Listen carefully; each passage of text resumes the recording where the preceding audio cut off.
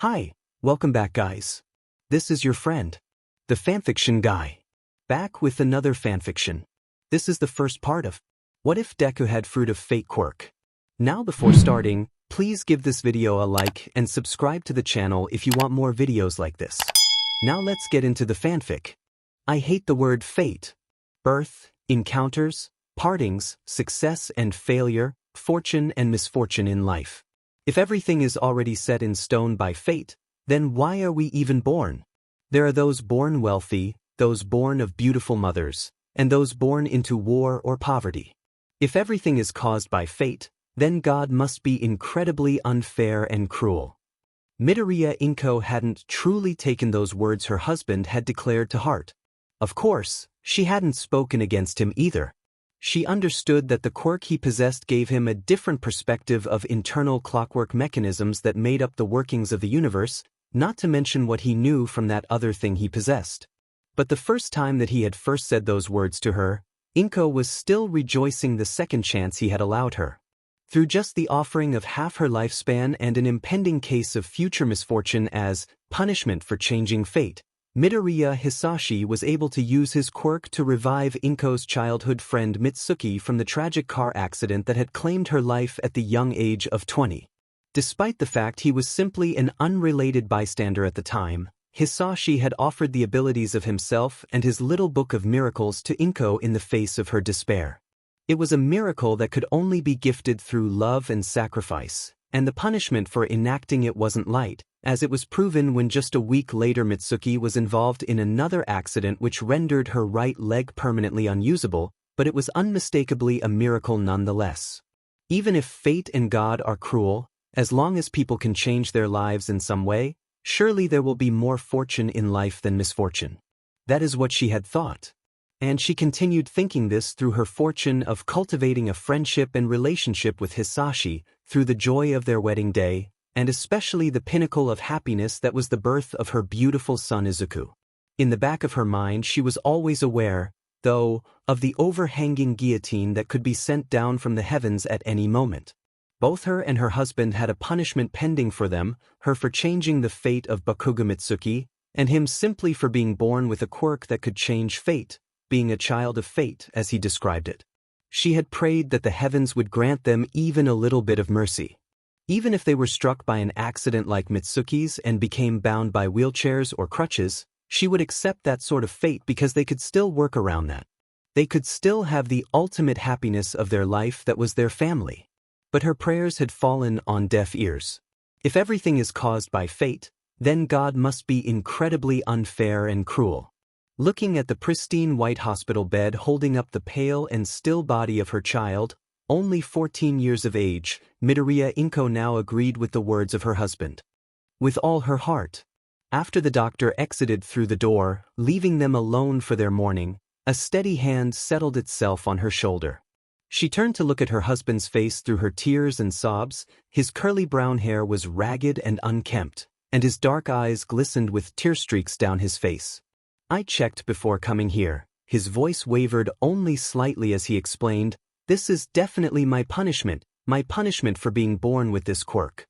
The number one hero, the symbol of peace himself, All Might had been minutes away from successfully rescuing their child from a slime villain, the doctors had told them, but he was still too late. Even after he personally rushed Izuku to the hospital for treatment, there was little they could do, and in the end, the overhanging guillotine had fallen down upon her little boy's neck. A punishment by fate that was the definition of unfair and cruel, for what else did it mean to punish a child of the sins of his parents? But still there was a single ray of hope, though whether it shone from heaven or hell she didn't know, for Midoriya Hisashi was a man that could create miracles. "Can you save him?" she asked in a quiet and hoarse voice, barely a whisper. "Can you bring him back to us, Hisashi?" Hisashi paused before answering, as though considering the way he wanted to phase his thoughts. "Your punishment has also appeared, Inko. When I inquired further, I learned that when a death occurs as a punishment of fate, half of a lifespan isn't enough to revive the person, you need to give everything." He paused again, looking her straight into her eyes. "You only have half, Inko, that's why it can't be you." Inko looked away from her husband and shut her eyes tight, trying to keep renewed tears at bay. It was just like Hisashi to get straight to the crux of the matter, and to know even without her having said it that she was offering up herself for their boy. Even in a normal case, Hisashi had once said that at least a half was the minimum that needed to be given to revive a person. Between the two of them, it would make no sense for her to be the one offering anyway. But in this case, since Izuku needed to be given everything, there's no way this can go that doesn't end with someone missing from their perfect family of 3. Inko? Hisashi's voice wavered even more than it did before, but the conviction it shone was firmer still. Let me bring our boy back to you. No matter how you look at it, it's only natural that a parent should choose their child's life over their own life. That's what it means to love, after all. He couldn't help his mouth quirking up at one end in a half smile. Since he'll be getting everything, then that means he'll be getting my quirk too. Our little Izuku can have a real shot at being a hero now, just like he's always dreamt of. She won't bother trying to talk him out of it.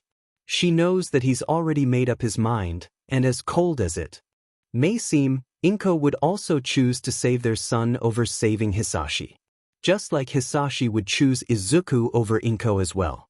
But even as she starts mourning for her husband's impending end, she can't restrain herself from fearing what fate may still have in store for them. If Izuku is getting your quirk, that means he'll be punished too, even if he goes his whole life without using it once. What will happen to him then? Will it be better than this? What if it's even worse? She can't even imagine what fate could be worse than this, let alone think of it happening to her son. Hisashi's eyes strayed from her face to Izuku, still lying on the bed in front of them. I don't know, Inko. There's no way to know that. But at this point, the only way to go is to let things come as they may. Maybe even with what awaits him, his future can still be one filled with fortune, maybe not. But either way, he has to have a future in the first place in order to get there. His hand, which was still upon her shoulder, tightened its grip as he continued, We'll just have to place our bet that it will be a good one. It's a bet we already made once, when we brought him into this world the day he was born. That's all we can do. Inko looked at her husband with her watery green eyes, then lifted his hand from her shoulder and held it between both hands. She leaned up from her short stature to kiss him gently. I love you, Hisashi, she whispered into his ear. Bring our child back to me, please. I'll take care of him in your place. Hisashi gave her a firm but gentle second kiss in return, and hugged her tightly with one hand, the other still within her grip. I know you will, Inko. I love you and Izuku toys. Remember that even after I'm gone, please. Inko rested her head on her husband's chest, listening to his heart beat. Of course, always, she breathed as a simple reply. The couple stayed like that for some time, before turning as one to face their child and the destination of their fate. When Midoriya Izuku slowly opened his eyes, it was to the sight of what appeared to be a white ceiling. Where? He started to mumble, turning his eyes to examine his surroundings. His first thought was that he was at a hospital, though he was slow to remember how he would have gotten there. Upon looking around though and seeing red benches and hanging metal rails, he realized that actually he was inside what appeared to be a regular metro train. Then he looked outside the window, only to see pitch-black darkness, as though just outside the train was a never-ending expanse of nothingness. That's when he realized that this was no regular train. Izuku. Oh, Izuku, my baby. As he heard the sound of his mother crying, Izuku slowly regained feeling throughout his body. His mother was holding his upper body in her arms with his head lying on her chest, and the rest of his body was lying upon what seemed to be a plush, light pink blanket covering of a bed right at the center of the train. Izuku gently started pushing himself up to look around the cabin. Mom? What? Izuku, I'm glad you were able to wake up so easily. The voice of his father startled Izuku. It was only then that he looked forward to see his father standing at the end of the bed. He was wearing a strange black and white outfit that looked like some mix between what a prince might wear and a train conductor uniform, with a black tailcoat featuring long trailing tails in the back, simmering gold shoulder pads and double-breasted buttons, and white pants ending in black calf-length boots. It was complete with a distinct conductor's hat that featured two black slanted dots with an orange triangular orange patch on the rim of the hat between them. It looked vaguely like the face of a penguin. Izuku knows that is the outfit that his father wears when he uses what he describes as his quirk-enhancing book, a mysterious item that one day had literally fallen from the sky into his father's hands, the penguin drum. Dad, why are we? Is this that train you and Mom talked about? While Izuku has seen his father using the penguin drum before, he has never seen this train. It was explained to him, when he was young and curious, that one cannot enter the train of fate unless they plan on using it. He later learned that there was only one thing that the train of fate is used for. Yes, Izuku-desu. Your mother and I came to pick you up. Midoriya Hisashi moved from the end of the bed to stand next to his son's side as he spoke, opposite of where Inko was leaning on the bed. He leaned down to press a soft kiss against Izuku's forehead and carded his fingers through Izuku's green curls. The outcome of your run-in with that villain is all my fault, Izuku, because your father was born with this quirk. So let your old man take responsibility for this, okay? I'm sorry for the pain that I've caused you. It was at that point that Izuku remembered the events leading up to this strange awakening. Kaken's cruel taunts, his ruined notebook, walking underneath the bridge on his way home. It ended with a slime villain trying to suffocate him, while Izuku lost consciousness. That means wait. Dad, where are you going?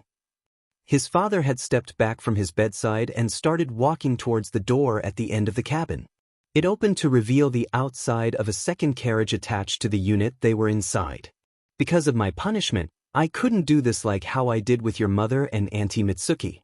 Please don't feel guilty that I've traded myself for you, Izuku. It was all my fault in the first place anyway. I love you so much. I couldn't stand to not do this for you. His father smiled to him from the doorway. It reminded Izuku of the kind of smile All Might wore whenever he saved people.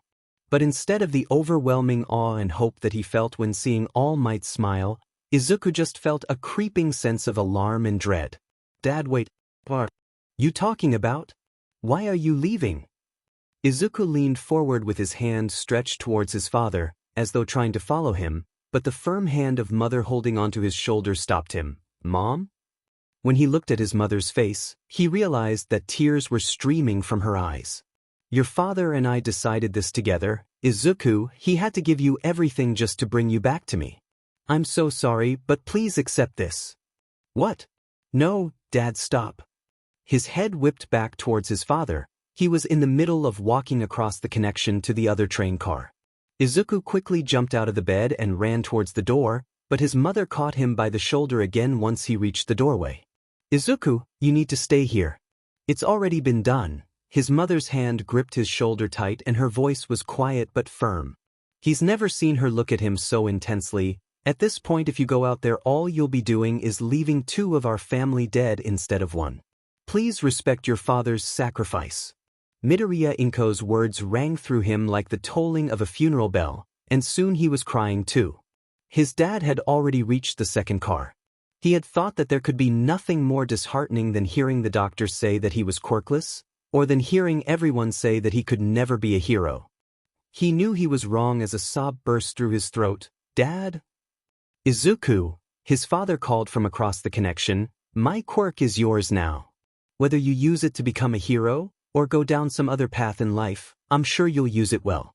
You were always such a smart boy. He was still smiling.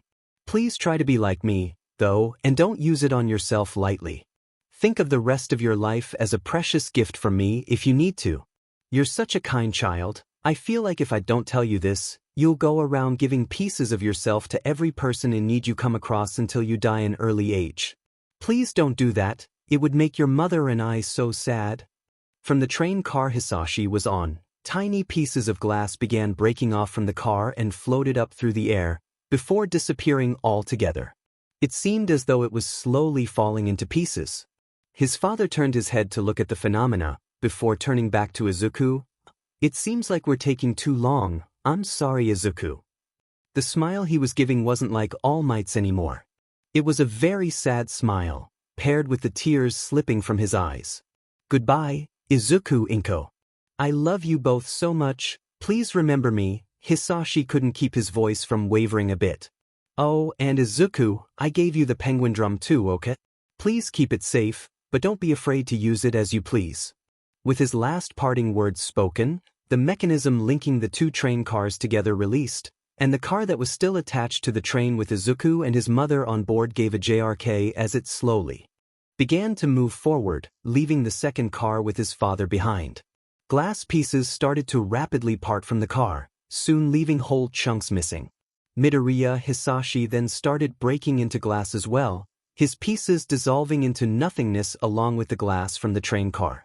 Izuku screamed through his sobbing, "I love you, Dad. I promise I'll remember you, and I promise I won't waste what you gave me. I promise." He could feel his mother's hand shaking from her quiet sobbing as she watched her husband's fading form beside him. The train gained more speed, rolling away from the lonely and forgotten train car.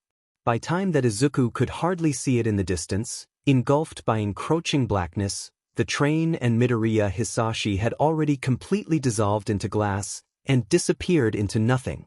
All that was left were rail tracks that led to nowhere.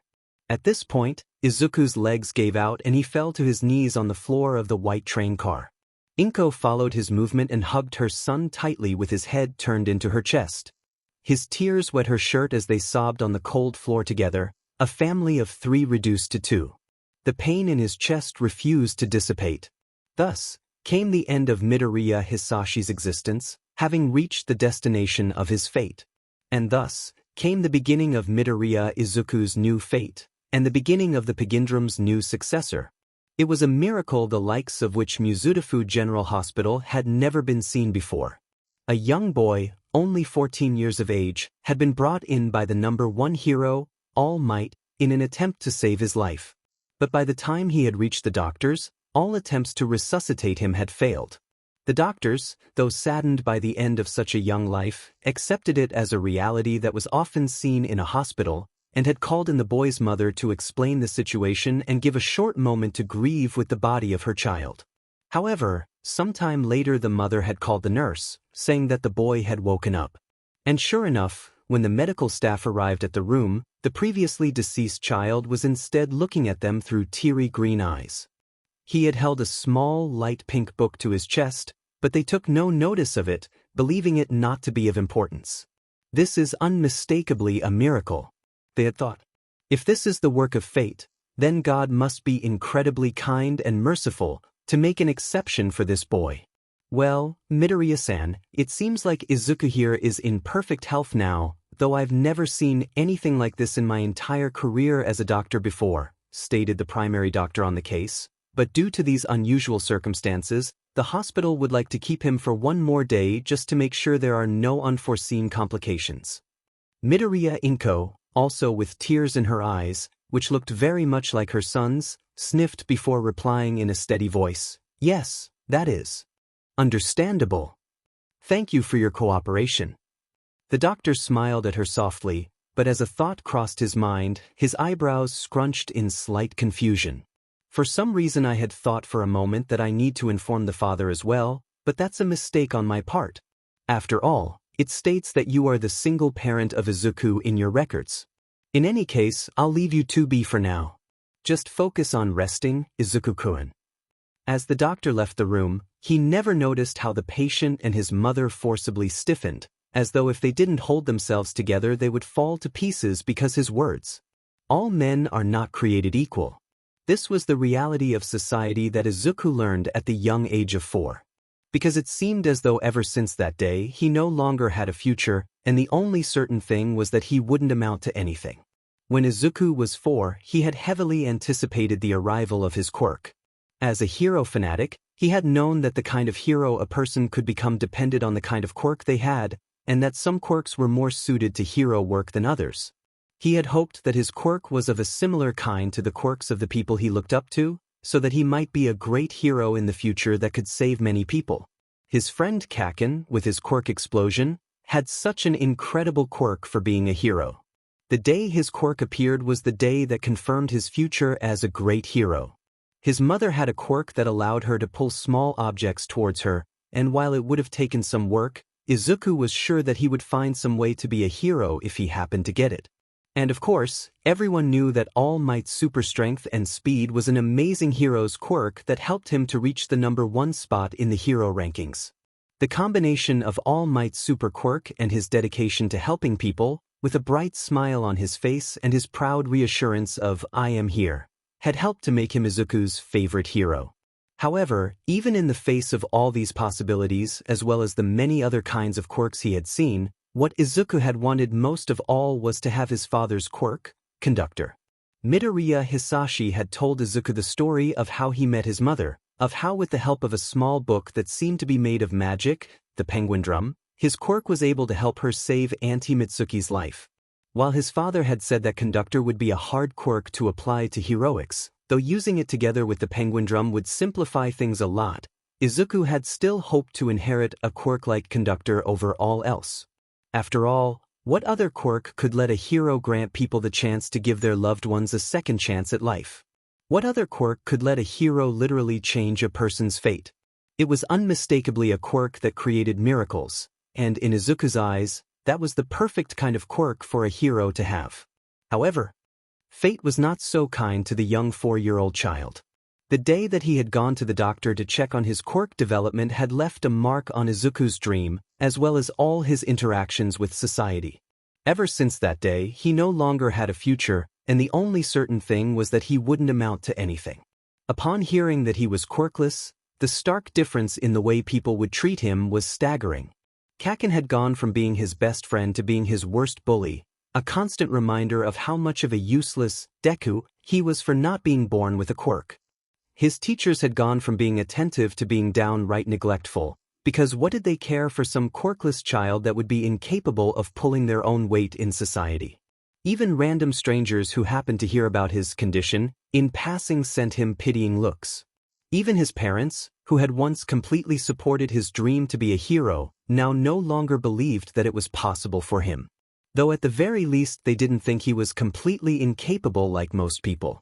In this age of quirks, people that were fated to be quirkless were fated to have no future, they were fated to never amount to anything worthwhile in their life.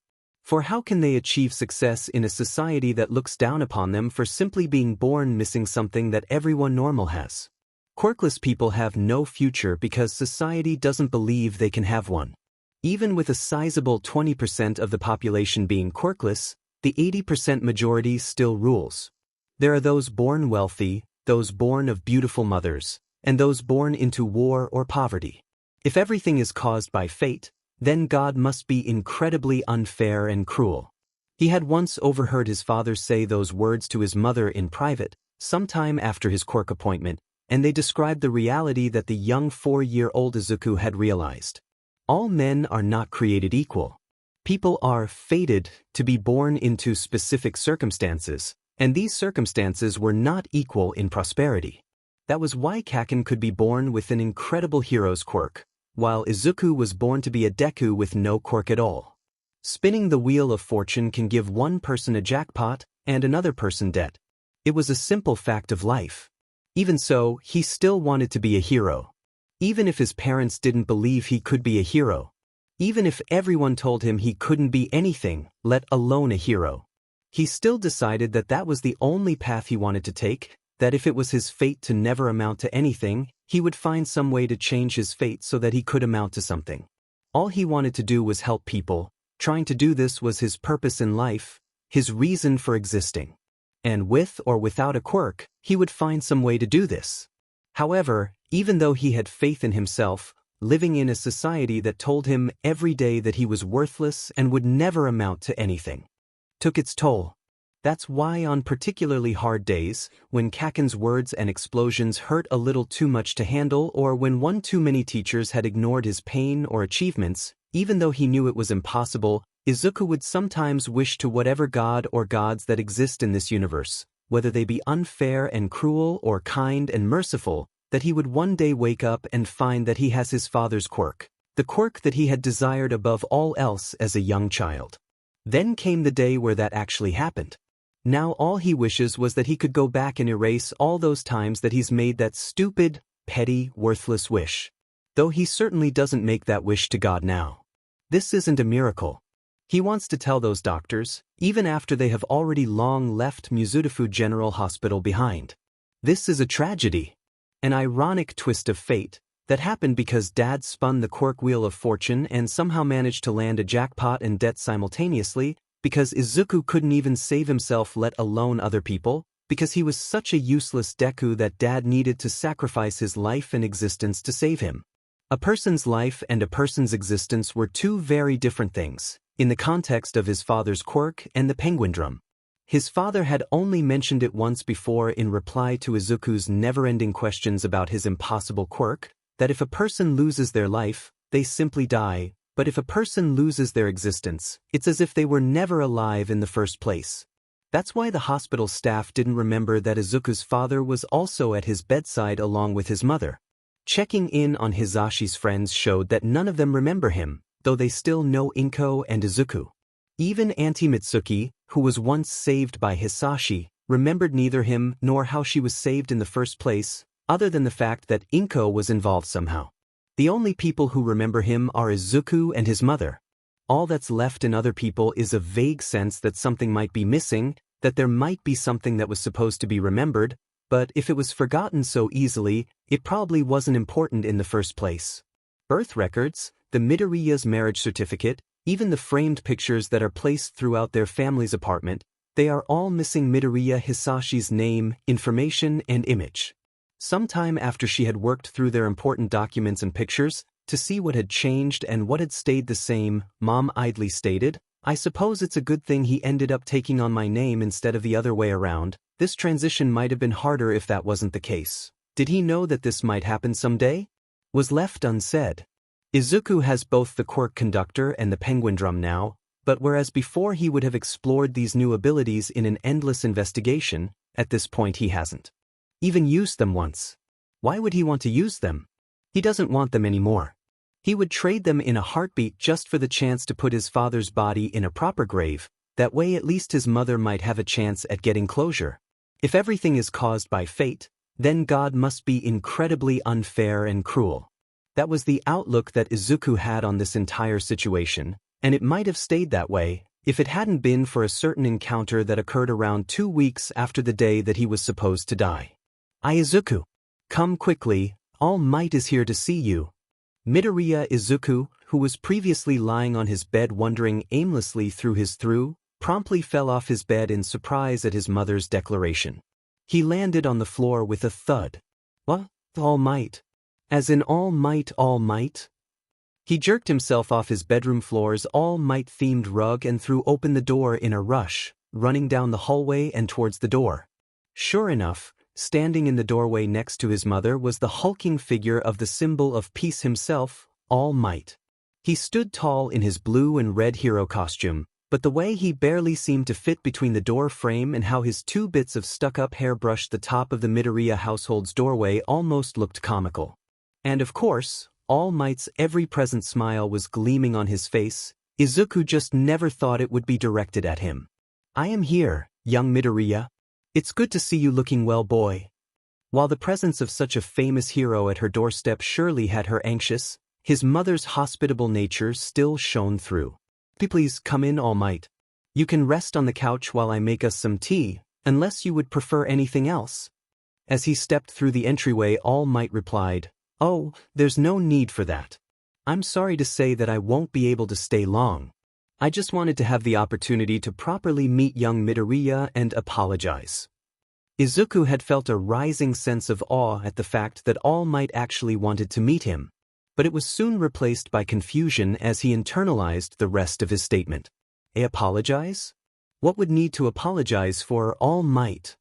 Izuku managed to stutter out, eyebrows scrunched in response to the questioning declaration. At his words, All Might seemed to shrink in on himself in sadness. His iconic smile wavered a bit.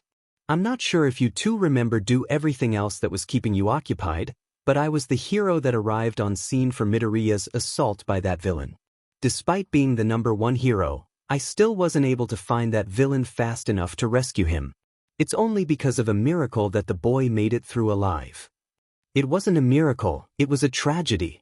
All Might bent in a low bow towards both Inko and Izuku as his somber deep voice continued, "I'm sure that if I was able to live up to my duties as a hero and had properly rescued him, would have saved you two a lot of suffering. I am sorry I failed you." Izuku gave a startled reply. You don't have to apologize, All Might. It's not your fault really. After all, fate was clearly sabotaging you. In a normal situation, the number one hero would have definitely made it in time. He refrained from speaking the rest of his thoughts though. That's right, All Might. There's no need to apologize. You did what you could for that situation and brought my child to the hospital as fast as possible. After all, even for the number one hero, it's impossible to save everyone, right? The important thing is that Izuku made it out okay. His mother's voice was soft but clear. She gazed at the man with kind, understanding eyes. Thank you for doing what you could to help him and for coming to see him today. He's only okay because his father isn't. Why yeah, thank you for trying to save me, All Might. You even came to see me when you didn't have to. Izuku hoped that his words conveyed the amount of gratitude he felt for the hero he had looked up to since he was a young child. I do not feel as though I deserve your thanks, but I will accept them gladly. All Might then raised himself from his bow. Oh, if you still feel guilty about this whole thing, there is one thing you can do if you feel like you need to make up for it. A grin began to form on his mother's face. I know for a fact that my little Izuku here would just love to have your autograph. You are his favorite hero after all. Ah, Mom, he could feel his face heat up as he exclaimed in embarrassment. Is that so? Ha! All Might laughed. Well, an autograph is the least I could do for you, boy.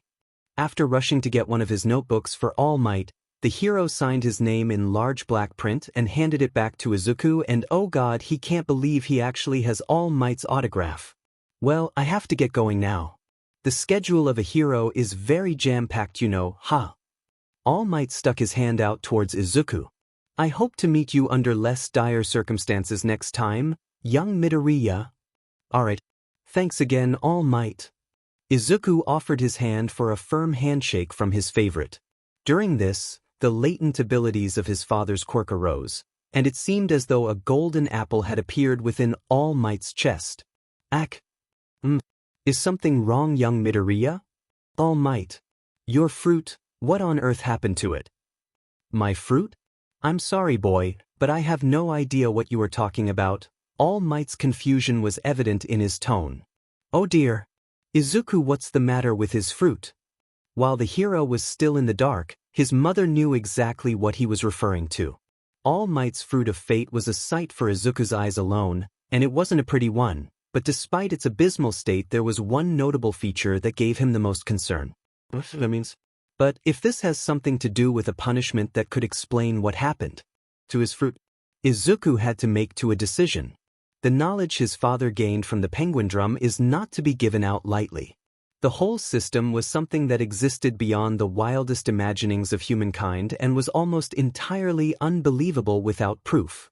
Furthermore, telling the wrong person could result in someone targeting the penguin drum to use for unethical purposes. Not only that, but he will have to use conductor and the penguin drum, something that up until this point he had been avoiding. Just the thought of using what was once his father's quirk and possession made him sick to his stomach. However, in the end the decision was an easy one to make. After all, this was the symbol of peace, a hero and person of unmatched caliber, and Izuku's favorite hero who had even taken time out of his day to personally apologize to him. He deserves to be fully informed about the state of his fate, and he deserves a chance to change it. Izuku straightened up, held on tighter to All Might's hand, and looked him straight in his shaded eyes. All Might, I know you said that you needed to leave, but what I need to tell you is important. Your life could be at stake here, he stated firmly. When he saw the hero's confusion increase, he continued, I'll answer most of your questions with my explanations. First, let me start off with this though. Have you ever seen a golden apple that looked like it was inside a person, either in yourself or other people? He heard his mother let out a quiet gasp as she realized the implications of his question. All Might, on the other hand, was starting to emerge from his confusion, but answered in a questioning tone, yes. Only once though. I saw it in myself and in a mentor of mine. That apple, All Might, is what is known the fruit of fate. Each person has one, and it is the culmination of their entire being, life, and fate all rolled together. You have a specific feature on your fruit that indicates that your quirk can interact with these fruit and can therefore change fate, which makes you a child of fate. Izuku ignored the hero's questioning looks and made sure his grip remained tight. My dad was a child of fate, and when he passed on his quirk to me, I also became a child of fate. I will show you what that means, so please remain calm. All Might started to open his mouth, likely to voice his concern, but Izuku cut him off. Survival strategy. With those words uttered, the room that was previously filled with 3 people was now down to only 1. All Might let out a gasp as he realized that his surroundings had changed. Where he had once stood in the living room of a homely apartment, he was now in some sort of library or large study. Large windows let in abundant sunlight from what seemed to be a deep blue sky, shining upon the dark pink walls, vaulted ceiling, dark wood flooring, and cool black sofas and inclining chairs. There were also tables of various sizes throughout the room made of dark brown wood, and various lamps with light pink lampshades, though there didn't seem to be a need for them with all the light from the windows. The second most notable feature, however, was without a doubt the large dark brown bookshelves, which extended against all the major portions of the room's walls, almost reaching the ceiling with how tall they stretched. On their shelves were countless books of various dull colors. All of them looked old but well kept, and not a bit of dust was in sight. There was only one wall which was clear of bookshelves, and upon that pink wall hung 3 portraits. Starting from the left was a picture that was unmistakably of young Midoriya in a strange outfit, with curly dark green hair, and matching green eyes that seemed to bore right into the soul. Next to his portrait was a picture of a man with similarly curly dark brown hair and steady brown eyes, wearing an outfit that was similar to but not as strange as Midoriya's. Young Midoriya's father most likely. The last portrait was of a small young girl who was even younger than Midoriya. She was also wearing an outlandish black and white outfit that seemed to be some mix between an idol and a princess dress. The corset top and trailing puffed skirt with frilled edges were black, with the front portion of the skirt removed to reveal a white leotard and long black boots underneath. The inside of the skirt that could be seen from the long train was a deep red, and she was wearing some sort of hat that was stylized to look like the face of a rockhopper penguin with pink eyes. The girl had distinctive deep pink straight hair that stopped just above her shoulders and expressionless matching pink eyes. They looked as if they were actually watching him.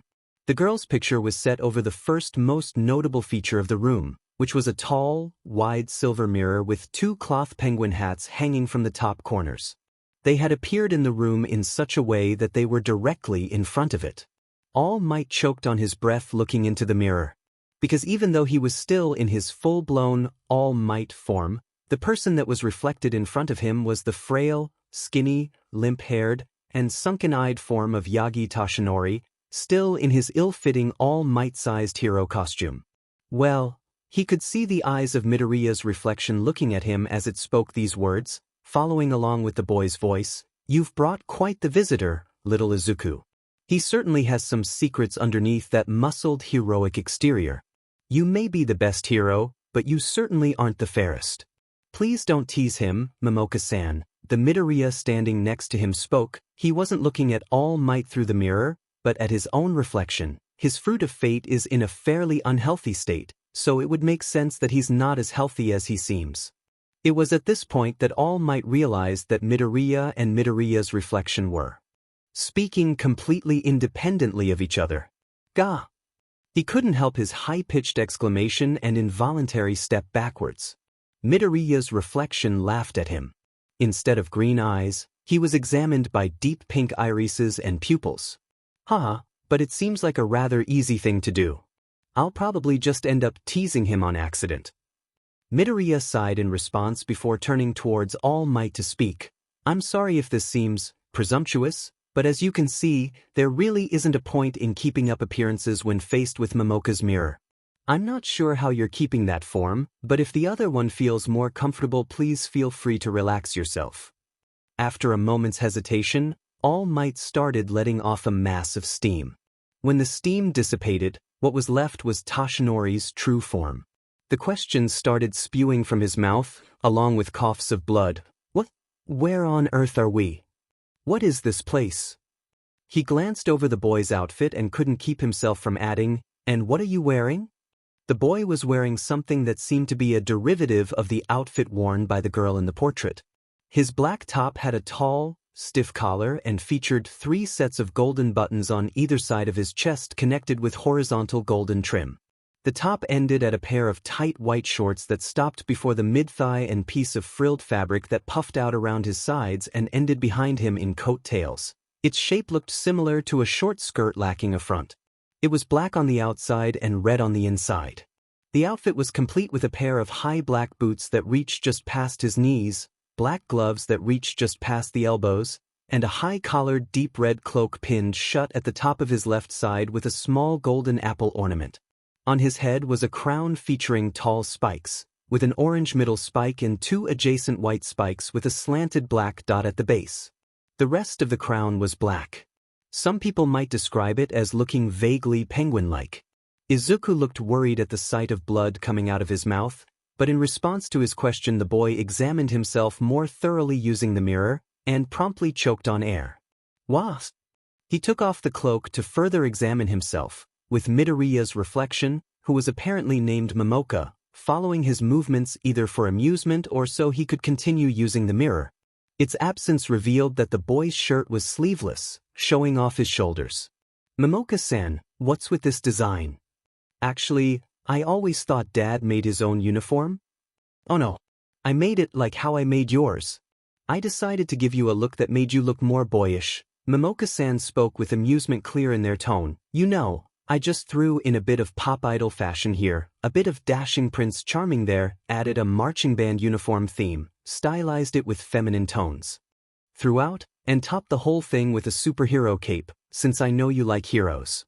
They said this as if any of those clothing styles naturally go together, when most people would know they most certainly do not. This is a cloak, not a cape, Midoriya automatically corrected. After blinking at his apparel for an extended moment he continued saying, and I'm 90% sure that you just took your own outfit design and adjusted it as little as possible to make it unisex. Looks like I've been found out. How would you have not been found out? The only real difference is the cloak and crown, the boy uttered incredulously. Toshinori decided at that point it was time to intervene. I apologize, young Midoriya, but I have no idea what is going on with any of this current situation, including everything you spoke of concerning that fruit of fate, was it? So if you could please. At that request Midoriya blushed and stuttered, sorry. He turned to fully face Toshinori. This will be a lot easier for you to understand if I show you what I'm talking about, so, look at this. Midoriya's right hand seemed to go through his chest, right at the area where the heart would be located, and when he retracted it, that's exactly the fruit I saw before. Toshinori couldn't help but exclaim in response to seeing a luminous golden apple in the palm of the boy's hand. Yes, this is my fruit of fate. It's a representation of my being and future. An average fruit of fate looks exactly like this, with the exception of the stem. He pointed at the matching golden stem with his free hand. A normal person, whether they're quirked or quirkless, will have a brown stem on their fruit. The stem is connected to the core of the fruit, which is where the representation of a person's quirk is if they have one. If a person is a child of fate, however, they will have a golden stem like this. The fact that you were able to see this fruit before means that your quirk was interacting with it in some way at that moment. He moved his right hand to the side and let go of the fruit, which was somehow able to stay suspended in the air, and placed his left hand on Toshinori's chin, guiding him to lean down to bring their faces closer together. Sorry, but I need somewhat, NTMT for this to work with another person. This is going to feel a little weird. That was all the warning he got before Midoriya put his other hand through Toshinori's chest, where he could feel it grab something before pulling it out, and he could see why the boy had become so worried now. The golden apple was covered with sickly purple gunk, corrupting the integrity of its gold sheen. But even more apparent was the fact that a whole 2/3 of the fruit was missing. It also had a golden stem. Midoriya removed his grip on Toshinori's face before continuing to speak. The proportion of fruit present in a person's fruit of fate is correlated with the proportion they have of their full potential lifespan. My whole fruit indicates that I can fulfill my whole lifespan, though how long that lasts is decided by fate. Your fruit indicates that something happened to you or your fruit which caused you to lose about 2/3 of your lifespan. Additionally, the purple means that your fruit is poisoned. What does it mean if a fruit is poisoned? Basically, it means that the integrity of your thought process or heart, if you will, has become unhealthy in some way. I can't tell exactly how it's unhealthy, though since I'm in contact with it, I'd be able to tell if I tried looking for it, but from what I've been told by my dad, it should mean you're having unhealthy thoughts about yourself or your future. Those things aren't what I'm most concerned about though, as though Toshinori didn't have enough to worry over with just that. The thing that I really need to check has to deal with the fact that you're also a child of fate, as seen by the golden stem. Do you know what aspect of your quirk would let you interact with or affect some part of your fruit or other people's fruit? Toshinori hesitated for a moment before deciding that being transparent would be much more useful for him in this situation than trying to keep his quirk's secrets. My quirk, One for All, is a power stockpiling quirk that has been passed down through generations. During the process of my mentor passing it on to me, I was able to see both my fruit and hers, and I saw that my stem went from brown to gold. She said that was a normal part of the process, though none of the previous users knew what it meant. Would that count? Midoriya frowned in response. Yes. Quirks are an important aspect of people's beings and futures. They're part of the fruit of fate's makeup, so something that directly affects a person's quirk like that also affects their fruit. Again, the boy held his face while moving to return his fruit, and he shivered lightly at the unusual sensation of what was apparently the culmination of his being going back to its rightful place. Midoriya then plucked his own fruit from the air and moved it back into his chest.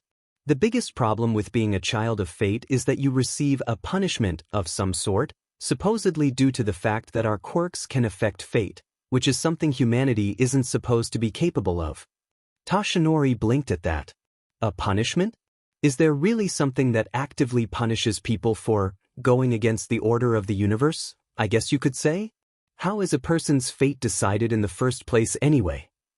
Midoriya snorted at his question. If I knew that, I wouldn't be nearly as frustrated with this whole system. In any case, we should check to see if you've already gotten your punishment. My guess, though, is that it occurred and led to the loss of most of your fruit. With a simple hand gesture, a light pink book appeared suspended in the air in front of the two.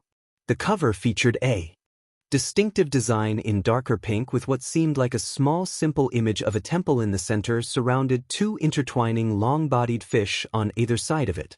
He just barely got a glimpse of the backside, which featured a small, dark pink turtle.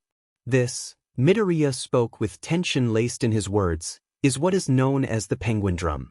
It's an item that was previously owned by my dad and was created by Momoka-san years ago. His hand flicked out towards the penguin drum, and the book suddenly opened and flipped through pages on its own. It's the physical embodiment of the pocket dimension we're in right now, a place which Momoka-san named the Crystal World, and when inside it, the penguin drum has the ability to divine people's punishments. The penguin drum finally stopped to show a blank page. I need the name that you think of yourself as for this. That's right. I never properly introduced myself. How rude of me, Toshinori replied sheepishly. My name is Yagi Toshinori. After speaking his name, words seemed to bleed onto the page in front of their eyes. Yagi Toshinori. Tell the fate. Punishment. Stricken with ill health, diminished quirk ability, and loss of lung and stomach. I'm fairly sure that this is the physical condition that lead to the loss of your fruit of fate. Midoriya winced a bit at the information. At least you're not guaranteed to have any major unpleasant surprises in the future.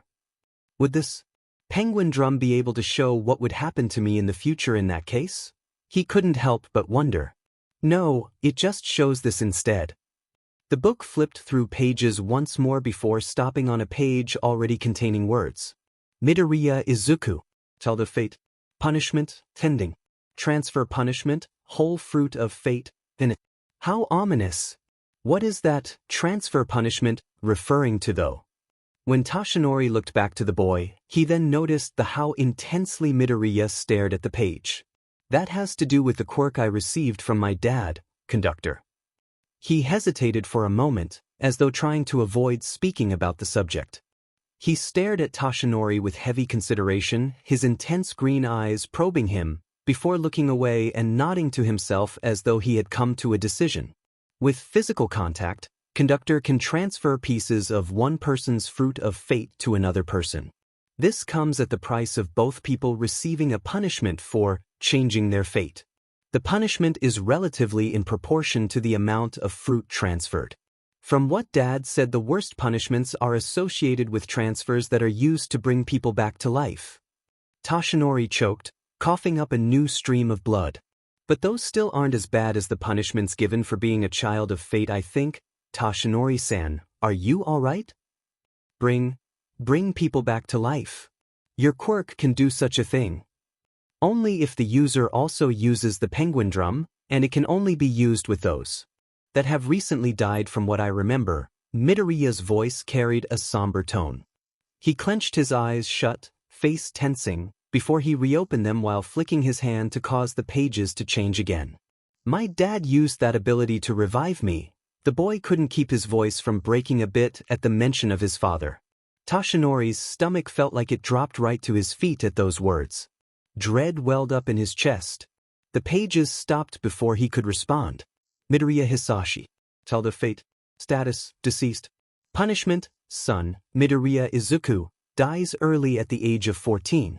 Transfer punishment, whole fruit of fate, erased from existence. The silence in the room was deafening.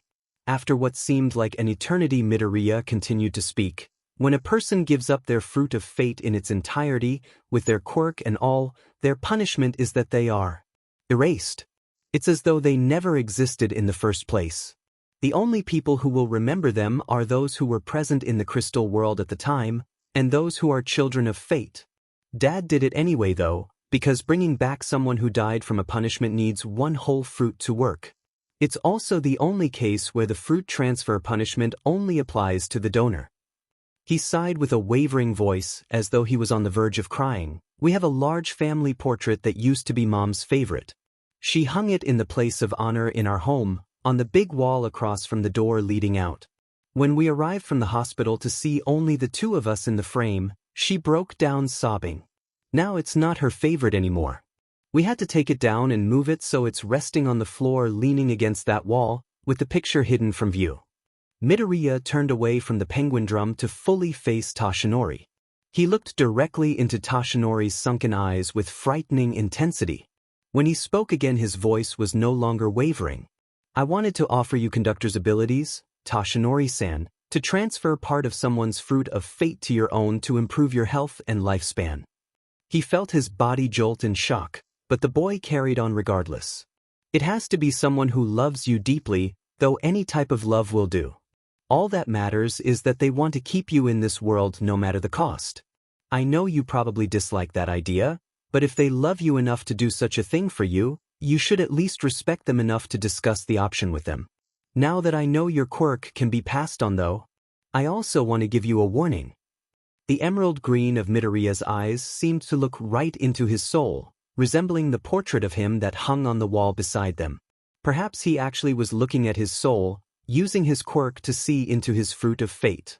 The punishment for being a child of fate is not to be taken lightly. I have no idea why the one for all users have been passing down the quirk, but if you're intending to do the same, you should reconsider. They may end up regretting that they received it very much, with what it might cost them. Though he was no longer looking at the page, Toshinori felt like the words stating Midoriya Hisashi's punishment were burnt into his eyes. The next day, the words of Midoriya Hisashi's punishment still haunted him, but at least he decided to take his first step to addressing the issue. However, the contact name on Toshinori's phone mocked his weakness. Why do you hesitate when you know he needs to know? Why are you avoiding him when you know he is already involved? Because of your fear to face the strain between you two? What a petty thing to let guide you, so-called number one hero. Swallowing his apprehension, Toshinori reminded himself that he not only needed this man's counsel, but he also needed to inform him on the matters which affected him personally. Biting the bullet, he pressed the call button. The other end picked up the line almost immediately. Not it. I know it's been a while, but I need to talk to you about some things of great importance. Sir Night-Eye is a man who fully believes in the idea of fate, and he hates its inevitability. How can he not believe such a thing, considering the quirk he was born with? Foresight, and the visions of the future it granted him, was proof in and of itself that people's paths in this world are predetermined to some extent. At this point in his life, there has never been an instance of his quirk being wrong. No matter what kind of future he sees, whether it promises success or tragedy, the events have always occurred as he foresaw. There is nothing in this world that brings him greater despair than the fact that the future he sees is unchangeable. That's why he avoids using foresight as much as possible. Of all the visions he has seen, though, there is one impending tragedy that haunts him the most, and that is the future death of his former partner and most valued hero, All Might. His quirk couldn't give enough details as to when or how it would happen, just that All Might would one day face a villain that would bring about his end. The issue forced them apart and lead to the end of Night-Eye's term as All Might's sidekick. After All Might's horrible injury at the hands of All for One, he had begged his hero to step down from his mantle to at least try to avoid the future that he saw. However, despite his concern, despite the fact that the man was missing an entire lung and stomach, All Might refused to retire. Thus, Night-Eye refused to watch the number one hero get himself killed, and struck out on his own. It may have been weak of him, but he had already seen All Might's death once. To watch it a second time would break him. Even with their falling out, he still tries to support his hero from the sidelines. He scouted out and started mentoring a second-year UA high school student who he saw as having a high amount of potential as a future hero. Had hoped that if he could present All Might with a student who would become a hero of high quality in terms of both attitude and skill, the man would accept them as his successor, pass on One for All, and officially retire. Sometimes he questions why he even bothers trying in the first place, considering the end that he already foresaw, but despite the fact that he truly believes it's inevitable, he will continue to work in vain to save his former partner. That is what it means to love, after all. However, All Might has been hesitant to get back into contact with him, so he hadn't made any attempts on following up Night-Eye's request to meet Togata Mirio. That's why when the number one hero suddenly called him one morning saying they needed to discuss something of utmost importance, Night-Eye immediately cleared his schedule for the afternoon and arranged a meeting for that very same day. When the hour of anticipation arrived, the two of them were seated in Night-Eye's All Might merchandise-filled office, with the hero himself in his true form awkwardly clearing his throat.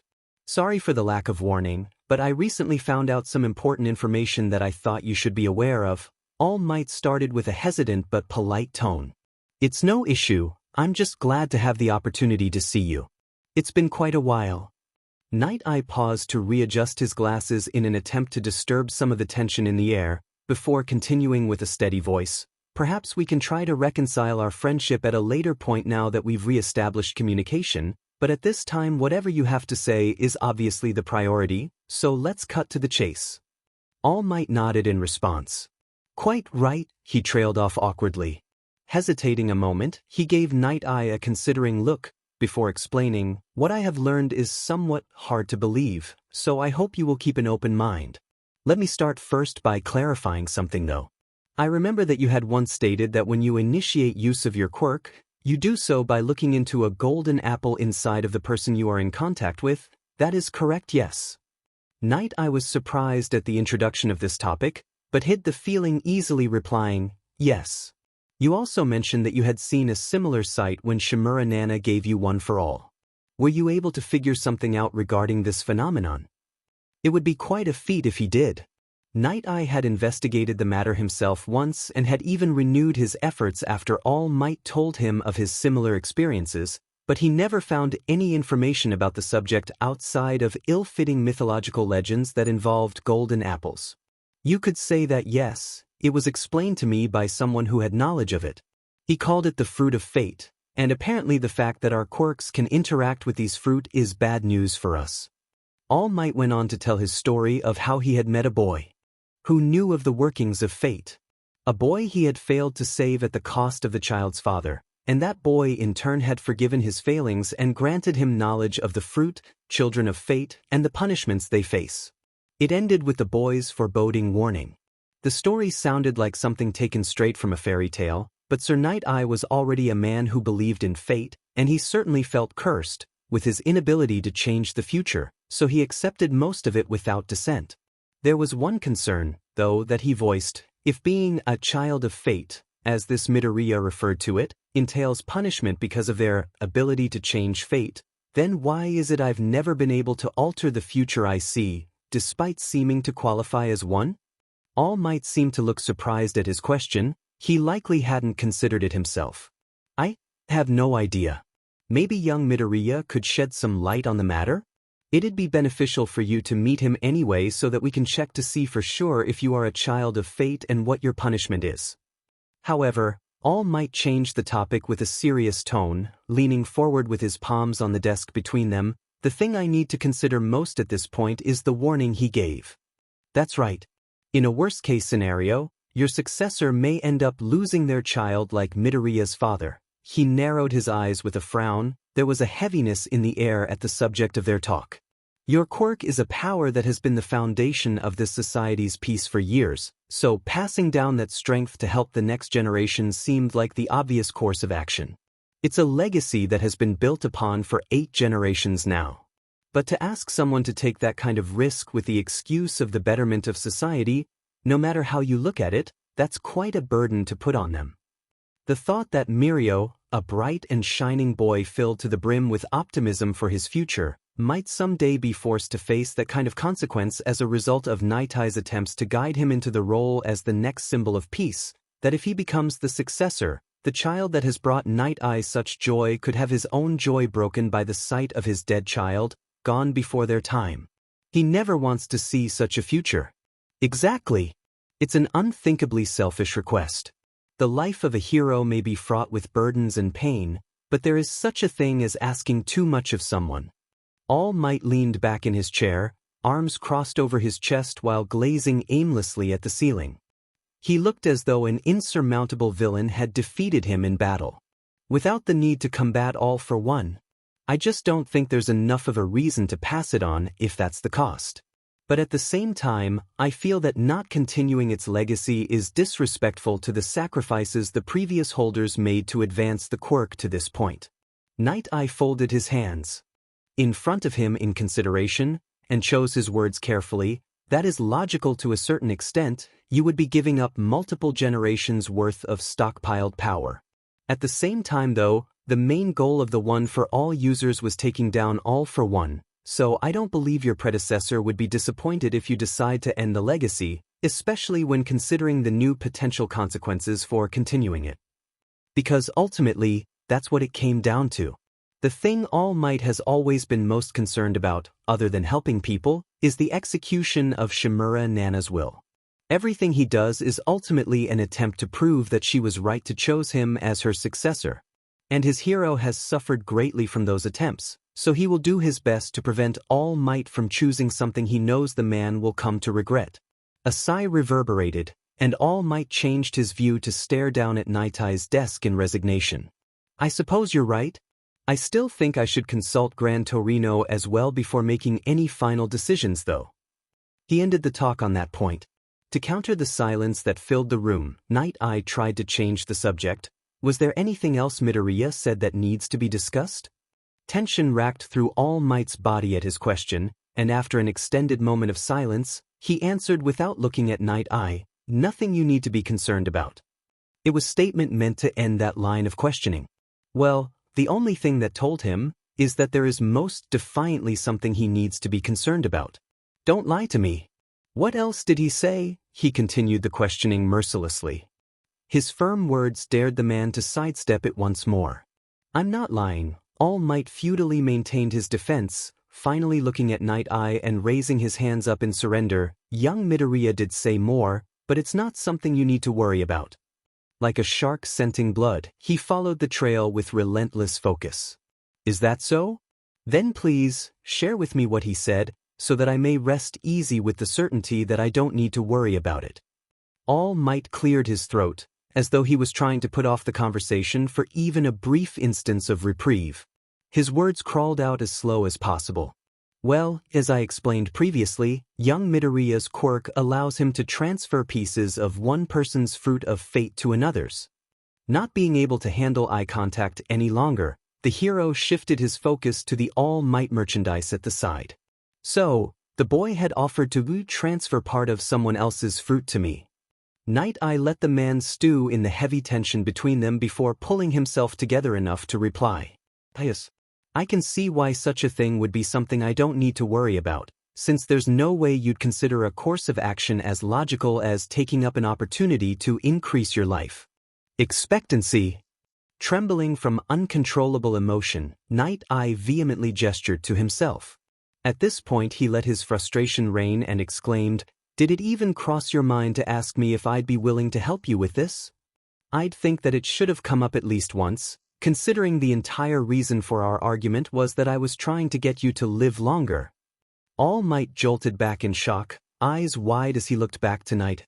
You would offer yourself, your potential life and future, just to waste it on adding maybe a couple of years to a man who's already doomed to die? It wouldn't be a waste. There was no arguing with those words, he wouldn't allow it. Even if it is only a couple of years, even if it's only an extra day, it wouldn't be a waste, Toshinori. At the very least, I wouldn't consider it one. He didn't mean to use that name, it's clear he's lost control of himself. Night Eye leaned back in his chair in emotional exhaustion. But the child said it himself, didn't he? That his quirk's ability, that this transfer of lifespan and fate, can change a person's fate. The one thing that I can never achieve, but want most to achieve. If what he says is true, then that thing is for the taking right in front of me. The chance to save the person I want to save the most is right in front of me. His body gently stilled itself as Night Eye's desolate eyes focused on the face of the desk, and he couldn't keep his voice from breaking as he whispered, "It's your life and your decision in the end, All Might. But can't you at least consider giving me the chance to hope that you can have a bright future in place of the one that I foresaw?" He truly believes that All Might's end is inevitable, that fate is inevitable, but he wants so much to believe that it's not. Night Eye continued to stare at his desk, refusing to face the reject he knew would come from the hero that seemed to be determined to die in the line of duty. He said that it needs to be someone who loves me deeply, and that wants to keep me in this world no matter the cost. Hope sprouted in his chest, guiding Night Eye to glance up at his hero. I meet both those requirements, he reconsidered the statement and added, as long as it's not required to be romantic love. Oh, my boy, platonic will work fine. Warmth filled All Might's voice as he replied, and it had been years since he last referred to him in such a way. All Might reached out to him so he could gently hold both of Night Eye's hands in his own. Their eyes no longer strayed from each other. Admittedly, I hadn't truly considered using that offer he gave me, but if it really means this much to you, I suppose refusing your help would hurt you much more than losing years of your life. If it will give you such hope, I guess it'd be okay to try and change my fate in this way. That answer brought tears to his eyes, blurring his vision of both the present and the future. It felt like relief. When Toshinori made plans to meet up with Night Eye, he had absolutely no intention of introducing young Midoriya's offer to him, but much in the same way that the man had persisted his way into becoming his sidekick, he had persisted his way into getting Toshinori to accept the offer. Though this time there was much more crying involved. But how could Toshinori have refused him when it involved something his former partner felt so strongly about? He had already known that the ability to change the future was a delicate subject for Night Eye, but he had no idea it caused him so much grief. The decision wasn't like the one he had to make 5 years ago, where trying to chase after the chance to live longer would result in people suffering. If anything, it should improve his ability to help people and lessen their suffering. The only person who would suffer for it would be Night Eye, and he had made his opinion on that matter quite clear. Despite knowing what it would cost his former partner, he couldn't help the warmth that filled him at the thought of the depths of Night Eye's love for him. He had always known of it, somewhere in the back of his mind, he had even rejected it on that fateful day 5 years ago. But to hear a friend he also loved in turn admit to it so openly, that was another thing entirely.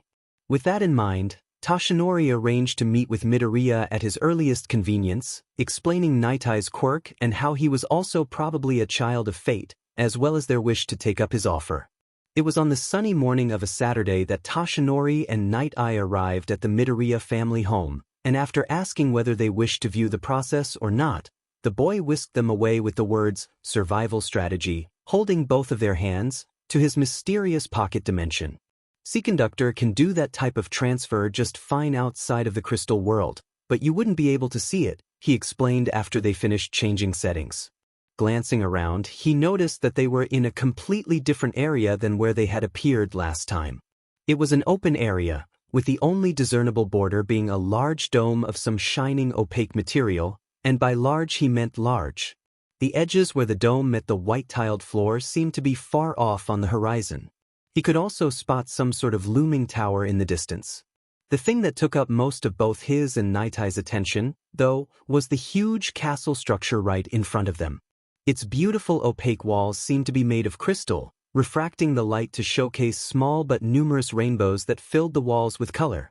The only part of the castle that wasn't made from that material were the many windows and single large double door, which used clear glass instead.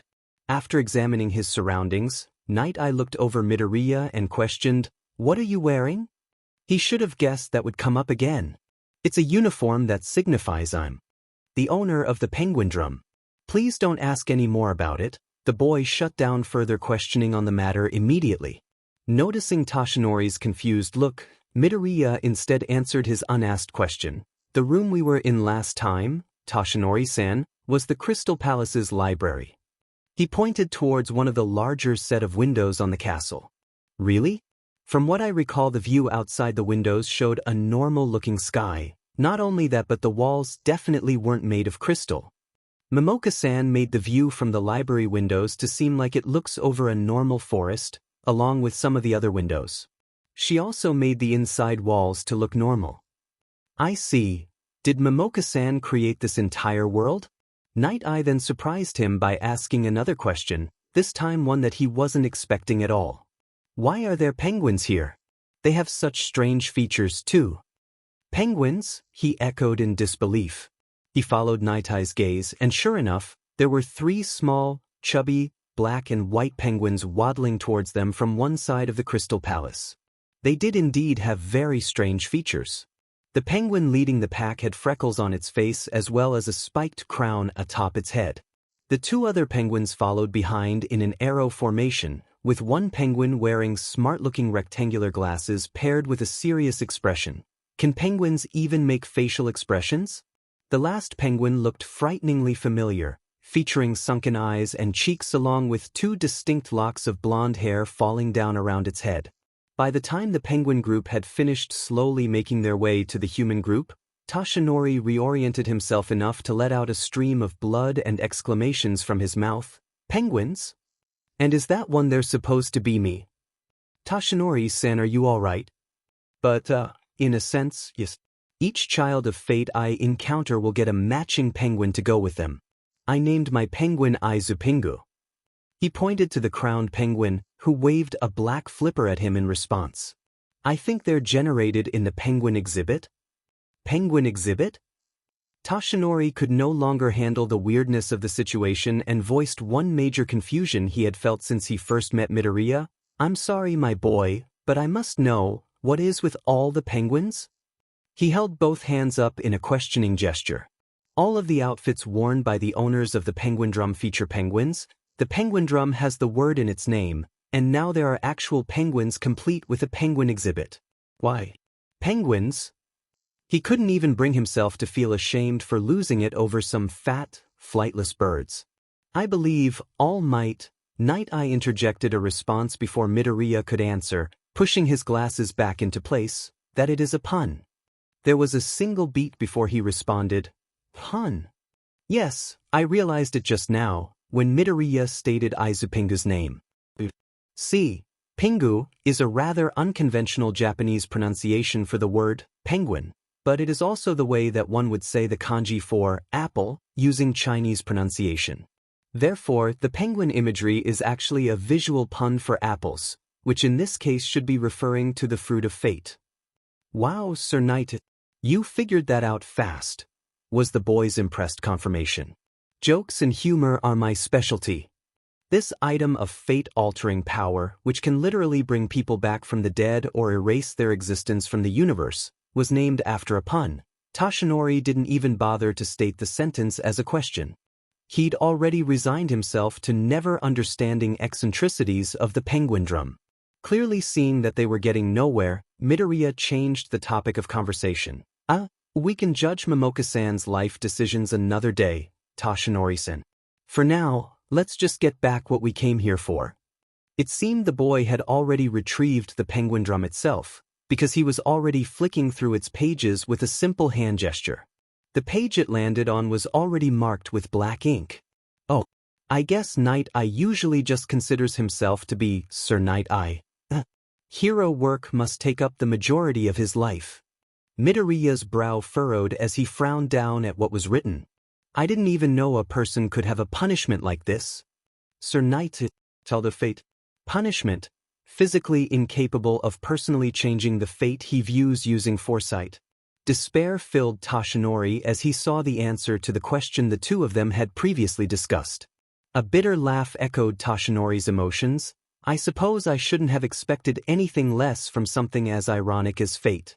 To be the one child of fate that can't change fate, I should have realized it myself when I'd first heard of it anyway. Night Eye glared at the page as though his future-seeing eyes also had heat vision. Well, technically it doesn't say you're completely incapable of changing fate, just that you can't do it personally. Maybe if you tried something like giving a vague description of the future you saw but fully leaving the matter in the hands of other people, then they could change the future in your place. Midoriya's nervous tone gave the words an awkward carefulness to them, but his analysis appeared valid nonetheless. Leaving the matter in the hands of others, Night Eye repeated the phrase in consideration. I guess that's what I'm doing now, actually, by passing the responsibility to change All Might's future onto you and the abilities of your quirk. The man nodded to himself, before stating firmly, it seems like this truly is the best chance we have to change All Might's fate, so I'd like to move on to transferring the fruit now, if that's all right with you. The two of us have already agreed that giving a third of my fruit would be the most optimal, since it should theoretically double his lifespan but take less than half of my own. Sounds like a good plan. I don't think you'll be punished too harshly for just a third. Midoriya clapped his gloved hands as though to announce the beginning of a ceremony. In that case, let's share the fruit of fate. After exclaiming that phrase with emphasis, the boy gently took Sir Night Eye's chin and guided him to lean down and look into his eyes. His right hand moved into Night Eye's chest right where his heart would be, and pulled out a distinctive bright, golden apple, which was complete with a golden stem.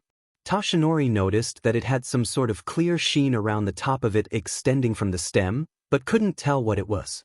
The fruit of fate floated up above his hand, spinning around its axis.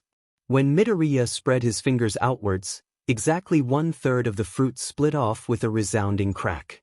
Night Eye let out a small gasp simultaneously. Are you all right, Night Eye?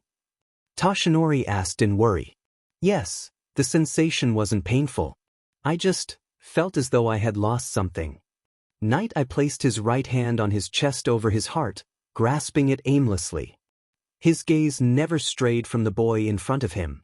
Still close to Night Eye and holding the future-seeing hero's face, Midoriya plucked the larger portion of the fruit from the air and returned it to its rightful place, moving through both Night Eye's hand and chest.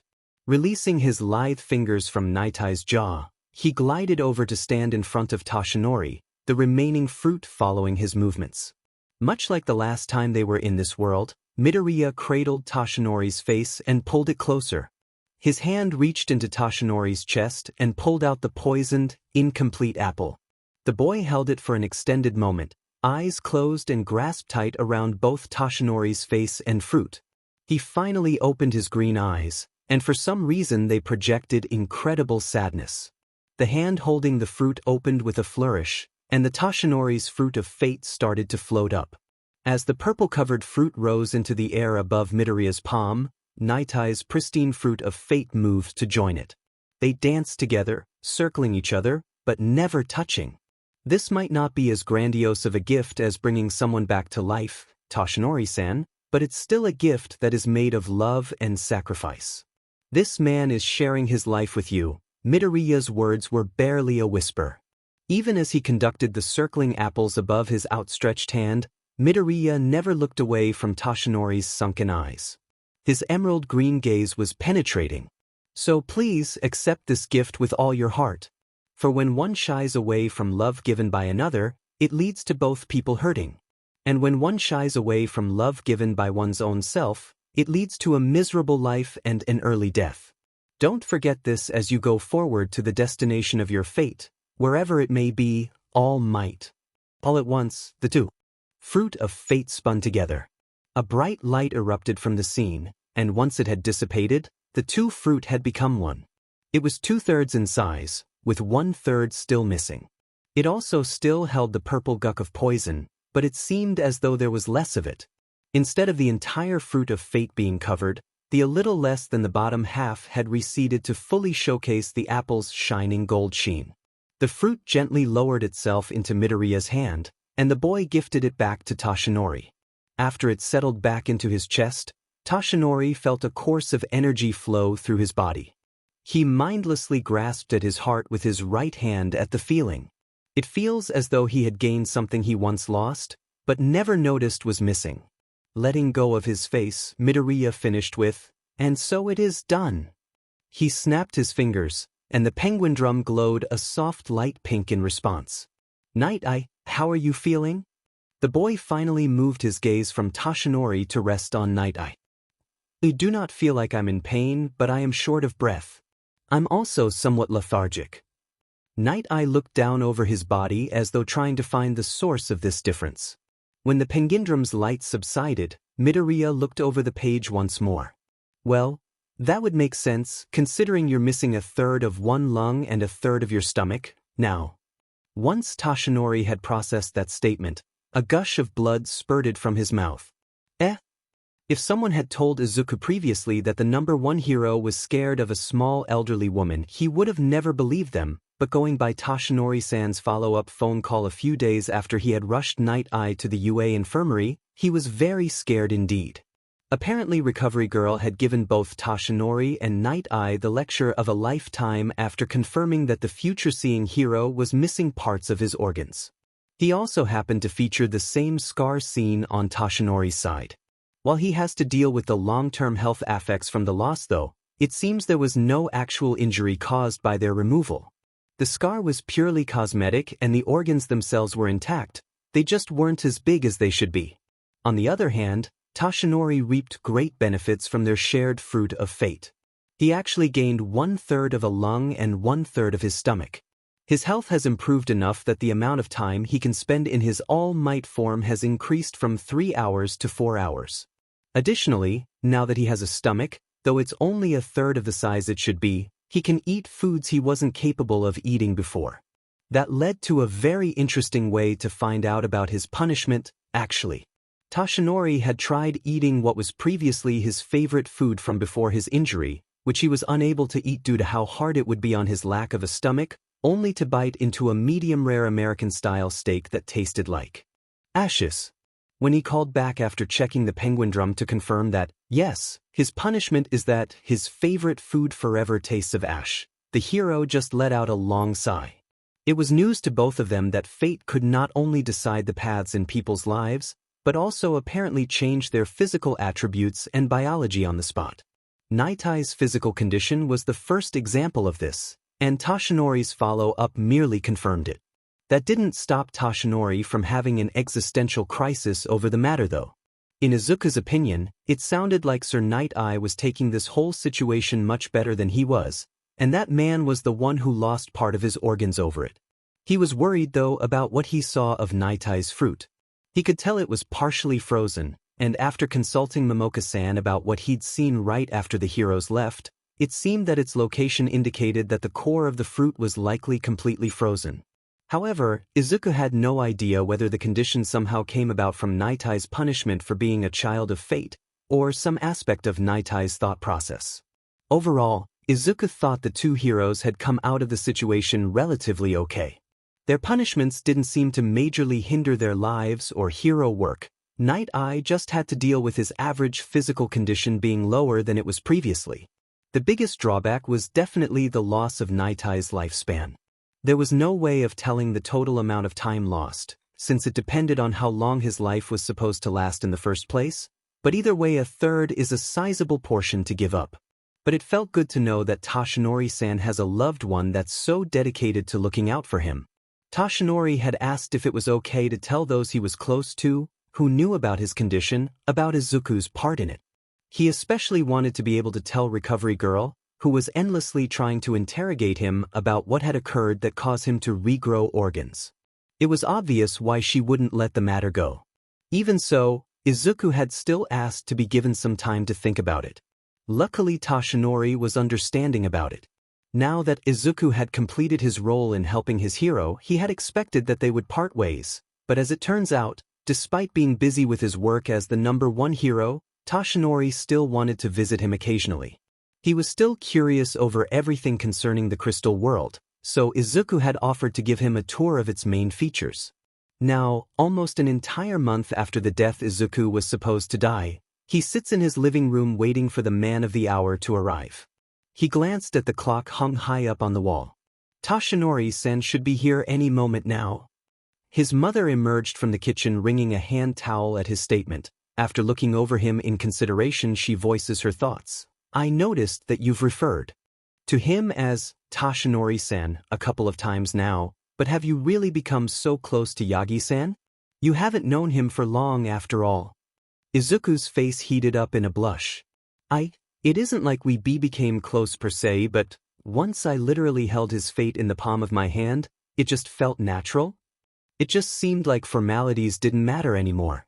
I know it's rude to just skip to using his first name, but he hasn't said anything about it, so I guess it's okay? Mom giggled at his muttering, It's alright honey, now that I think about it Hisashi was like that too. I was so surprised when he just started saying, Inko-sen, to me right out of the blue the first day we met, but I was so grateful to him it didn't bother me. She gazed at the spot on the wall that would have held their family portrait. The air in the room started feeling heavy at the reminder of their loss. Izuku looked away from his mother to stare blankly at the coffee table in front of him as a familiar sadness welled in his chest. You haven't said anything about trying to get into UA since that day, Izuku. He felt his teeth clench. I know, Ma. I mean, I still want to be a hero, but even after using it to help Toshinori-san, it still doesn't feel right using conductor or the penguin drum. His right hand aimlessly grasped at his chest over his heart. I know I should use it, Dad said I should use it, but thinking about it is painful. It feels awful, but I don't know why. Izuku was still looking at the coffee table, but out of the corner of his eye, he could see his mother begin walking forward towards the wall. I think I know why that is. It's because I've failed you, Izuku. His head reflectively turned towards her at that. What? What are you talking about? Using conductor and the penguin drum, in a way it's like accepting that Hisashi is really gone, isn't it? You have them because he gave up his life, so to fully accept them as your own, and use them as your own, is the same as accepting that they're no longer his and that he's gone for good. Hadn't thought of it that way before, but at the same time he had. When his mother reached the wall, she bent down to pick up the picture that was still sitting at its base. You can't bear to think of using your quirk, even if it's to become a hero, because accepting that Hisashi is gone is too painful. Because I haven't supported you in making it less painful. She hung the picture up at the center of the wall, exactly where it was before. The portrait showed the happy smiles of him and Mom. It was like they didn't notice the space in between them where someone should be. I'm going to work on accepting that there is only the two of us now, Izuku. So please, do your best to work on accepting it too. His mother's voice was wavering, but its tone stayed strong. Mom. As he jumped up from the sofa to run to Mom and hug her tightly, he felt the pricks of a few tears in his eyes. She hugged him back with the ferocity of a mother bear. He could feel himself trembling in her arms, but she held steady enough for the both of them. He's heard her answer to this question a million times. The I'm sorry had plagued his thoughts at night many times, but he needed to ask it one more time. Mom, do you think I can be a hero? She moved to hold his face in her hands, forcing him to look into her eyes. I know you can, was her simple statement. The powerful feeling that coursed through him at her words he had never heard before once in his life, was indescribable. Ever since that day, he no longer had a future, and the only certain thing was that he wouldn't amount to anything. But it's different now. His impossible dream to be a hero that can change people's fate has become possible. It was only after he started crying in earnest, just enjoying the warmth of his mother's hug and love, that the doorbell ringed to signal Toshinori's arrival. Rubbing his back as she released him, his mom wiped her tears away and told him, "Go clean yourself up a bit, sweetie. I'll invite Yagi-san." Izuku smiled brightly at her. It felt as though it had been an eternity since he had smiled like this. "Thank you, Mom." While Toshinori-san noticed both the portrait on the wall and the red eyes left over from Izuku's tears, but he tactfully avoided commenting on them. Instead, Izuku brought the both of them to the crystal world and started showing him around. It felt a bit mean, but he absolutely had to choose this area as their first stop. It was at the right side of the Crystal Palace, right next to its base. "This is the penguin exhibit." Amusement was clearly heard in his declaration. The look Toshinori gave him concisely communicated that he knew exactly why he had brought them here first but couldn't be bothered to expend the energy to confront him on it. The penguin exhibit looked like... what the penguin exhibit? There weren't walls surround the enclosure, but it had everything else one would expect from a zoo. There was a deep pool for the little penguins to swim, 2 igloo-shaped white structures that had viewing windows to show little nests inside, one with an open door and the other a closed door, and real ice and snow covering the ground. The 3 resident penguins went up to greet them. Izupingu hugged at his knees and looked up at him cutely. Izuku patted his head carefully, avoiding the pointy crown.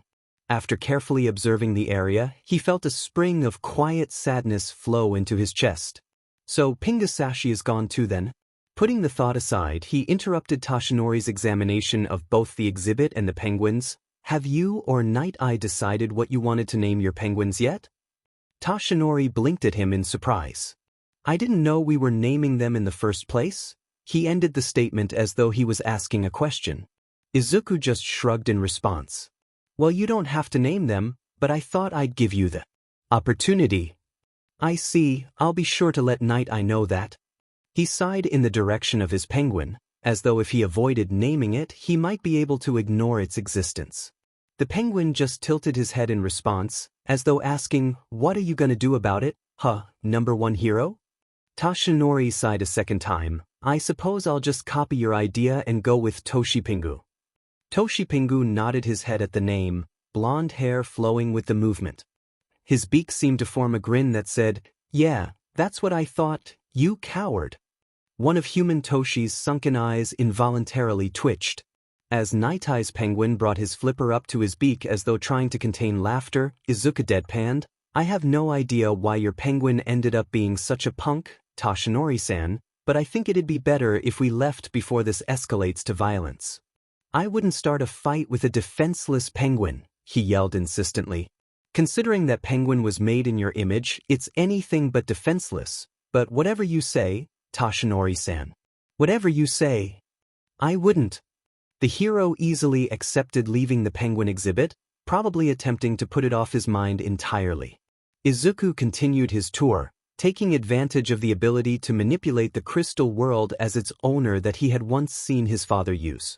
He displaced their surroundings, scenery passing by in a blur, to quickly move them the base of the dueling arena's tower that was placed far from the castle, which stretched high into the heavens.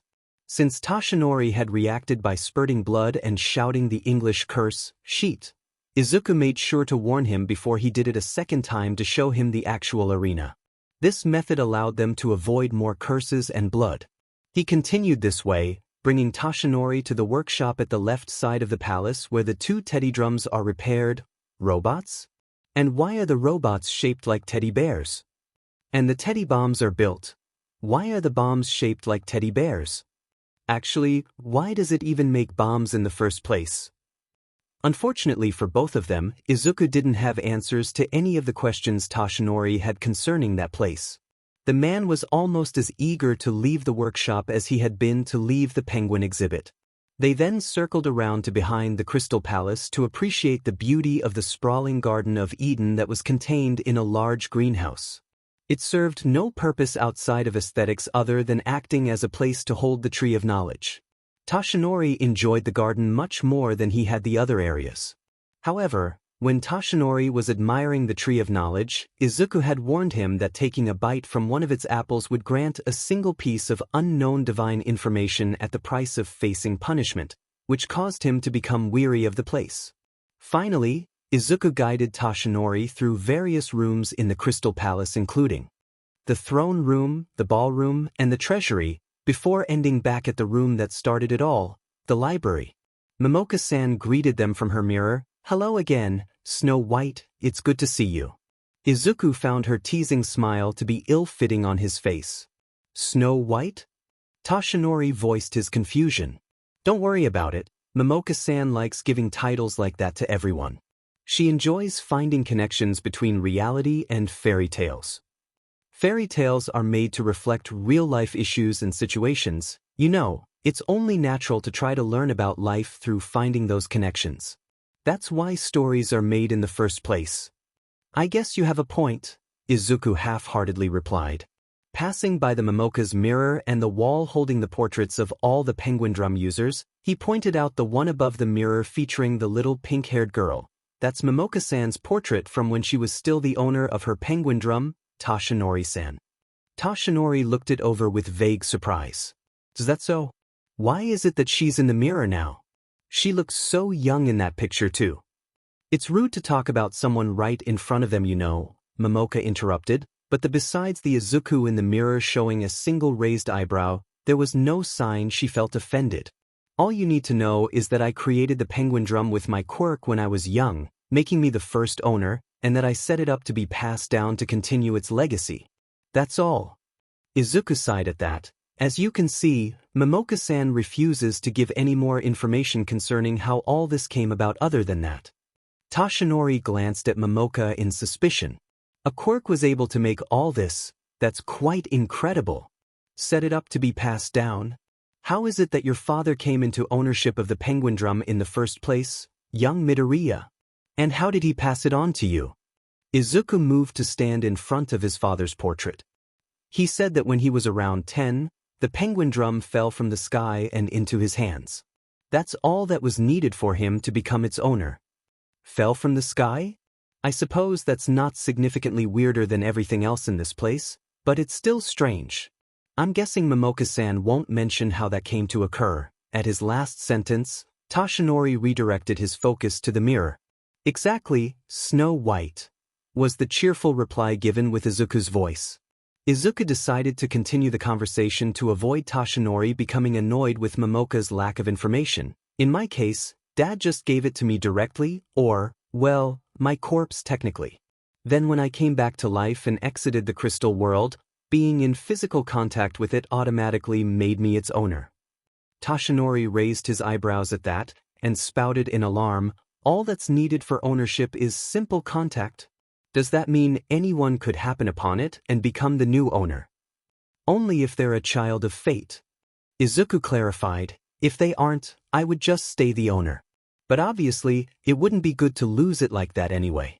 It could end up in the hands of a child eventually.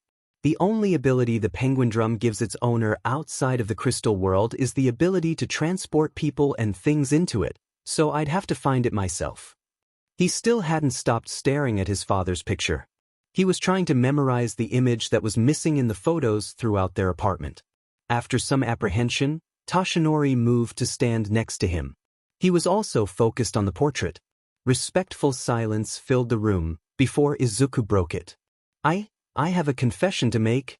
When I took your fruit of fate for the transfer before, I also looked into it, I guess you could say. Looking into the fruit lets me learn what things make up a person's being. In your case, I was looking for what made your fruit of fate poisoned. Is that so? I had wondered why you told me the things you did at the end of it. You knew that I was distancing myself from the people around me. That's right. I'm sorry for invading your privacy like that, but I wanted to see if I could help with the poison too. I forgive you, young Midoriya. In any case, I believe that meddling when you don't need to is the essence of being a hero, so I also butt my head into other people's personal matters occasionally. It'd be hypocritical for me to chastise you about something like that.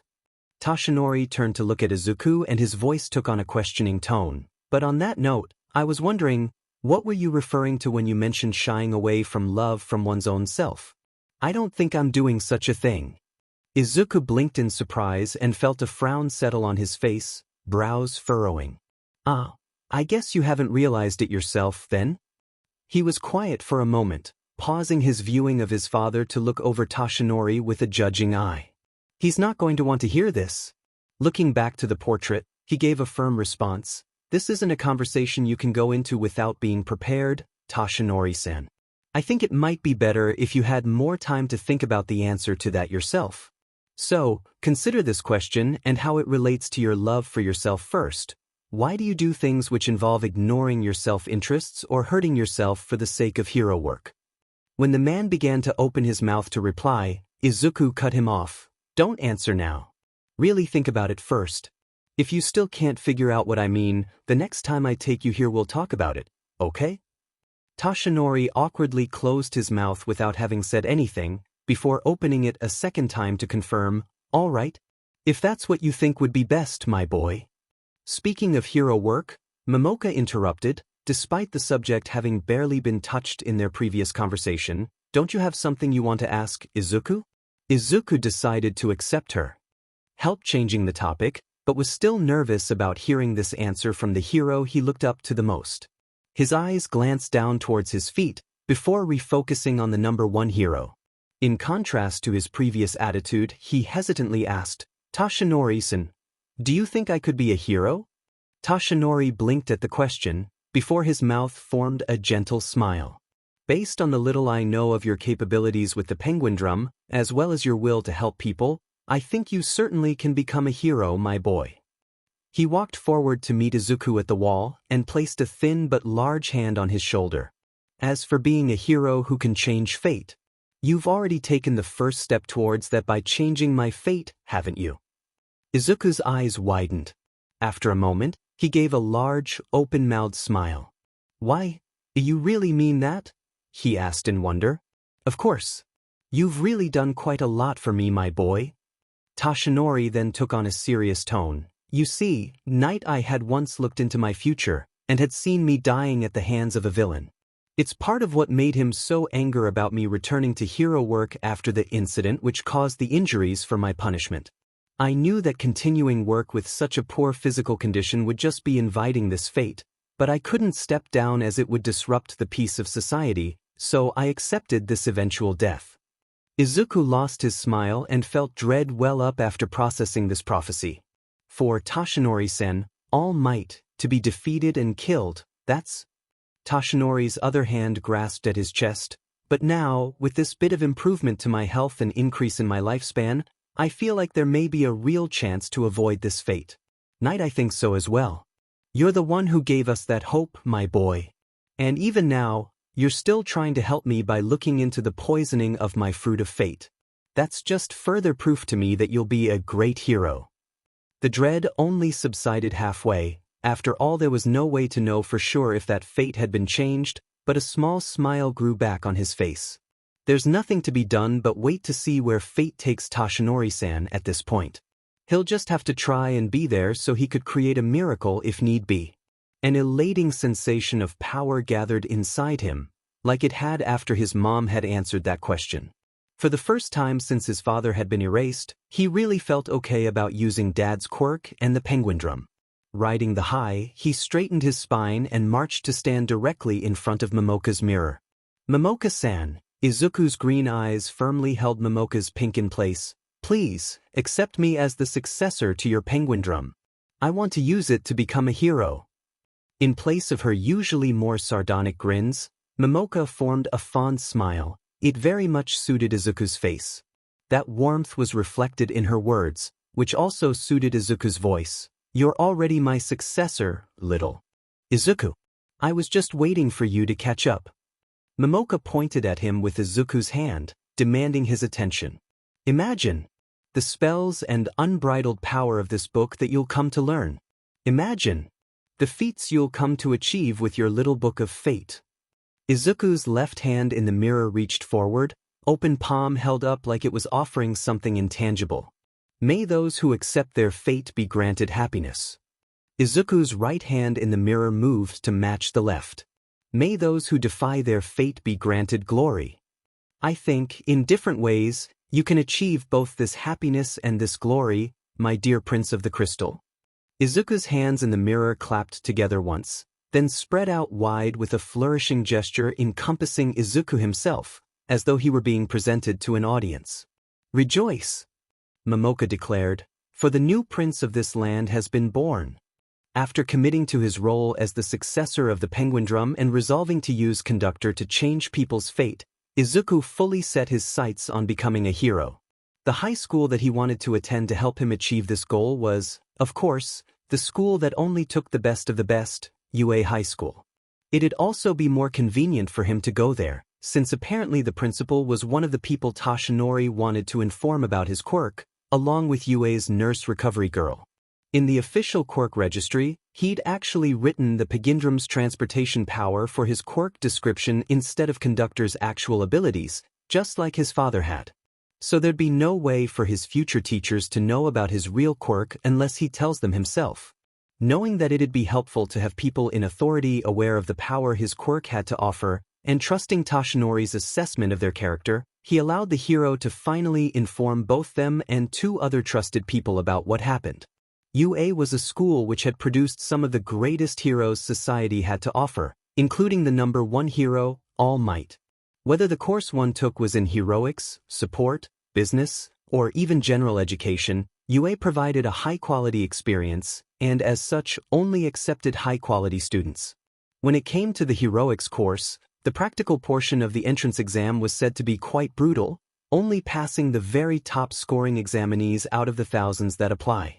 It was definitely a case where those who were naturally born with physically enabling and flashy quirks were at an extreme advantage over their competition.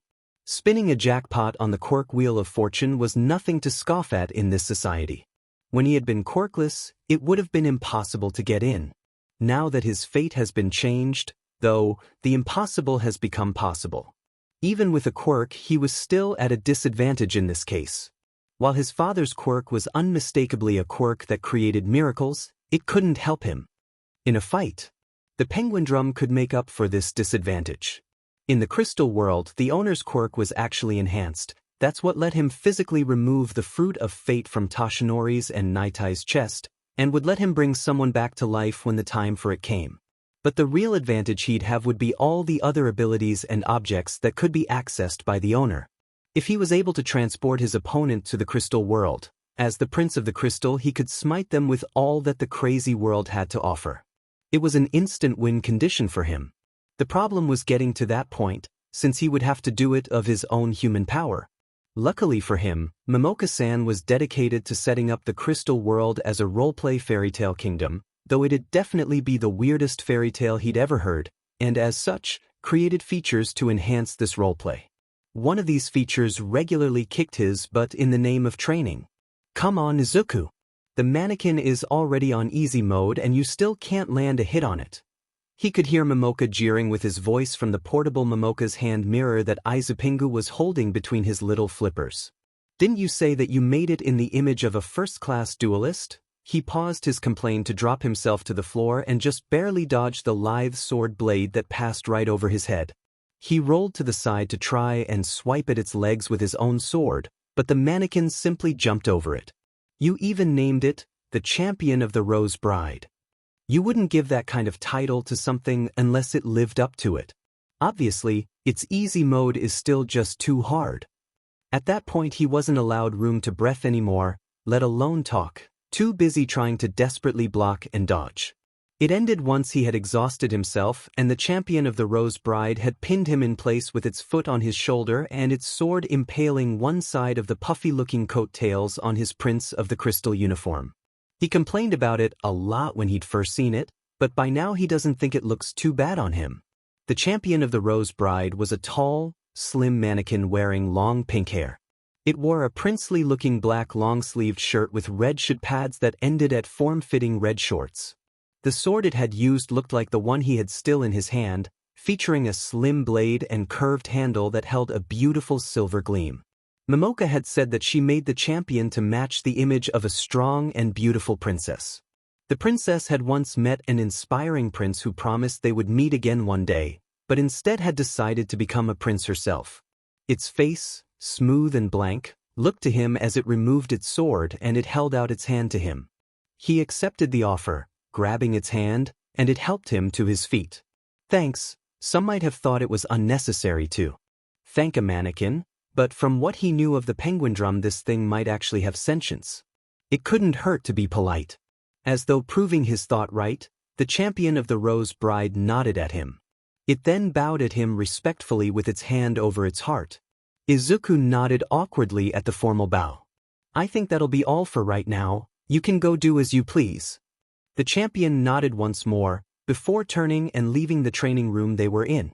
It was likely headed through the rest of the Crystal Palace to go back to guarding the treasury. He doesn't know why the treasury would ever need a guard though, since the only way people can come to the Crystal World is if he brings them himself. You made the champion, but did you even learn sword fighting from it yourself? That should have been something you wanted to do, right? Since all princes should know sword fighting, as you said. 1. I was a princess, not a prince. But I wanted to be a princess who didn't need a prince, so technically your point still stands.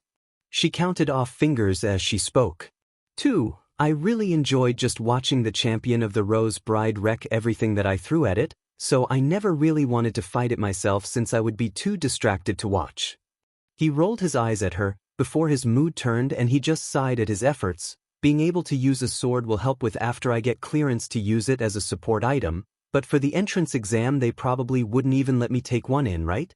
Maybe I should focus on something else for the time being and return to this after I get in. This time Momoka rolled her eyes at him. You think they'll just let you stand in place and throw stones everyone? You have to increase your physical condition if you want to do anything in that exam, whatever it is. He blinked in confusion at her words. Stones? That's right, she confirmed. Amusement started gathering in her voice. Part of the survival strategy spell allows you to transport things by summoning a small crystal stone and willing its shards to break. Whatever the shards hit is what you bring along with you. It makes mass transport much more convenient. He took a beat to process this before sputtering, "W's. I never heard of Dad using something like that. Why didn't you tell me about this before?" He never needed to use it before, Momoka easily replied, and I figured you would need it for your exam, so I decided to tell you about it earlier than I planned. You were going to wait even longer to tell me? After that revelation, Izuku split his time between school, at which he was still pretending to be quirkless since he didn't want to deal with the drama of suddenly gaining a quirk out of nowhere, practicing sword fighting and improving his physical condition in the crystal world, and practicing manifesting crystals for the survival strategy spell in his home. Momoka referred to it as a spell, but it was more like technique that was granted to the owner of the penguin drum. She had created them in such a way that they required verbal incantations similar to the way magic spells would be done, but in the end it was an ability created by a quirk, not magic. It took a while to figure out the proper way to visualize the crystal into existence. He spent who knows how long just glaring at the palm of his hand, but eventually he was able to force his will upon reality and summon a marble-sized stone in his hand. Its opaque form glittered in the light, rainbows coloring its insides. Momoka had assured him that as he gained more practice with it, he would be able to make larger stones to increase the range affected by the spell. He kept himself busy, trying to progress as much as he could before it was time for the UA entrance exam. It seemed that Toshinori was also busy with something, only being able to meet up with Izuku at short cafe outings along with staying in touch by text. They hadn't had the chance to follow up on the conversation they'd had previously in the library. That was for the best, though, since his schedule was jam-packed. By the end of it all, he had even been able to start learning more spells he could use in the crystal world. Those were actually much easier to learn despite being more extensive than the relatively simple survival strategy. His mind had already accepted the crystal world as a strange, weird place where the laws of physics only existed because Momoka wanted it to mimic reality to some extent. Having magic spells, there was really par for the course. Months after the day he was supposed to die, the day that would decide his fate had finally arrived. After being harassed by Kakin, who was sure to get accepted with his jackpot of a quirk, and being saved from an embarrassing fall by a cute girl, fate had proven its love for irony by having him sit right next to the aforementioned explosive boy. He even got called out for his mumbling in front of everyone by a stranger. Ultimately, though, it seemed that God was merciful to him regarding the practical exam itself. He wouldn't know for sure until he'd seen them for himself, but Izuku thought that the teddy drums were both bigger and stronger than the villain bots UA was using for the exam. He would be limited in the number B could transport at once, but taking too many might overwhelm the teddy drums anyway. After being confronted by the stranger who had called him out for trying to wish the nice girl good luck, the pro-hero teacher proctoring the exam, Present Mike, suddenly announced the start of the test. Well, what are you waiting for? There's no countdowns in real life. Present Mike loudly explained. His voice was as colorful as his personality, it seemed. There was a single beat before everyone started rushing through the gates of the fake city before them. Izuku frantically ran alongside the crowd, splitting off once he had hit the maze-like city streets, until he came across his first robot. A three-pointer, he noted absent-mindedly, as he summoned a marble-sized crystal in his right hand. He threw it towards the robot with all his might. Survival strategy. At his incantation, the stone burst into a multitude of tiny crystal shards. They scattered around a small portion of the area, several of them striking the gray robot as little pinpricks which did nothing to stop its move to attack Izuku.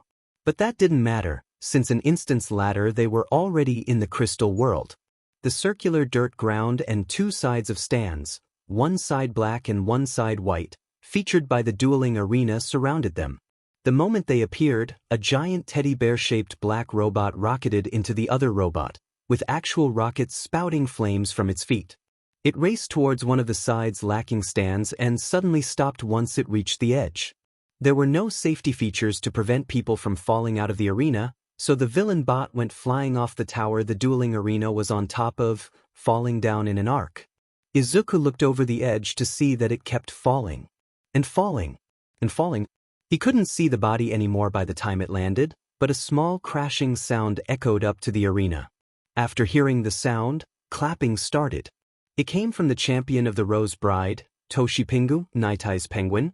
Come to think of it, he still hasn't gotten his name from Night Eye yet, and Momoka's hand mirror, who all had their own seats next to each other in the white VIP box.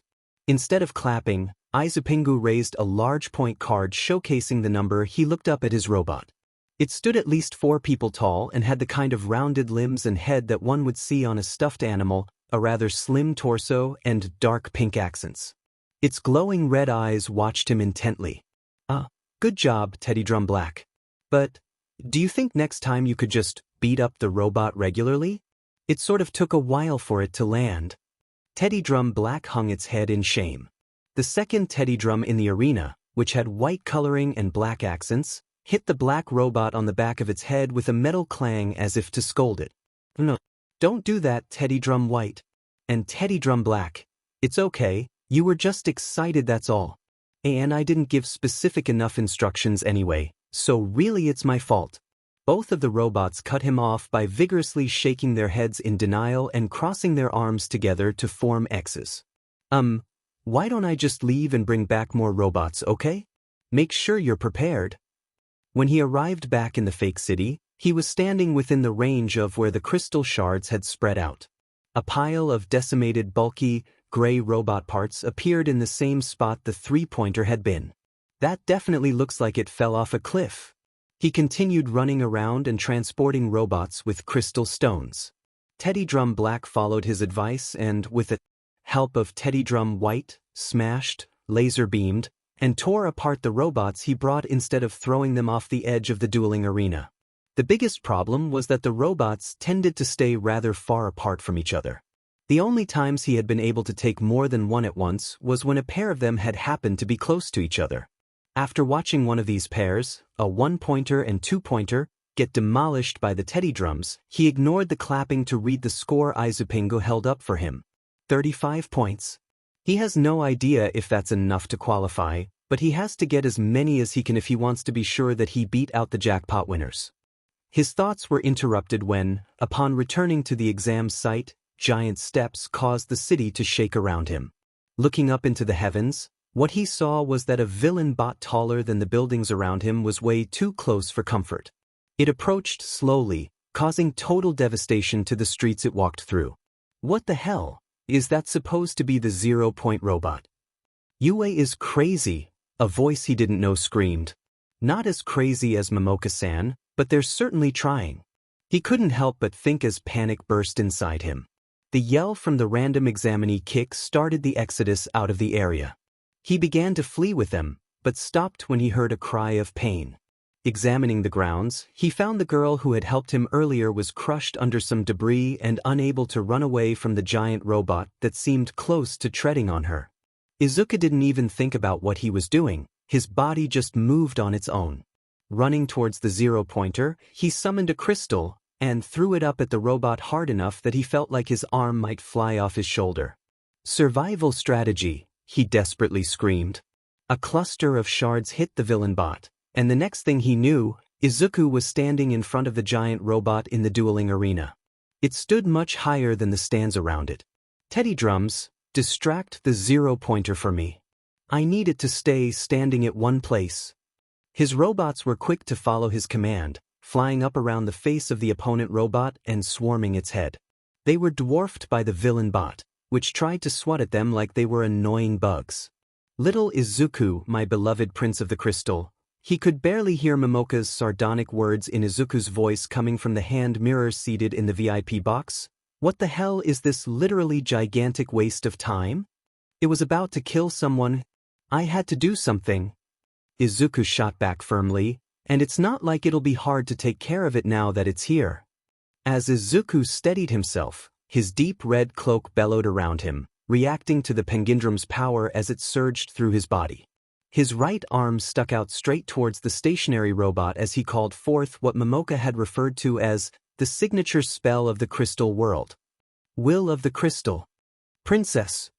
All around the 0-pointer's feet, opaque crystal stone broke out of the arena's ground, causing dirt to fly into the air.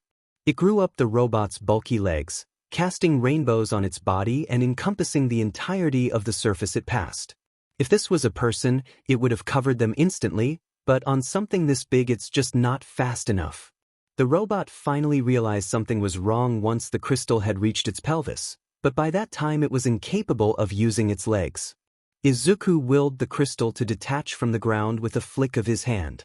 Then, he locked away his fear and ran to stand as close as he could to one giant, crystal-covered foot. The teddy drums were still distracting the 0-pointer even as it tried to free its legs. Izuku felt his teeth bare themselves, forming a mean grin. You know what they say, the bigger they are? He mentally thanked Teddy Drum Black for this brilliant idea, as he displaced the surroundings around him and the villain bot the same way he had when moving Toshinori around for his tour. After the blur passed, he was just at the edge of the arena, while the robot was in the air beside it. The harder they fall. The giant robot plummeted to the ground. Its arms flailed about in vain as it fell. And fell. Once it reached the base of the high tower, it collapsed under its own weight and momentum with a roaring crash. Izuku could vaguely hear the sound of the crystal encasing it cracking apart as well. The small audience applauded furiously, even the teddy drums and Izupingu had joined in. Prince of the Crystal indeed. Momoka declared with excitement. If this school of yours doesn't accept you after this, everyone running it must be lowlifes who will never amount to anything. That statement was extremely unsuited for Izuku's voice.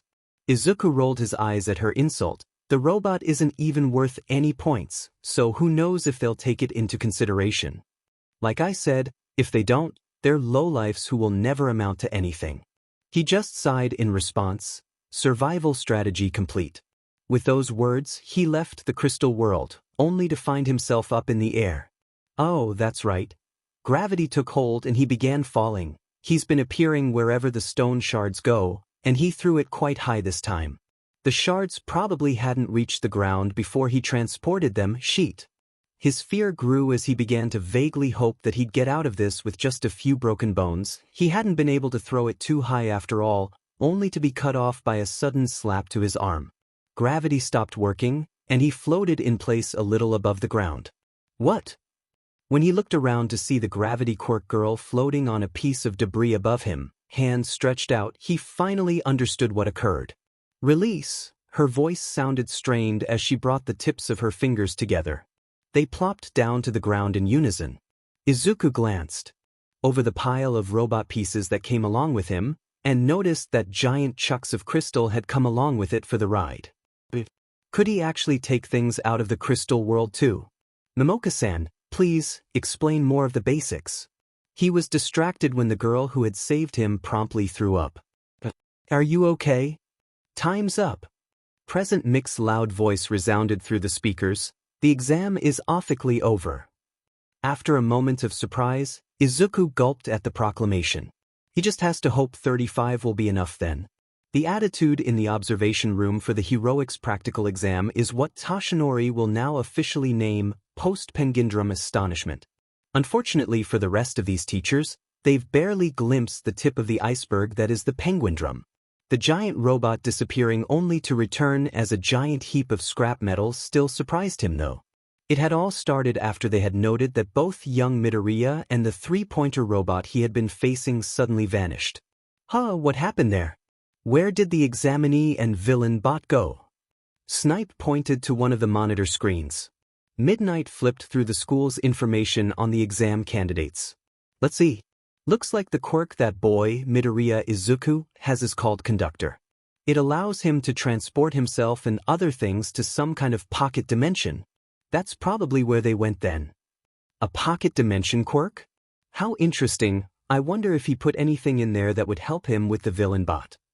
Cementos wondering, raising his hand to his chin as he thought to himself. Principal Nedzu let out a laugh from his seat.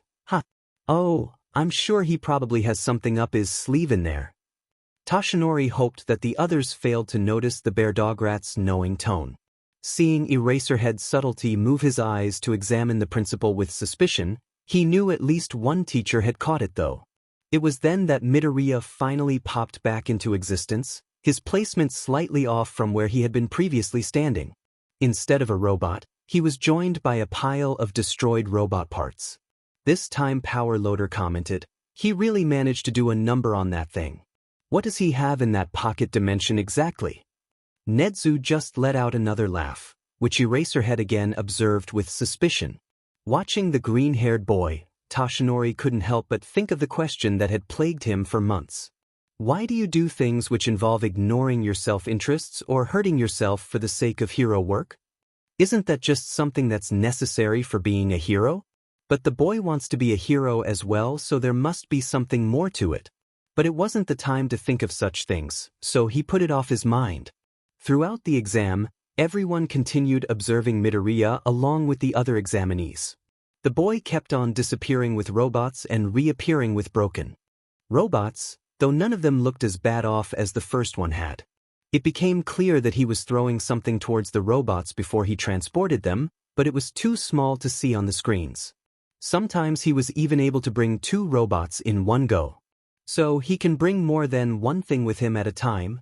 It seems like he has a limited range, but it's still a range nonetheless. That would be useful if he faced multiple opponents at once, Ectoplasm observed. Only if he could handle multiple opponents at once. Eraserhead's monotone voice cut in with a characteristic critique, and if they were too spread out, he'd be forced to leave some behind that he wouldn't be able to keep track of. Oh, the 0-pointers are all coming out now. Midnight pointed at the screens showing the giant robots. As expected, most of the examinees fled at the sight of the seemingly insurmountable and pointless obstacle. Midoriya, however, ran towards it. Looks like he's about to get some rescue points. What's he going to do though? Blood King noted, eyeing the girl stuck in the rubble by the giant villain bot. In the screen showing Midoriya, the boy made a powerful throw, and he could almost make out his lips forming the expected words, survival strategy. Only air filled the huge space the robot had stood in. The 0-pointer disappeared just like the rest of Midoriya's opponents. Does he not have a limit in the size of the stuff he brings with him? That's incredible! Snipe exclaimed in shock. Let's see how it looks coming back out. Nedzu watched the screen intently, waiting for the moment of truth. It took more time than it had for the regular villain bots, but eventually he reappeared in the air and started falling to the ground. The teachers noted his rescue by the girl, but their focus was taken by the pile of scrap that had been the zero-pointer. Toshinori noted that there appeared to be large opaque pieces of crystal stone within the rubble that had once been a robot. Prince of the Crystal indeed. What on earth did he do to that thing? It's completely busted. Power Loader exclaimed, "This just makes me want to know what's in that pocket dimension even more." Ding, I really wish I could have seen what he was doing during his disappearing Act 2. This is ridiculous. Snipe echoed Power Loader's thoughts. Such energetic youth and mystery. Midnight admired. He'll be a great student to work with for sure. Cementos added, I think it's safe to say he can probably handle multiple opponents at once wherever he's bringing them. Eraserhead failed to give a comment on the situation, but stared intensely at the screen in frustration as though if he looked hard enough, he might be able to figure out what happened. Out of the corner of his eye, Toshinori could see Nedzu give a creepy grin that showed too many teeth as he laughed with glee once more. Maybe it wasn't a good idea to tell Nedzu about Midoriya's quirk after all. The amount of entertainment he got from this observation is concerning. With the combination of your 35 villain points and your 60 rescue points, you have achieved 95 points total for the practical exam, the highest score out of all the examinees. The All Might in the projection cheered. As such, you have earned your spot in the Heroics course. Welcome to your Hero Academia. The trembling and crying, Izuku was caught in a torrent of emotion. The fact Toshinori-san will be one of his teachers, the girl who had tried to give some of her points to him, his acceptance into the Heroics course, placing first in the exam, it was all so overwhelming, he had to share it with the person he loved most immediately. Izuku cried, running from his bedroom into the living room of their home. Mom. I got in. And I got first place in the practical exam. His mother ran into him with a big hug and started crying with him. Oh, Izuku. I'm so proud of you, my baby. As they shook in excitement together, his mother lowered her voice and bit adding, Your father would have been so proud. Izuku started to cry even harder. What the hell, Deku? What kind of tricks did you use to pull an acceptance into UA out of your quirkless butt? After meeting with their homeroom teacher about their acceptance into UA, Izuku had been immediately confronted by a murderous-looking Kaken just outside their school building. I didn't use any tricks. The penguin drum was much more powerful than a simple trick. The explosive boy just pushed his body into the school wall harder, holding him by the collar of his shirt. You ruined my plan to be the only one to get accepted into UA from this shitty school. There wasn't supposed to be anyone else besides me. Why the f did a useless, quirkless loser like you even bother trying? You should know you'll never amount to anything. There are those born wealthy, those born of beautiful mothers, and those born into war or poverty. If everything is caused by fate, then God must be incredibly unfair and cruel. Because ever since that day, he no longer had a future, and the only certain thing was that he wouldn't amount to anything. I'm not quirkless anymore, Izuku interrupted, his tone was frigidly cold. I'm not someone who'll never amount to anything anymore. You don't even know what I lost to get to this point, to earn my place at UA. His words caught Kaken by surprise, causing his grip to loosen. Izuku took advantage of it to pull himself out and step away sideways so he was no longer boxed in. He could feel himself tremble in anger. For the first time ever, Izuku's reaction to Kaken's words was rage. I ruined your plan? There wasn't supposed to be anyone else? Well, guess what, Kaken, that's just how life works. He held out his hand in a gesture towards the suddenly quiet Kaken, as though presenting this new world order to him. Why are you even complaining when you've just succeeded in getting into the top high school in the country? You've literally got your life lined up to become a successful hero, just like it had been since you were 4. Unlike me, you've been so blessed by fate and whatever god or gods exist in this universe, and all you can do is whine about how it's not absolutely perfect. Well, tough sheet. Deal with it. Taking satisfaction in the bully's gobsmacked expression, Izuku turned his back to him and stormed away. He felt pricks of tears in his eyes. Standing in front of classroom 1A, Izuku prepped himself to enter the first stop on his path down the line to becoming a hero. Please put Kaken in 1B, please put Kaken in 1B, please put Kaken in 1B. Slowly, he reached his hand out and turned the doorknob. He opened the door to see Kaken arguing with the examinee who had confronted him before the exam. He doesn't know why he even bothers asking for anything from fate anymore. As a student of a high school as prestigious as UA, you should be ashamed for treating the school's property with such disrespect. Shut the F up, you stuck-up elitist. Does it look like I care? Such vulgar language. The tall, glasses-wearing boy cut himself off when he saw Izuku standing in the doorway. As the boy power walked over to him, Izuku nervously stood his ground, preparing for an onslaught. Instead, the boy caught him completely off guard. Hello, my name is Ida Tenya. I apologize for my behavior before the exam. After I saw you go back to rescue a fellow examinee, I realized that you had perceived the true nature of the test, while I had been completely unaware. I misjudged you. You were clearly the superior between us. A good surprise? What a nice change of pace. I'm Midoriya Izuku. I really hadn't known anything. I just wanted to make sure she got out okay, you know? Hey, you're that boy who saved me and took out the 0-pointer. A familiar feminine voice called to him. Turning his head, he saw the gravity quirk girl from the exam. You made it in. I'm so glad. Thanks. Glad you made it too. If you're here to socialize, then leave. There it is. He knew things were going too well. The students by the doorway, along with the students seated close to the doorway that could crane their heads enough to get a good look, turned their gazes down to the floor of the hallway to see a grown man in a bright yellow sleeping bag lying on the floor. He was skiing on some sort of jelly packet, though not using his hands to hold onto it. With his limbs firmly tucked within the sleeping bag, he looked very much like a caterpillar. It definitely wasn't a sight one would expect on their first day of high school, but Izuku wasn't put off by it.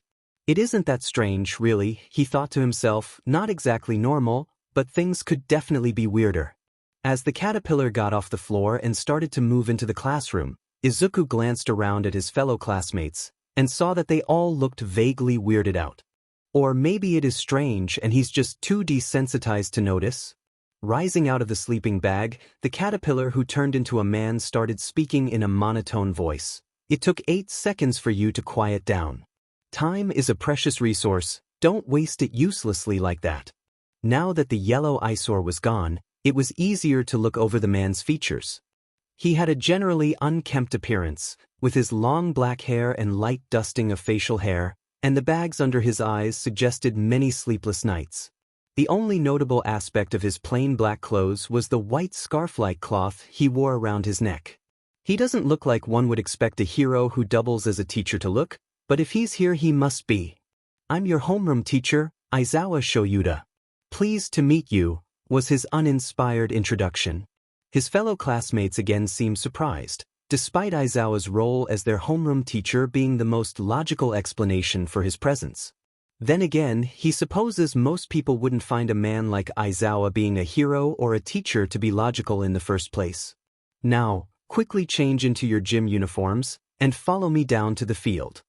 The rest of the students awkwardly shuffled about, caught off guard by the lack of average school procedures such as something as basic as going to the school orientation on the first day. But Izuku just felt happiness at hearing the orders. A teacher who doesn't ignore my existence as someone who'll never amount to anything and gives clear and concise instructions. UA is just as great as everyone has said it is? Or is it that his standards are just too low? Even during this sense of hope though, Izuku could feel Kaken's glare burning into his back. After the usual complaints about missing orientation and guidance sessions, followed by an explanation on UA's freestyle education system with its teachers, Shoyuda began describing the quirk apprehension tests. At this point, though, he had to deviate somewhat from his usual proceedings. He's always used the student who scored the highest in the practical exam to demonstrate the purpose of the tests, but this year, He doesn't actually know what the F that student can do besides disappearing into thin air. So, he has to investigate first to make sure he can actually apply his quirk for a demonstration. Midoriya, you were first in this year's practical exam. The freckled mystery boy jumped at being addressed, while a blonde, red-eyed student let out an enraged choking sound. He'll have to watch that one for anger issues. However, due to the nature of your quirk, the faculty still doesn't have a clear idea as to the full extent of your capabilities. We know you must have some destructive or physical abilities, but since it all seem to occur in your quirk's pocket dimension, their nature and parameters are unknown. A pocket dimension quirk. That sounds so cool. Silence. Shoyuta didn't raise his voice, but his tone offered no room for disobedience. The teens ceased their gossip immediately. He gave the nervous student a considering once-over before asking, "Do you have a way to apply these aspects of your quirk outside of your pocket dimension for the apprehension tests?" Midoriya glanced his eyes to the side, as though trying to think his answer to the question through carefully. After a beat, he hesitantly replied, "That sort of depends. For the tests that involve movement, I'd probably be able to use it on its own, but to get the most optimal results, it would be best if I could bring something out of the dimension to help me." He answered the boy's unspoken question. As long as it's something you would have had access to with your quirk regularly, you could bring out whatever you like. Shoyuta swiftly threw the softball in his hands at Midoriya, eager to get some answers to the mysteries concerning his quirk that had risen from the practical exam. Although the boy was still nervous, he caught the ball easy enough, showcasing good reflex. Get whatever you need to boost your score out and throw the ball into the field without leaving the circle over there. He pointed at the designated area for the softball throw test. Midoriya straightened up at those words. "Why is Aizawa-sensei?" After running to stand in the circle, he muttered an interesting phrase, "survival strategy," and promptly disappeared from his spot, leaving only empty air. "Oh, he's gone." The pink-skinned girl with horns and black scara, Ashido Mina, cut off herself at his glare. "Sorry, Aizawa-sensei." Less than a minute passed before the boy returned to the same spot he had been standing in before, but now he was resting his hand on. "Midoriya?" Shoyuta could almost feel his soul leaving his body, already utterly done for the day, at the sight of the giant teddy bear-shaped robot his student had brought out. What exactly is that? At the entirely unexpected sight, the students' intrigue over the robot trumped their fear of their homeroom teacher. "Oh my God, what is that? Is it allowed under UA regulations to bring giant robots to school? Is that robot shaped like a teddy bear? It's so cute. It looks like it gives good hugs. Its head is fairly large for its body. I wonder how it manages to stay stable? An intriguing mystery for the ages. Its body may be cute and white, but its red eyes exude a sense of madness. Karo, isn't anyone going to ask why he has a teddy bear robot in his pocket dimension?" While he agreed with the sensible frog girl Azuitsu's assessment, he needed to cut them off now if they wanted to get anything done. "If everyone doesn't stop talking right now, I will expel all of you. I am completely serious." Silence reigned through the field. "But you, Midoriya, start talking." The boy next to the teddy bear-shaped robot jumped at his command. "Wise. Aizawa-sensei." He pointed up at the aforementioned robot. This is a robot that is referred to as a teddy drum. My pocket dimension sort of just came with two of them on its own? They follow my orders absolutely, since I'm the owner of the pocket dimension. Its name is Teddy Drum White." Midoriya then turned to the robot and politely stated, "Teddy Drum White, this is my homeroom teacher, Aizawa-sensei, and the rest of my classmates. Please be on your best behavior for them." Teddy Drum White nodded its large head at Midoriya, before facing Aizawa and the rest of the class to lower itself in a small bow. He didn't even know how to respond to that information, let alone the robot itself. The pocket dimension apparently came with two of them on its own? Shoyuta is starting to really regret trying to look more into this kid's quirk. Why couldn't he get stuck in 1B instead?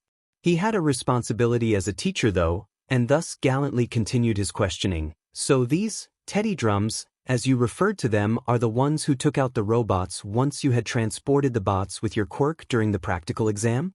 For all the regular ones, yes. But, the 0-pointer was too big for them, so I had to take care of it myself. Take care of it himself. Exactly what kind of kid did he get saddled with, that when his giant robots couldn't get the job done he just takes care of it himself? Suddenly wanting to avoid learning more about Midoriya's abilities, Shoyuta gave a long sigh. He decided to give on the situation entirely. Just, do the softball throw please. The boy nodded at him seriously. He then pointed out into the field and addressed his giant robot, Teddy Drum White, please go out about 30 meters into the field. When I throw the ball at you, catch it and throw it farther in the same direction for me. It followed his instructions to a T, turning on the rocket boosters on its feet to fly down the field and hover in the air. It waited for Midoriya's throw with the same air as an obedient pet dog that was eager to play fetch. At least he knows how to give it detailed and concise instructions? Shoyuta thought to himself, attempting to enforce some effort into maintaining his role as the abnormal boy's teacher. Midoriya then threw the ball at Teddy Drum White, who caught it with its perfectly rounded nub of a hand, drew back its arm, and launched it into the horizon. After a moment, Shoyuta showed the class the distance measuring device, which read 705.3 meters. Before trying to get the class's focus back, it's important for us to know our limits.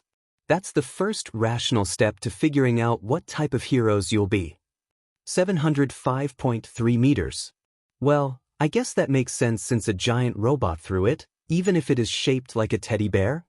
Deku, the angry blonde-haired boy, Bakugo Katsuki, finally emerged from his shock to rage at Midoriya. What the F is this pocket dimension quirk robot sheet? And you FING beat me in the practical exam. What the F dash? Bakugo launched himself at Midoriya, with his explosions raging, only to be wrapped up by Shuta's capture gear and have his quirk suppressed by erasure. Calm down. Threatening fellow students with violence and quirk use is not accepted here. Teddy White, calm down. Just leave it to Aiza? Oh, Aizawa-sensei is the underground pro hero Eraserhead? Look, Teddy Drum, he already stopped Kaken from using his quirk, see. After seeing that Bakugo had stopped trying to use his quirk, Shoyuta turned his head to look back at Midoriya. The Teddy Drum had responded to the threat on its master by hovering up in the air between the two. It had what looked like energy cannons charged with glowing red light on its shoulders and ready to fire at the raging boy. Shoyuta felt a renewed appreciation for his fast response time. I'm serious, disengage now. This time Midoriya managed to be firmer with his order. The cannons lost their glow, then moved back into the shoulders of the robot. However, it still precisely landed itself between his master and the offender, standing as a physical barrier in case Bakugo had any more bright ideas. Looking back to Bakugo, Shoyuta saw the boy was shying back with hesitation while eyeing the Teddy Drum with a sneer on his face. Good, he had enough sense not to challenge the obviously protective and dangerous robot to a schoolyard brawl at least. Shoyuta released Bakugo from his bonds and sighed, let's just move on to the tests now. The spiky red-haired boy Kirishima Aijuru, who from what Shoyuta remembered from the student profiles used to have black hair, watched the scene with apprehension and attempted to lighten the mood among the students. Trying to attack a classmate like that wasn't manly at all. But, let's focus on the good things, yeah? Having the chance to use our quirks in tests is awesome. The heroics course is great. Shoyuta narrowed his eyes at those words, sensing the perfect opportunity to put his plan into action. Awesome, huh? Do you think the heroics course will be all fun and games? In that case, the person who scores the lowest will be deemed hopeless and expelled. Shock moved through the students at his words. He let himself show a crazed grin. Things were finally slotting back into order. Your fate is in our hands. Welcome to the heroics course of Yue. From behind the robot, he heard a quiet but bitter mutter from the student who he knows will be his problem child. I'd certainly trust their hands with my fate more than God's. He stowed the statement away for later. Problem child indeed. A girl with short brown hair, Uraraka Ochako, was the one with enough guts to voice the opinion that was surely shared by most of the other students. The lowest scorer will be expelled. It's only the first day. That's totally unfair. Shoyuta replied with a cold tone. Natural disasters, highway pileups, rampaging villains. Calamity is always right around the corner. I'd say Japan is full of unfair things. Strengthening his voice, he emphasized the main point of his words: heroes are the ones who correct that unfairness. For the next 3 years, UA is going to run you through the ringer in order to train you for this. He motioned his index finger towards himself in a "bring it on" gesture and gave a small smirk. Go beyond. That's plus ultra. Use your strength to overcome these obstacles. The students in front of him visibly steeled themselves with determination for their upcoming trials. Midoriya, fists clenched and eyes sharp in what seemed like an attempt to probe Shura's soul, looked as though he was prepared to face all of the unfairness this world had to offer. Just when he had successfully changed to atmosphere to an appropriate level of seriousness, the giant teddy bear robot apparently decided that the danger had fully passed and relaxed its guard. It hunched up and its red mechanical eyes looked expectantly at the problem child, waiting to be scolded. Midoriya, shifting out of the serious and tense attitude he had previously at the sight, smiled gently at his robot. His tone matched his smile. It's okay, Teddy Drum White. I know you were just scared for me. Next time I tell you to disengage, please do so immediately though. Midoriya held out his hand, palm forward. Great job with the throw. High five. Teddy Drum White wiped its hand over its brow as though it were wiping off sweat from the metal, obviously relieved that its master was still pleased with it. It leaned down and carefully pushed on Midoriya's small hand with its overwhelmingly larger nub to return his high five. Midoriya then seemed to blink in surprise at its hand. Wait, that's right, you don't have fingers. How do you even hold things like the softball, anyway? The teddy drum shrugged its shoulders in response. Shoyuta pinched the bridge of his nose with his fingers and took a long breath in, followed by a long breath out. There's no way he'll be last, and he has so much potential, but Shoyuta can't help but wish that Midoriya got himself expelled somehow so that Shoyuta can hold on to what little sanity he has left. As expected, Midoriya was not last place. Overall, this year's batch of hero hopefuls had a lot of potential. They were certainly more suited for the rigor and discipline of the course than last year's class had been, and showcased various impressive quirks as well as creative quirk uses for the tests. Of course, the problem child still attracted the most attention, with his literally impossible to miss giant robot aiding him throughout the tests. For the 50-meter dash and endurance running, Teddy Drum White carried Midoriya in its metal arms and flew over the track, inciting a couple of students to ask for the chance to ride the robot themselves someday. Midoriya just vaguely answered that if a good time for it comes up, they could try then.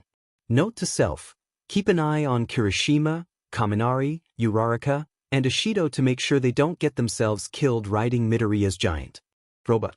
For the long jump, Midoriya jumped and had the teddy drum pluck him from the air to throw the boy further, but it was careful to throw him gently so that he could land safely. It still seemed to fret over him in worry after the landing though, nervously hunched over and arms halfway stretched towards its master as though it wanted to move him around to look for injuries. Midoriya kindly assured Teddy Drum White that he was unharmed while patting its oversized leg. And for the sidestep test, the boy just let the robot manhandle him, moving Midoriya side to side with its hands.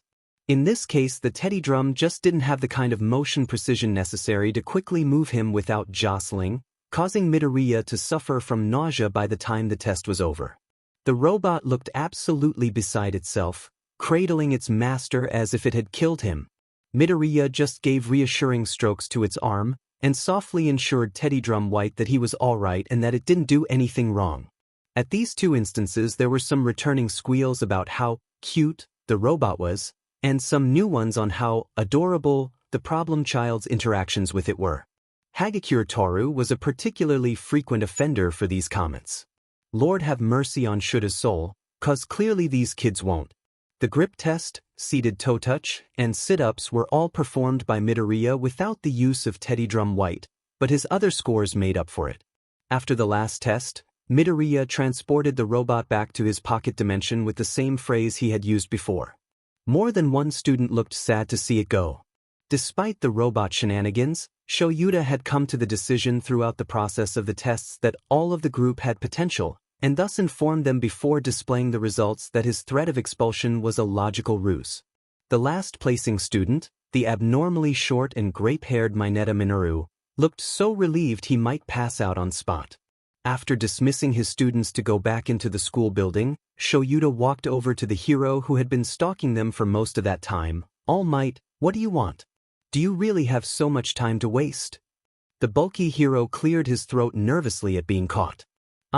Well, I wanted to see how young Midoriya would handle these tests, and after seeing that he brought out Teddy Drum White, I wanted to observe the robot's capabilities for myself. Shoyuta thoroughly examined the hero's face. He was nowhere near surprised enough by the sight of a giant teddy bear robot.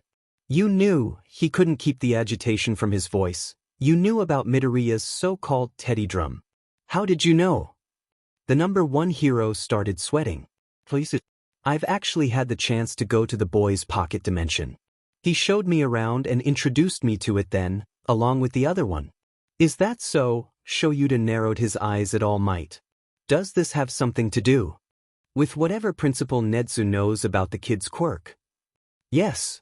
He just gave a long sigh at that, then complained with exasperation, "As the kid's teacher, I should really ask to go see the place for myself, but after he brought out that thing of all things, I just want to put it off as long as possible now. It would be good to see everything for yourself to accurately gauge his abilities, but feel free to allow yourself a little time to adjust to all this first. You'll need it." When All Might looked at him with pity clear in his shaded eyes, Shoyuta knew once and for all that he was truly F-ed. It's understandable that the school would fail to comment on the subject of bringing giant robots to school in the regulations stated in their student handbook, besides the support department's regulations of course. However, as a responsible student of an academy as prestigious as UA High School, I believe you should take the initiative to address this issue soon with the principal if you plan on using your robots in the future. Come on Ida, lighten up a bit. Robots are supposed to be fun, aren't they? Teddy Drum White was so cute too. Ida had been going on about trying to get some official regulations made about the teddy drums for a while now. Izuku had interacted with him and Infinity Girl, whose name he still doesn't know, how embarrassing, throughout the school day after the quirk apprehension tests. Once they had resolved Ida's previous behavior with him, Izuku just found himself clicking with them. They were just leaving school now, walking towards the entrance gate together. It was so different from how his life was like when he was quirkless. No one wanted to be friends with a person who would never amount to anything. "And don't think I'll forget about your promise to let me ride a teddy drum one day, Midoriya-kun. Come to think of it, I don't think I ever introduced myself to you. How rude of me." "You're right, that is quite rude." Izuku frantically waved his hands back and forth in denial. "Hida-kun, don't say something like that. It was just a mistake, don't worry about it." Uraraka Ochako. Uraraka gave a cheerful smile, her hands grasped her backpack straps. "And you two are Ida Tenya and Midoriya Deku, right?"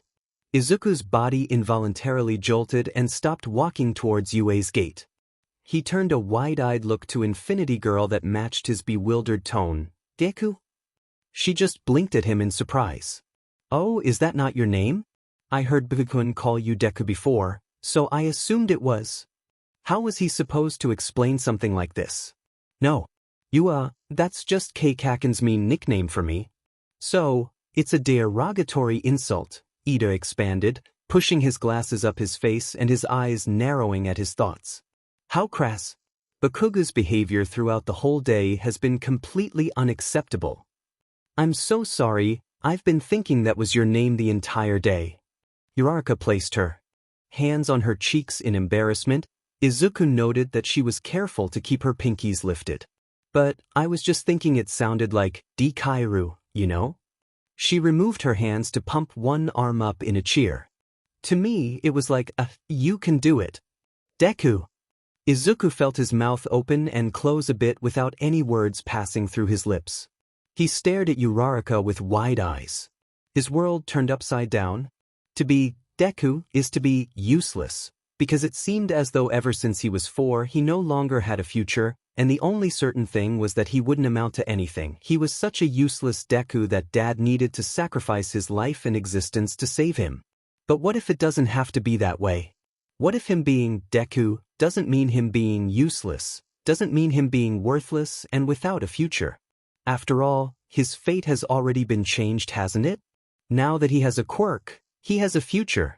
All men are not created equal. Even so, he still wanted to be a hero. I'm not quirkless anymore. I'm not someone who'll never amount to anything anymore. But that wasn't quite right either. Hadn't Izuku decided he was going to be a hero even when he was quirkless? That he would find a way to amount to something? Wasn't the only reason he believed that the quirkless him would never amount to anything just because that's what society planned to confine him to? I'm not someone who'll never amount to anything anymore. No, that's wrong. This whole time, he had truly believed he wouldn't amount to anything, that he had no future, that he was worthless and useless, because he was born a Deku that was fated to have no quirk. That would make sense, wouldn't it? That's what people have told him since he had heard it so many times, had it said right to his face so many times. Of course he would come to believe it himself. But what he had believed was wrong, right? The quirkless him was still him. He still had the same dreams, the same emotions, the same sense of love. Society might tell him that he's only worth something now, after getting a quirk, but the Izuku without a quirk wasn't worthless. He still had everything that made Izuku a good child, who had big dreams and a big heart. He had everything that made up who Izuku was as a person. A person's quirk makes up the core of their fruit of fate. It's an important part. Everything else, their experiences, their beliefs, their emotions, is built around it, but in the end it's much smaller than the rest of the fruit. To dismiss the rest of the fruit as worthless just doesn't make sense. That's the part that actually makes up the person's life. May those who accept their fate be granted happiness. He hadn't understood what Momoka-san had said at all. How could rolling over and accepting fate, especially if that fate is incredibly unfair and cruel, ever lead to happiness? But isn't accepting fate just what people do? If a child is born to wealthy parents, born to a beautiful mother, or born during a war or to a family facing poverty, it's not like the child is physically able to change that. Perhaps for some things, like being poor, later on they can change those situations themselves, but many things are just physically impossible to change. For example, what if a person wishes that they had been born with blue eyes? They can wear colored contacts if it makes them happy. They might even find a way to permanently color them, but in the end they weren't born blue. If they were unable to accept that their eyes weren't naturally blue, it would only make them miserable. They would never be happy about their eyes, even if they wore contacts. They would be much happier if they said, "It's okay that I wear contacts to have blue eyes." Izuku had never accepted that he had been born quirkless. He had never said, "It's okay that I am quirkless." And so he had never been happy about himself. Isn't that what it means, to not love himself? If Izuku could accept that he was born to that fate, that he had been born quirkless, wouldn't that make him happier? Wouldn't that mean that he could love the quirkless Deku Izuku that he had used to be? If Deku doesn't have to mean useless. Midoriya-kun, do you need assistance? You haven't responded in quite some time, Ida inquired with a worried tone. And Midoriya-kun, are you okay? Uraraka's brows were furrowed and her brown eyes shined with concern. Izuku blinked to waken himself, emerging from his thoughts. Uraraka-kun, do you think Deku can even mean you can do it no matter what? That I can be a Deku that can do it even if it's impossible? A Deku that can do it even if it means defying fate? Yeah, exactly. She pointed at him in emphasis. That's exactly the kind of Deku I was going for. Oh. A complicated mixture of emotions welled inside his heart. Izuku felt tears come to his eyes. They blurred the world around him. His voice broke as he decided, then Deku is okay. You can call me Deku. Midoriya-kun, why are you crying? What's wrong? And Midoriya-kun, I'm so sorry. You really don't need to let me call you Deku, especially if it makes you so upset. No, I'm serious. Tears started to fall down his face, but he managed to make his tone firm. He wiped them away with his hand. A small smile formed on his face. Deku's okay. Deku can mean you can do it even if it's impossible. So, you can call me Deku Uraraka-kun? Deku can mean Dikairu. Izuku can be a Deku that can do it, even if it means defying fate. Izuku can be a Deku that changes fate.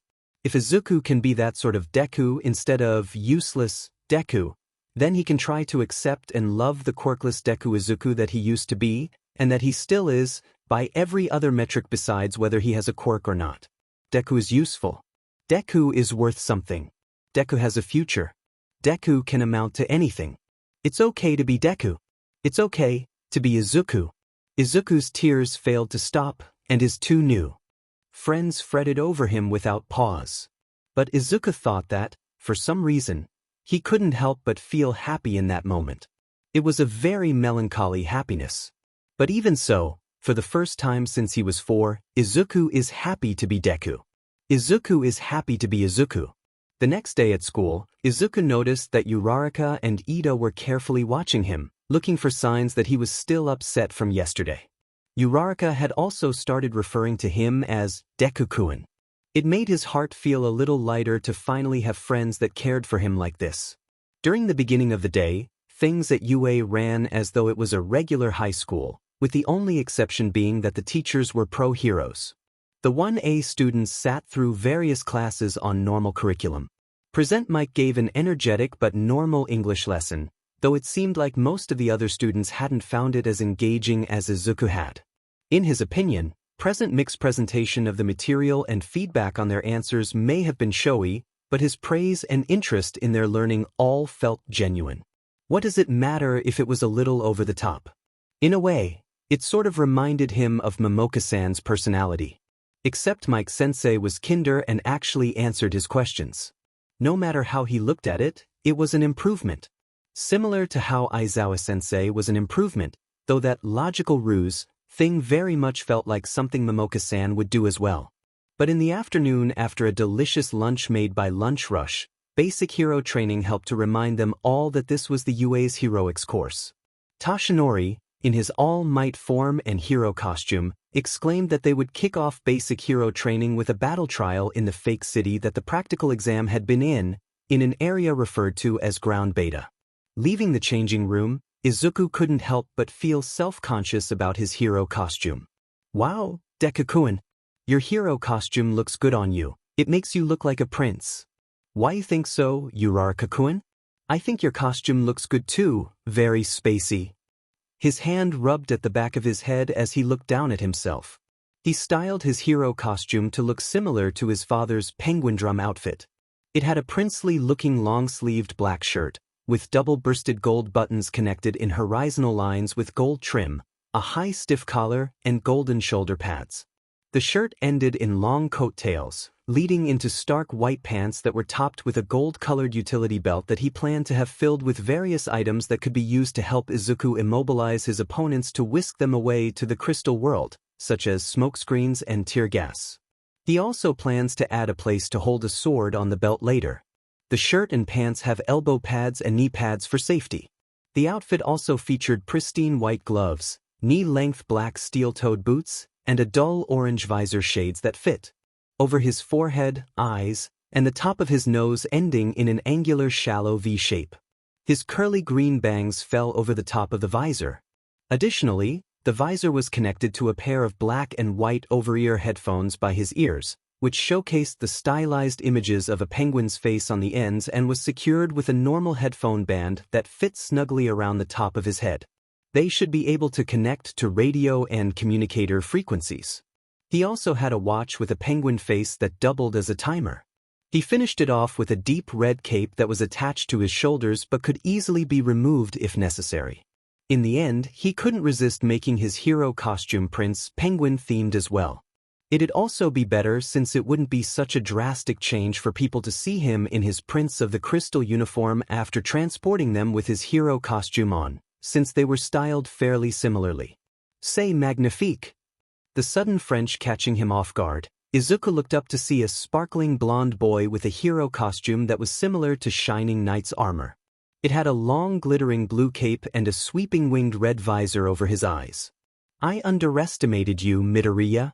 Not only do you possess a mysterious quirk, you also have a fabulous sense of style like moi. The boy gracefully placed a hand on his chest to gesture to himself, and at the same time used his other arm to bellow his cape out dramatically. I shall formally introduce myself to you, Monsieur Penguin, so rejoice. M'appelle Aoyama Yuga. Oh god. Are people going to think this is what Izuku's like, when they see his prince-themed costume or when he accidentally starts giving soliloquies on fate? Izuku thought as he stared at literally everything about the other boy, from his outfit to his speech. Also, he can never, ever let Momoka-san meet this guy. And did he just call Izuku Mr. Penguin? Yeah. Nice to meet you, Aoyama-kun. My name is Midoriya Izuku. He stuck hand out to Aoyama, who stopped dramatically posing to return his handshake. I was aware. I remembered it from the quirk apprehension test yesterday, Monsieur Penguins. He's still calling him Mr. Penguin. Monsieur Penguin? Uraraka said to herself, finger tapping at her chin. She then brightened with a smile and pointed at Izuku, cheerfully declaring, that's right, with your color scheme and visor you do look like a penguin, Deku-kun. You've even got those cute penguins on it. Monsieur Penguin is a cute nickname for you. We. Not you too, Uraraka-kun. Please stick to Deku. Izuku then heard creepy giggling somewhere below him and to the side. He glanced down to see an abnormally short boy whose costume looked like grapes in a bowl that he remembered to be Mineta Minoru, the last placing student from yesterday's tests. While Uraraka's attention was focused on his penguin headphones, Mineta leered at her costume's curves unpleasantly, the heroics. Course really is best, hee. Izuku glared at him in displeasure, immediately judging that he needed to thoroughly investigate this classmate's character, and subtly activated conductor.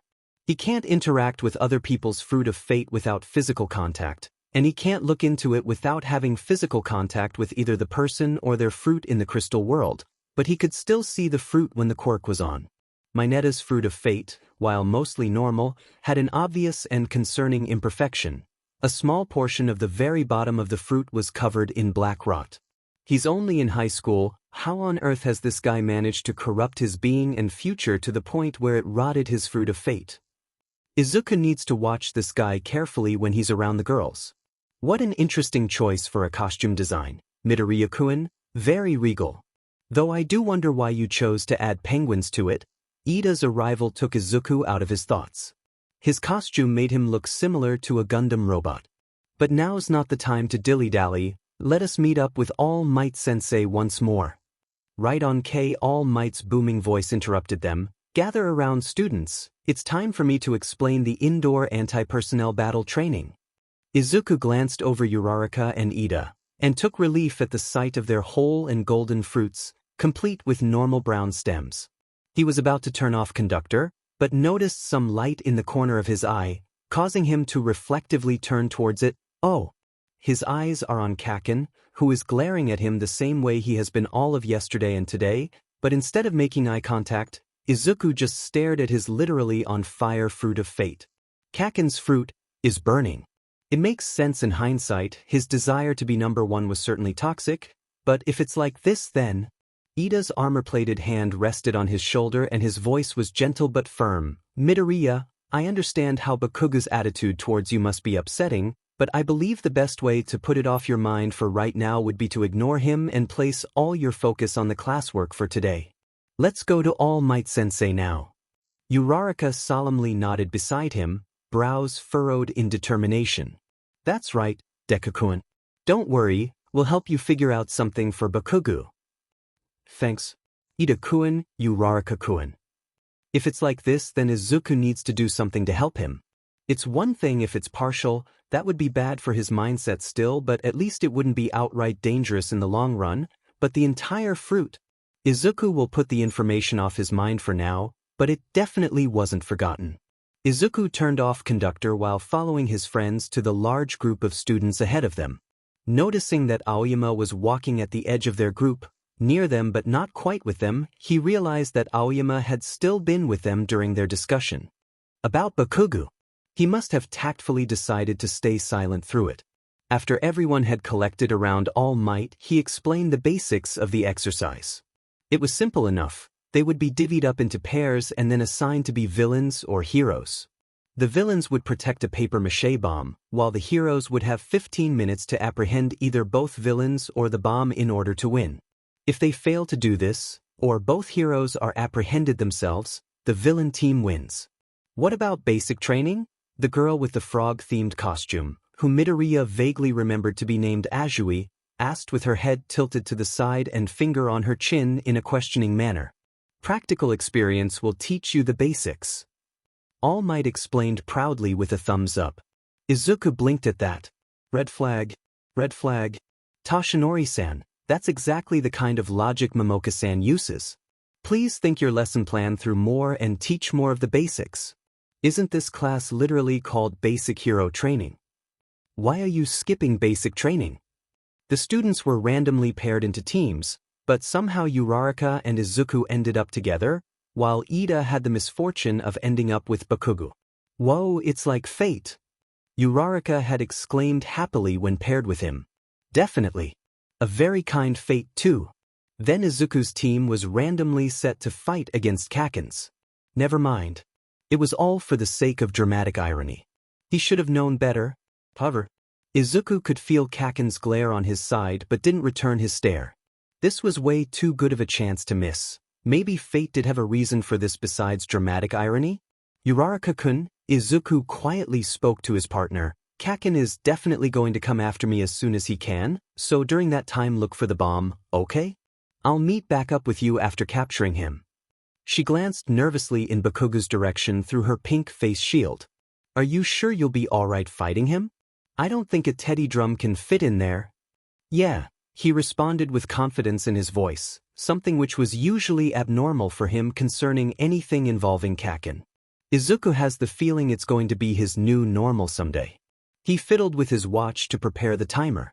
As long as he acts the way that I predict he will, then I'll have finished with him in 5 minutes.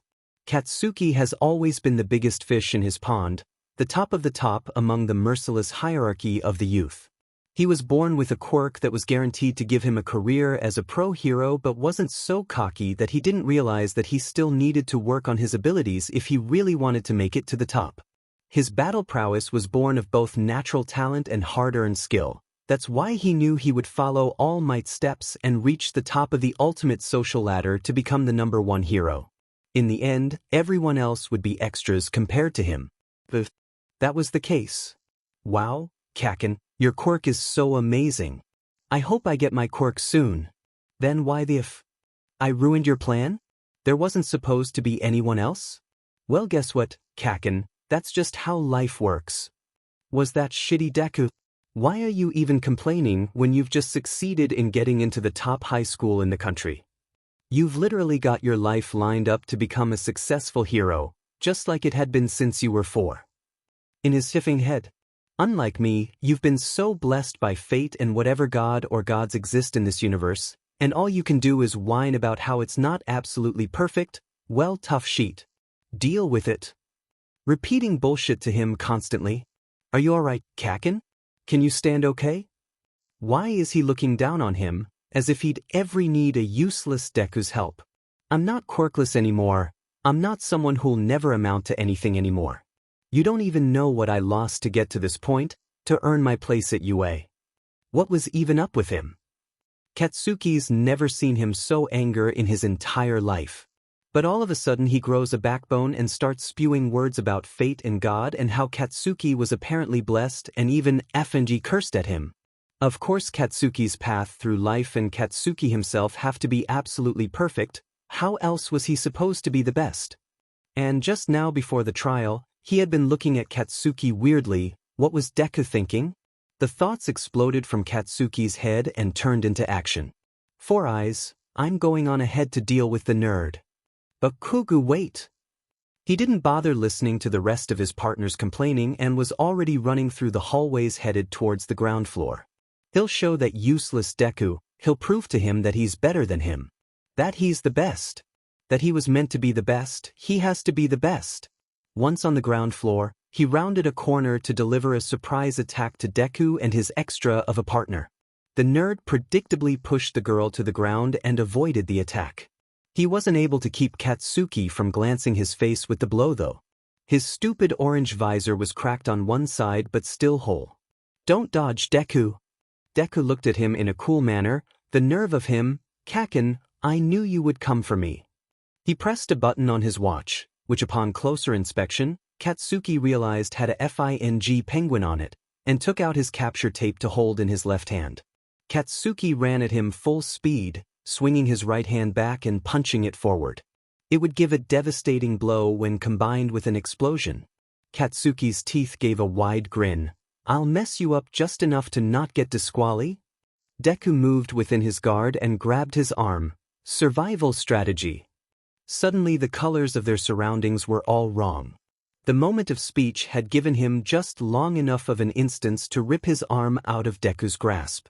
Wary of the abrupt changes, he backed away, hearing the sound of gravel under his feet. Katsuki wasn't in the gray-walled building within ground beta. Around him was a huge circle of dirt-covered ground, and black and white stands facing each other on either side of the area. The two sides with no stands didn't look as though they continued past them. It was off-centered in a giant dome of crystal high above their heads, and the place they were at was high up enough that he could see a gleaming building on the ground in the distance. FING sheet.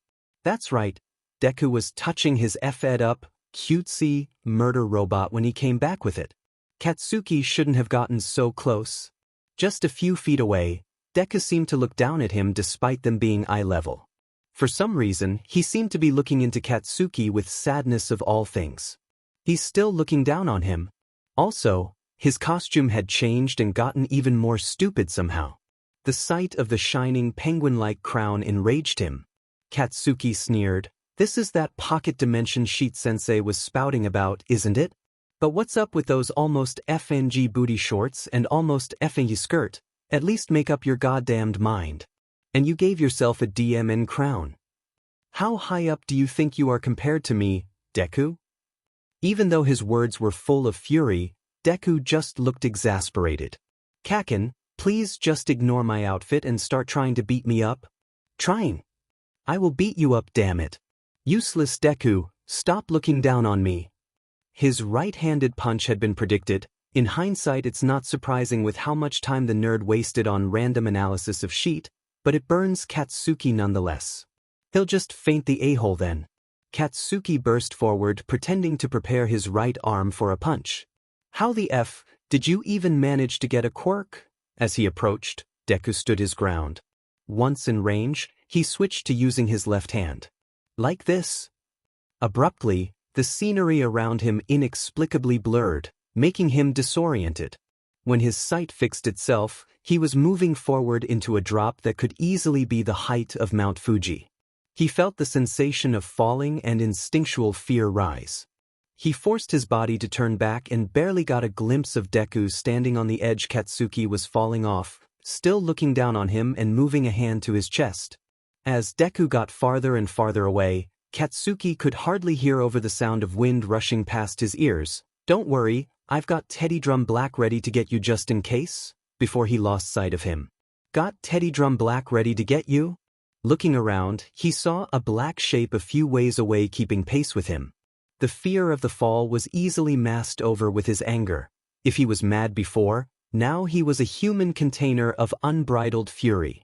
Forcing his arms back behind him through the extreme wind resistance, Katsuki slowly revved up his explosive propulsion using multiple explosions to start breaking his fall, while ensuring he wouldn't fall into his own ball of fire forming behind him. "If you're going to throw me off a dim cliff, Deku," he growled into the wind despite knowing the boy had no way to hear him. His explosions building, the fall slowed to a stop. "At least have the effing decency to let me catch myself or die trying." He rocketed up with a blast. He had fallen a good amount, but slowing his fall had kept the distance from becoming overwhelming. Once he flew past the edge of the cliff, he adjusted his angle to push himself forward towards the ground. Deku was standing at ready farther away from the edge with an entirely matte black sword in his grip. The only spot of color on it was an eerily glowing green crystal embedded in the metal curve surrounding the main portion of the handle. Floating in the air around him were 4 stark white swords, all pointed at Katsuki. Deku's matching eerie green eyes stared at Katsuki intensely. F that sheet. Trying close-range combat was already shot to hell. At the same moment Katsuki released a roaring inferno with his right grenade bracer, Deku regally pointed the black sword towards him, causing the floating white swords to launch at him. They were caught up in his blast, which formed a mass of fire and force so great it completely blocked Deku's form and everything around him from Katsuki's sight. He didn't trust those freaky swords for a minute, so he swerved sideways to ground to dodge them. He was proven right when they emerged from the dispersing fire glowing red with heat, energy through the area around where his body would have been. Was that beach not even aiming for him? A swoosh through the air and the cracking of his right grenade bracer interrupted his thoughts. Katsuki turned his head towards his right hand, pressed against the ground to brace himself. A fifth white sword had punctured straight through the bracer just to the side of where his arm would be in it, pinning it to ground. Sheet! He tried to get up, pulling on the sword, but like the sword of legend Excalibur, it refused to budge now that it was in position. Will of the Crystal Princess. Glittering opaque crystal burst from the ground like one of his explosions, completely encasing him within seconds.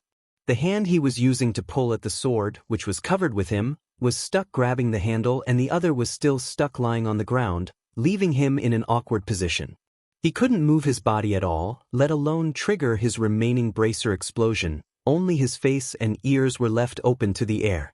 Glancing at what he could from his position, Katsuki saw that the crystal had basically formed a solid jagged rock around him. The areas around his arms and hands seemed especially thick. With this kind of encasement, his normal explosions will almost certainly cause backlash, and whether or not it can successfully crack through depends on how hard the crystal is. Trying to struggle in it doesn't seem to work at all, so there's a good chance it won't be enough. Maybe he should risk burning off his hands anyway though if it gets him free and lets him win. Out of nowhere, Deku's stupidly almost thigh-high black boots filled his vision where he was still half-crouched half-pinned on the ground. Useless capture tape was wrapped around the cocoon of crystal. I win. Deku's statement was void of any emotion. Katsuki's eyes widened in shock and he felt his teeth grit as he choked on his breath. The crystal was so tight around his head that he couldn't even force his jaw open to scream at the sentence. Katsuki didn't feel like he thought he would, though, when he had imagined the day he might hear those words said to him instead of the other way around. All the anger that had built in him throughout his match had been sucked into a void in his chest, and all that was left was a crushing sense of defeat and despair. Even though Katsuki could feel his chest move slightly from his inhales and exhales, just a bit inhibited by the crystal casing, even though he was breathing so hard he could hear it echo in his skull, Katsuki felt like he couldn't breathe. The human container of rage had emptied to leave a hollow shell. But how could this have happened? He was supposed to be the best, he had to be the best. If he wasn't the best, what was he? Katsuki strained his eyes to try and look at Deku's face without the ability to move his head, but the effort became unnecessary when Deku came down to his level on one knee. The red cloak spread out behind him like he was some fairy tale prince kneeling gracefully in his throne room instead of in the effing dirt. The green eyes were still intensely staring at him. This might take away some of our time in the battle trial, but it might also be the only chance I ever get to embed this message into your think skull. So, I'm going to ramble on forever like I always do, okay? Why would he even bother asking? It's not like Katsuki can complain about it right now. He's just the conquered loser. There were many ways I could have fought you, Katsuki, and that caught his attention because throughout all these years, despite the cruel words he had said, the tears he forced from those eyes, and the bruises he put on that body, Izuku had never called Katsuki anything but Kaken. That spell with the swords I just used was an inconvenient choice. It takes time to set up, which is why I had to make you fall off the tower, and I haven't practiced it enough to summon a lot of swords or use them in complicated ways. It was a risk to fight you purely one-on-one. You proved that with the enhanced explosion I had no idea you could use just now. The black, gloved fingers of Izuku's left hand ghosted against the skin at the edge of his face. He wouldn't be able to look away from those green eyes even if he wanted to. Izuku's voice was steady and not raised at all, but it resounded in Katsuki's ears like a speaker with surround sound. I could have had the teddy drums fight you, I could have had the champion of this arena we're in fight you. I could have first had one of them fight you and then come in with this crystal when you were distracted and stuck in place. Hell, I could have had penguins fight you. But I didn't do any of that. Izuku brought his face closer to Katsuki's to the point where he could almost feel the other boy's breath. And that's because Izuku's eyes beseeched Katsuki to listen. I wanted to prove to you that I could beat you.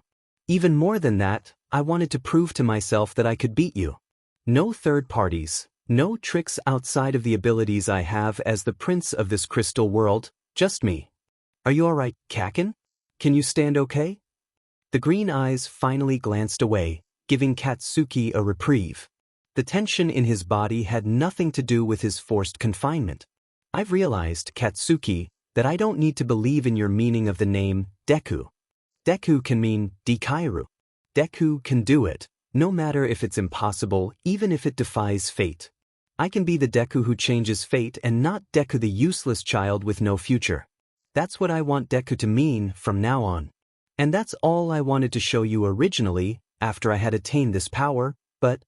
Izuku jerked his eyes back to Katsuki. His fingers still ghosted Katsuki's face. I saw it when I looked at you before the battle trial, and when I was still grabbing you right after I transported you here, I looked into it to know how it came to be, the state of your being and future.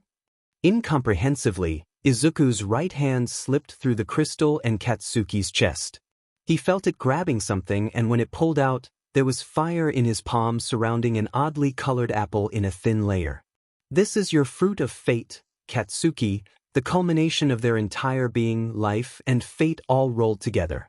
And it is burning. Izuku removed his hand from Katsuki, using it to gently cradle the apple and small flames with both hands. Conductor, the quirk that was passed to me from my dad, who I know you don't remember, lets me see and interact with these fruit. The power of this pocket dimension is related to it but ultimately comes from another source. Izuku backed up using his knees, ending with both knees on the ground a couple steps away. He released the fruit to let it hover in the air between them. Katsuki stared into the fire instead of his eyes. It crackled and glowed just like the real thing. He even felt heat coming off of it. Normally, the fruit of fate don't have fire on them. This is a sign that you are burning, Katsuki. It represents the burning of your desire, the desire to be the best, to never lose, to be number one. And normally, ambition is nothing so dangerous that it would affect the fruit, but in your case, it's just too much. When a person burns with desire, it burns both them and the people around them. It inflicts pain on both yourself and others. That is what it means when your fruit of fate burns. It's desire that has reached obsession, and it's unhealthy. He's better than him, he's the best, he was meant to be the best, he has to be the best. Katsuki's stomach felt sick. He forced his eyes to stare down to the ground, so he couldn't see the eerie burning apple or Izuku's eerie green eyes. He wanted to discard everything that was said as garage, utter nonsense that wasn't even fit to be put in a FING fairy tale. Honestly, fruit of fate, what is this sheet even? But if that was the case, let me catch myself or die trying. Then why was his empty feeling of despair at losing to a person who had always just been a pebble in his way? No, he was a threat, he was always a threat. Even if he didn't have a quirk, he just wouldn't bend to Katsuki's will like everyone else. Katsuki was better than him, wasn't he? So why wasn't Katsuki able to just bend him too, becoming a feeling of encompassing dread? I saw how your ambition had become so unhealthy when I looked into your fruit of fate. Izuku was still talking, but Katsuki refused to look up from the ground. His red eyes felt like they were burning up along with the fruit. It started innocent enough. You just wanted to be a hero like All Might, a hero who always wins, so you turned yourself into a person who is never supposed to lose. But perfect people don't exist on this earth, Katsuki, and at some point while growing up you realized this. Out of the corner of his eye, he could see Izuku take his fruit of fate into his right hand. You took joy in the ways you were superior to everyone, all of your extras, including me. You took joy in my pain and failure to manifest a quirk, because the lower people are compared to you, the better you must be. You truly believed every single instance where people would tell you that your quirk was amazing, and therefore you were amazing with all your 4-year-old heart, and you loved that feeling of being amazing. I'm awesome, I'm better than everyone else. You truly thought that since you were better than everyone, that you should never need their help. After All Might doesn't need anyone else's help. And that's where you faced your first real challenge to your mindset, me. I had no idea what you were thinking. That day you refused my help in the stream, but you saw my concern and desire to help as a threat, since if you ever needed the help of the useless quirkless Deku, then how could you ever hope to be like All Might? Katsuki felt his teeth grind together. But it didn't stop there, it just got worse and worse. You refused the possibility of losing. And how could you lose?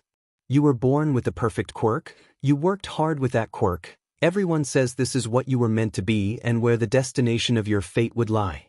For you to lose after all that, for you to ever need help, for you to fall short, even if it's just by ending up in second place as the number 2 hero instead, it could only mean that you're a complete failure, right? Katsuki felt his body tremble within the confines of the crystal that he couldn't win against. It was all or nothing, either you always win, or you're a complete failure. Even if it was only one battle you lost, less than a perfect record wasn't acceptable. Losing would be the end of everything you desired and worked for. But you know what, Katsuki, you were wrong? There was a moment where his mind just went blank, as though he had heard the words but couldn't comprehend what was said. Katsuki was still trembling, but finally he looked straight into Izuku's eyes. They easily met his own. You were wrong about me, Katsuki, and you were wrong about you. Do you think just because you lost this fight, that All Might is going to think you're a complete failure? Because if you do, I can tell you right now that he won't. None of the teachers or students will think you're a failure, your parents won't think you're a failure, I don't think you're a failure. The only person who thinks you'll be a failure is you, Katsuki. Because you aren't a failure. Izuku's left hand, instead of ghosting Katsuki's face like before, held it firmly by the side of his forehead, bringing his face closer. Izuku's next words were a soft whisper, "You lost, Kaken, and that's okay?" Katsuki harshly breathed in air through his teeth. He gawked at Izuku, eyes widening. Still speaking softly, Izuku continued, "It's okay to lose. It's okay to need help. Neither of those things mean you're a failure.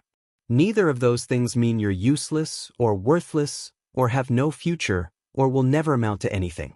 You lost just now, but you're still on your way to becoming a hero, and you can still become the #1 hero because you're still here. It wasn't the end of the world or your life." Katsuki felt trail Izuku's fingers down the side of his face in a steady stream. Right now, Katsuki could stop breathing and die, but he wouldn't even notice. The only thing he could see was the emerald green of Izuku's eyes. They looked like they were trying to give him strength. Throughout all these thoughts that you had, you only liked yourself when you were amazing, and when you always won. You only wanted to be you if you were amazing. But you can't always win, you can't always be amazing, and you can't always stand on your own. So, if you only love yourself when you're amazing and when you win, is that really loving yourself? Katsuki couldn't think right now. There was no way for him to even begin asking himself such a heavy question. Izuku's hand stopped moving once it reached the bottom where his chin was stuck inside the crystal. He readjusted it so his hand was back in the middle. You don't have to have an answer to that now, but there's a reason why I'm telling you all this, besides the fact that I do want you to have a healthier mindset in general. Like all things that burn, if the fire is given the opportunity, all that's left of its fuel will be ashes. A fate that is left to burn will eventually become ashes. Well, the actual fruit won't literally turn to ash, but metaphorically the person's future and desires will. Panic burst in his chest, but that won't happen to you. Your fate can change. Look.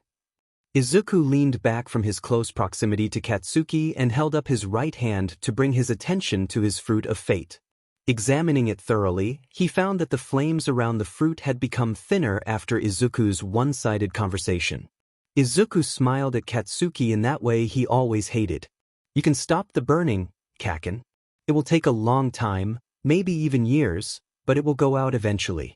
You probably could have done it on your own once you realized the things I told you for yourself, but All Might actually told me once that meddling when you don't need to is the essence of being a hero, so... After an entire speech of FNG perfect eloquency, Deku just left off his words with a shrug. I wanted to help you, so I did, Deku said this as if it were a simple fact of life. The right hand disappeared back into his chest holding his fruit of fate. Katsuki could feel it going back into place, creepy, before Deku pulled his hand back out. Then he finally let go of his face with his other hand. Just think about what I've told you, okay? You lost, Kaken, and that's okay. It's okay to lose. It's okay to need help. Neither of those things mean you're a failure. Neither of those things mean you're useless or worthless or have no future or will never amount to anything. You aren't a failure. Katsuki knows for a fact that he will be thinking about what Izuku told him, whether he wants to or not. I'll just adjust the crystal a bit so you can at least talk and move your head around, then we can go. He didn't even need to touch the crystal, it just seemed to recede from Katsuki's head of its own accord. It stopped at the middle of his neck. Even though he could move his jaw fine now, Katsuki didn't speak a single word. While his mouth might be free, his brain was incapable of speech. His silence seemed to catch Deku off guard, causing him to glance away from Katsuki after a moment of awkward quiet. Survival strategy complete. The two abruptly switched locations, the gray walls telling Katsuki that they were back in ground beta. Bakugo Katsuki from the villain team has been captured. All Might's declaration echoed throughout the building. He was meant to be the best, he has to be the best.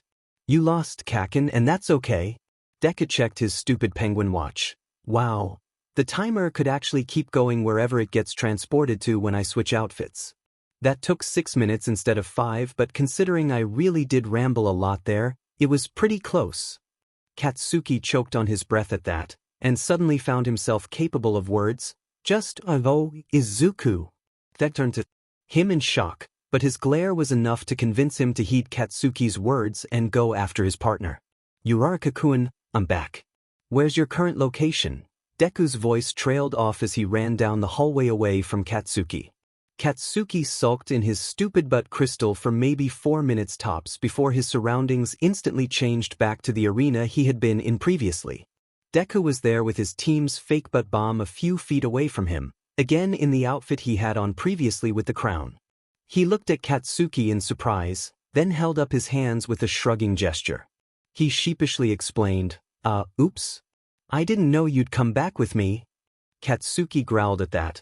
Do you not even FNG know how to use your FNG not quirk power?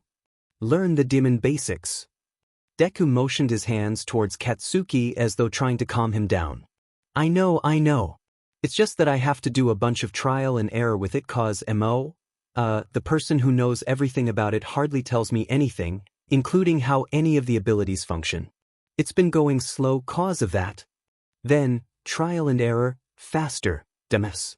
Rubbing the back of his head in embarrassment, Deku shuffled around awkwardly. Was this really the same guy who just psychoanalyzed the sheet out of him with the grace and brilliance of FNG royalty? Before placing his hand on the bomb to officially capture, as though literally capturing it by bringing it to his FNG crystal world or whatever he called it wouldn't count, and repeated the phrase, survival strategy complete. Then All Might's voice reappeared to declare, as a repeat for those who have just returned to us, since the nuclear bomb was captured, the hero team wins. At those words, Katsuki still felt emptiness and despair and dread and all the other emotions that had welled inside of him after his defeat and through Izuku's words, but he didn't feel worse. So, guess that's something? He has no idea if he made things better or worse for Katsuki, but considering he called him Izuku and not useless Deku, he guesses things got better? At least a little? For both of them? He basically just gave Katsuki his first real loss and then told him everything he needed to hear to accept it. So Izuku's hoping that by building off this experience, Katsuki will eventually come to not mentally freak out at the thought of losing. Finishing his battle trial was fairly simple once Kaken was out of the picture, no offense to Ida. 2-on-1 was a great advantage to have, and by the time he got there, Uraraka was already distracting Ida by swinging a huge broken-off concrete pillar at him that she had used her quirk on and batting rubble towards him. He hasn't known her for long, but Uraraka-kun can actually be pretty scary, huh? A good match to team up with him in Izuku's opinion. All it took was waiting until Ida had distanced himself enough from Izuku's path towards the nuclear bomb and throwing his crystal stone at it to transport it to the crystal world with him. When he came back, All Might decreed that the hero team had won. He heard from Uraraka that the moment he had vanished with the bomb, All Might had declared the bomb to be captured and confirmed the hero team's win. During this, Izuku found that the crystal he had encased Kaken with took him back to the crystal world when Izuku took the bomb despite being a whole 5 floors away. But then again, throughout the entirety of the practical exam, the robots had always automatically come back with him when he left the crystal world without the need for physical contact or crystal shards, so it makes sense for the opposite to be the same way. It was rather embarrassing to be chewed out by Kaken for not knowing the details behind how his abilities work, but he certainly had a point. Izuku needs to set aside some time to investigate his spells in depth along with practicing his new ones. After seeing Mineta's and Kaken's Fruit of Fate, Izuku realized it would be prudent of him to examine the rest of his class as well to make sure there were no more people with partial corrupt morals, unhealthy desires, children of fate, or unhealthy mindsets that inflict self-pain. On that note, he really needs to have that talk with Toshinori-san. The man has put it off long enough. Thus, when they moved back to the observation room to hear critique on their battle, Izuku activated Conductor and scanned all of his classmates. The rest of them all had normal golden fruits with normal brown stems, except for one. Todoroki, right? Isn't he Endeavor's son? Izuku carefully inspected the scarred boy's Fruit of Fate. It was completely covered in a shining layer of ice. His fruit is totally frozen. Not as potentially dangerous for him as poison or burning, but he won't be able to move on with his life if it stays like that. Alright. Well, this is probably plain to see for most of you, but I pick young Midoriya to be the VIP of this battle. Would someone like to have a go at explaining why? All Might's words caused Izuku's face to heat up in embarrassment. He deactivated Conductor and looked at the number 1 hero in surprise. Yeah? But you couldn't even see what I was doing for most of it, right? All Might pointed a large finger at him. That's right. However, even without being able to see your face off with young Bakugo, the actions that we could see were sufficient to decide this. All Might Sensei is right, Midoriya-san. A refined feminine voice cut in. Izuku turned to see that it came from the girl with a high ponytail and somewhat revealing hero costume. Yaoyorozu. All Might swung his pointed hand around towards Yaoyorozu. It seems you have a clear idea of what I was thinking of. Would you like to give your answer to the class? She nodded her head slightly. Yes, All Might Sensei. Firstly, Bakugo-san ran off from his partner to take on Midoriya by himself without proper communication with his partner, and his emotional and reckless choice to use close to mid-range combat led to him easily being transported by Midoriya to his pocket dimension, which most likely led to him being at a disadvantage for their fight, resulting in him being captured. Ida-san, on the other hand, gave a much better performance. He adapted to his partner's whims and formed a counter-strategy to put Uraraka at a disadvantage by clearing their battlefield of objects for her to use her quirk on. He was just late to react to Midoriya's sudden move to secure the bomb. Uraraka-san did her best to work on her own while Midoriya was preoccupied and get around the constraints Ida placed on her. However, her way of doing so would never be permissible in a real-life scenario. It was too haphazard to be safe to use if the nuclear bomb had been real. Finally, Midoriya-san clearly took advantage of Bakugo's nearsighted focus on him to take him to his pocket dimension and give himself an environmental advantage. Additionally, this had the positive side effect of limiting the damage that could have potentially been done to the building during a fight with an opponent that had explosive abilities.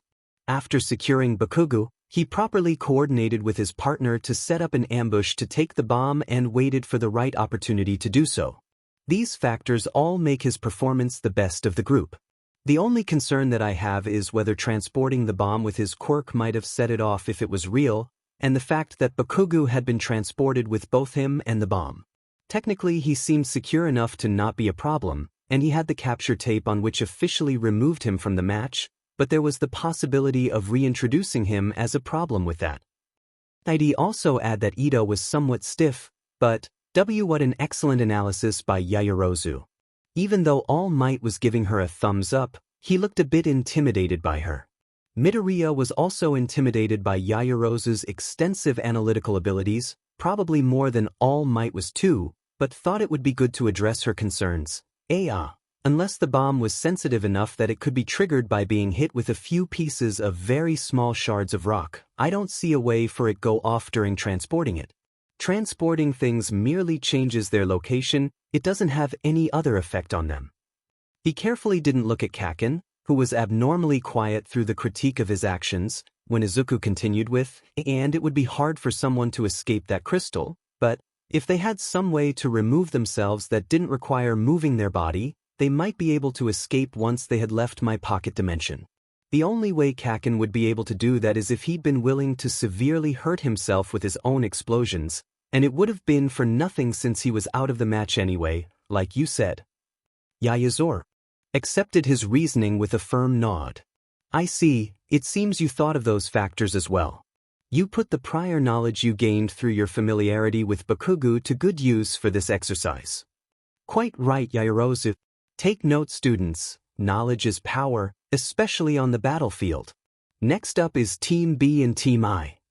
After watching Todoroki single-handedly earn Team B's victory with his overwhelming ice abilities, Izuku couldn't help but feel thankful that he had talked to Kaken about his fruit and forced his first loss already.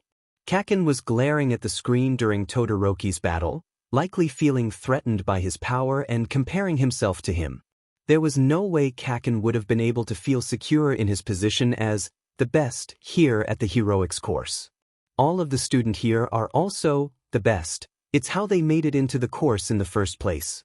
What Izuku noted during that fight, though, was that although Todoroki's other side seemed to produce heat, he hadn't used it for anything but melting his ice. Is that because that's all it can do, or because that's all he wants to do with it? His entire fruit of fate is frozen, so how he feels about his quirk must contribute to some aspect of its condition. The battle trials continued in that manner, with Kaken glaring at the screen whenever someone showed powerful potential, and Izuku trying to keep track of everyone's quirks.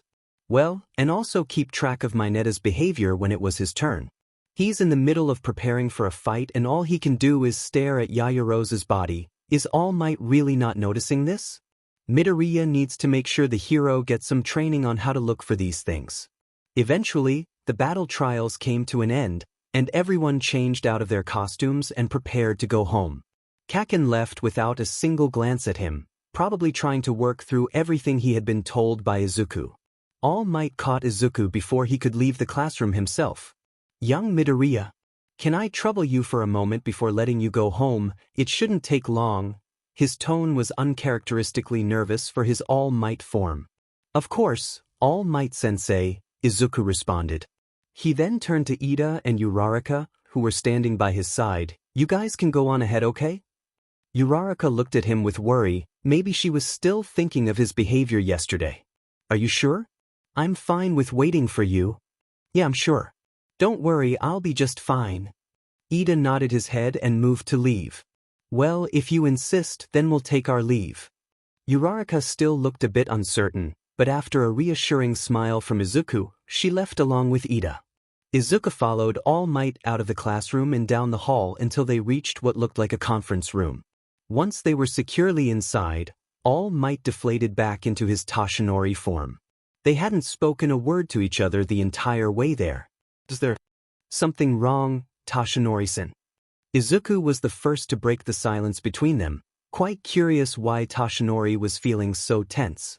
Sunken eyes glanced over at Izuku momentarily, then directed their gaze off to the side. Toshinori seemed unsure of himself. Well, technically speaking, I'm not sure if there is something wrong. It's just, young Bakugu's demeanor after your fight was very post-Pengindrum astonished, sort of. Did something happen when you took him to the crystal world? Mind blank from confusion, Izuku can only ask, post-Pengindrum astonished? Toshinori clears his throat in embarrassment, explaining, that's just a term I came up with for myself. You know, to describe the astonishment a person feels after anything to do with the Penguindrum. It's a very specific kind of astonishment, so I felt like it needed to be specified. Toshinori held in chin in thought. Though, in young Bakugu's case it was much different actually. From my view it's usually a feeling like, wow, this is so out of this world and strange, what has become of my life? What do I even do with myself anymore? whereas with him, his attitude seemed more. I can't really describe it. Toshinori looked down at the table in the room while racking his brain. Izuku started awkwardly. You mean like, his entire world had been taken apart piece by piece, and then put together in a strange new way that he could barely comprehend? To the point where he might have been going through an existential crisis throughout the whole class PRD, and might continue this crisis for days later. Toshinori blinked and looked up from the table to give him a hard stare. Yes, that is exactly what I was going for. He raised a single eyebrow and expanded with suspicion clear in his voice, but that was an extremely specific way to describe it. Yes, well, this time it was Izuku who glanced away. He sounded like a kid who had been caught with his hand in the cookie jar. If that cookie jar was a metaphor for a person's psychology and soul, in a way that's sort of exactly what happened. He needed it, trust me. His fruit of fate is not doing the best. Alarm moved through Toshinori's body. There's something wrong with his fruit of fate. Is it also poisoned? No, the whole thing was on fire actually. The term for it is burning. I won't get into why since it's, private, though he might need professional help with it. But, basically it means that some sort of desire is causing the person to perform actions that inflicts pain on both themselves and others, and if the whole fruit of fate is burning, then the person will eventually self-destruct in some way, causing their life and everything they've worked for to turn to metaphorical ash. Paling, Toshinori replied, that is very not okay. It's especially distressing that it's occurring to a student. But that seems like a very specific condition to have. Izuku nodded, frowning seriously. That's what I thought, but from what my dad told me, desire is a very basic part of human existence and it's very easy to lose control over, so the condition ends up being more common than one would think. On the topic of students and conditions with their fruit of fate, though, Toshinori-san. Oh no, his distress both visibly and vocally increased. There's more in the class like that? You guys are only in high school. How do you have these kinds of issues? Not exactly like Kaken, no, but there's two more with conditions. He lifted his first finger as he counted them off. First of all, you need to watch Mineta carefully. A small part of his fruit is rotten. Rot signifies that the person has become lacking in empathy, or morally corrupt or distorted to the point where they will inflict pain on others. Once the entire fruit has rotted, it's most definitely the hardest condition to reverse. Technically, in its most extreme state, I'm not even sure if it would be possible. I couldn't look into his fruit, and I don't think I'd want to really, but from context clues I'm pretty sure it's because he's perverted and objectifies women, and doesn't mind using them as he pleases. Izuku looked Toshinori hard in the eye, trying to emphasize the seriousness of his words. If that's true, then the worst-case scenario would be his fruit completely rotting and him ending up a RPST. Toshinori was both disturbed and dumbfounded, wide eyes looking back at Izuku. Someone with that sort of potential actually ended up in the heroics course? His voice rose at the end of his bewilderment. He probably doesn't have any major marks concerning SXL harassment officially. Izuku accentuated that last word, because he knew for a fact that the lack of something on the official record doesn't truly reflect whether it happened or not. There was a reason Kaken could to get into UA despite his previous quirk use and bullying with Izuku after all. The school didn't want to throw away their best shot at getting one of their alumni into the prestigious heroics industry, especially not for a quirkless kid with no future, so not a single teacher reported Katsuki's behavior. But he doesn't bother trying to hide that he's looking, so I'm guessing he feels no shame in escalating his behavior. Toshinori plopped down into one of the chairs at the table and covered his face with his hands. He sounded out of his depth. Technically speaking, I know the procedure for reporting such actions, but how do we even go about fixing his behavior? We can't just let him go. If what you said is true, he might just end up corrupting his morals more and end up a sec offender. We have a duty to fix this before people get hurt because of it. But, is it really okay to keep the female students exposed to him? I've never been a teacher before in my life. I didn't think it would be a problem since I'm teaching hero training, but this is way out of my league. What was I thinking when I accepted this job? Toshinori-san is totally freaking out. Sounds like he's been feeling insecure with his teaching abilities for a while too. He unloaded a lot just now. I probably should wait to tell him he has teaching skills comparable to Momoka-san's. He might just quit on spot if he heard that. Sitting in the chair next to Toshinori, Izuku patted his bony shoulder. It's okay, Toshinori-san. I'm sure the other teachers will know how to handle this. So, just tell the principal about it since you'll be able to tell him about what I saw with Conductor, and he can start planning what to do with Mineta. It sort of feels like in this kind of situation, usually the teacher would need to reassure the student. You should probably learn how to spot this kind of behavior though cause, well, did you notice Mineta was looking at Yaoyorozu's butt and BRCS for most of their prep PRD? Toshinori gave a choking sound and a spurt of blood spouted from his mouth straight into the hands that were covering his face. So you totally didn't notice? Well, make sure you start looking out for that kind of stuff now, okay?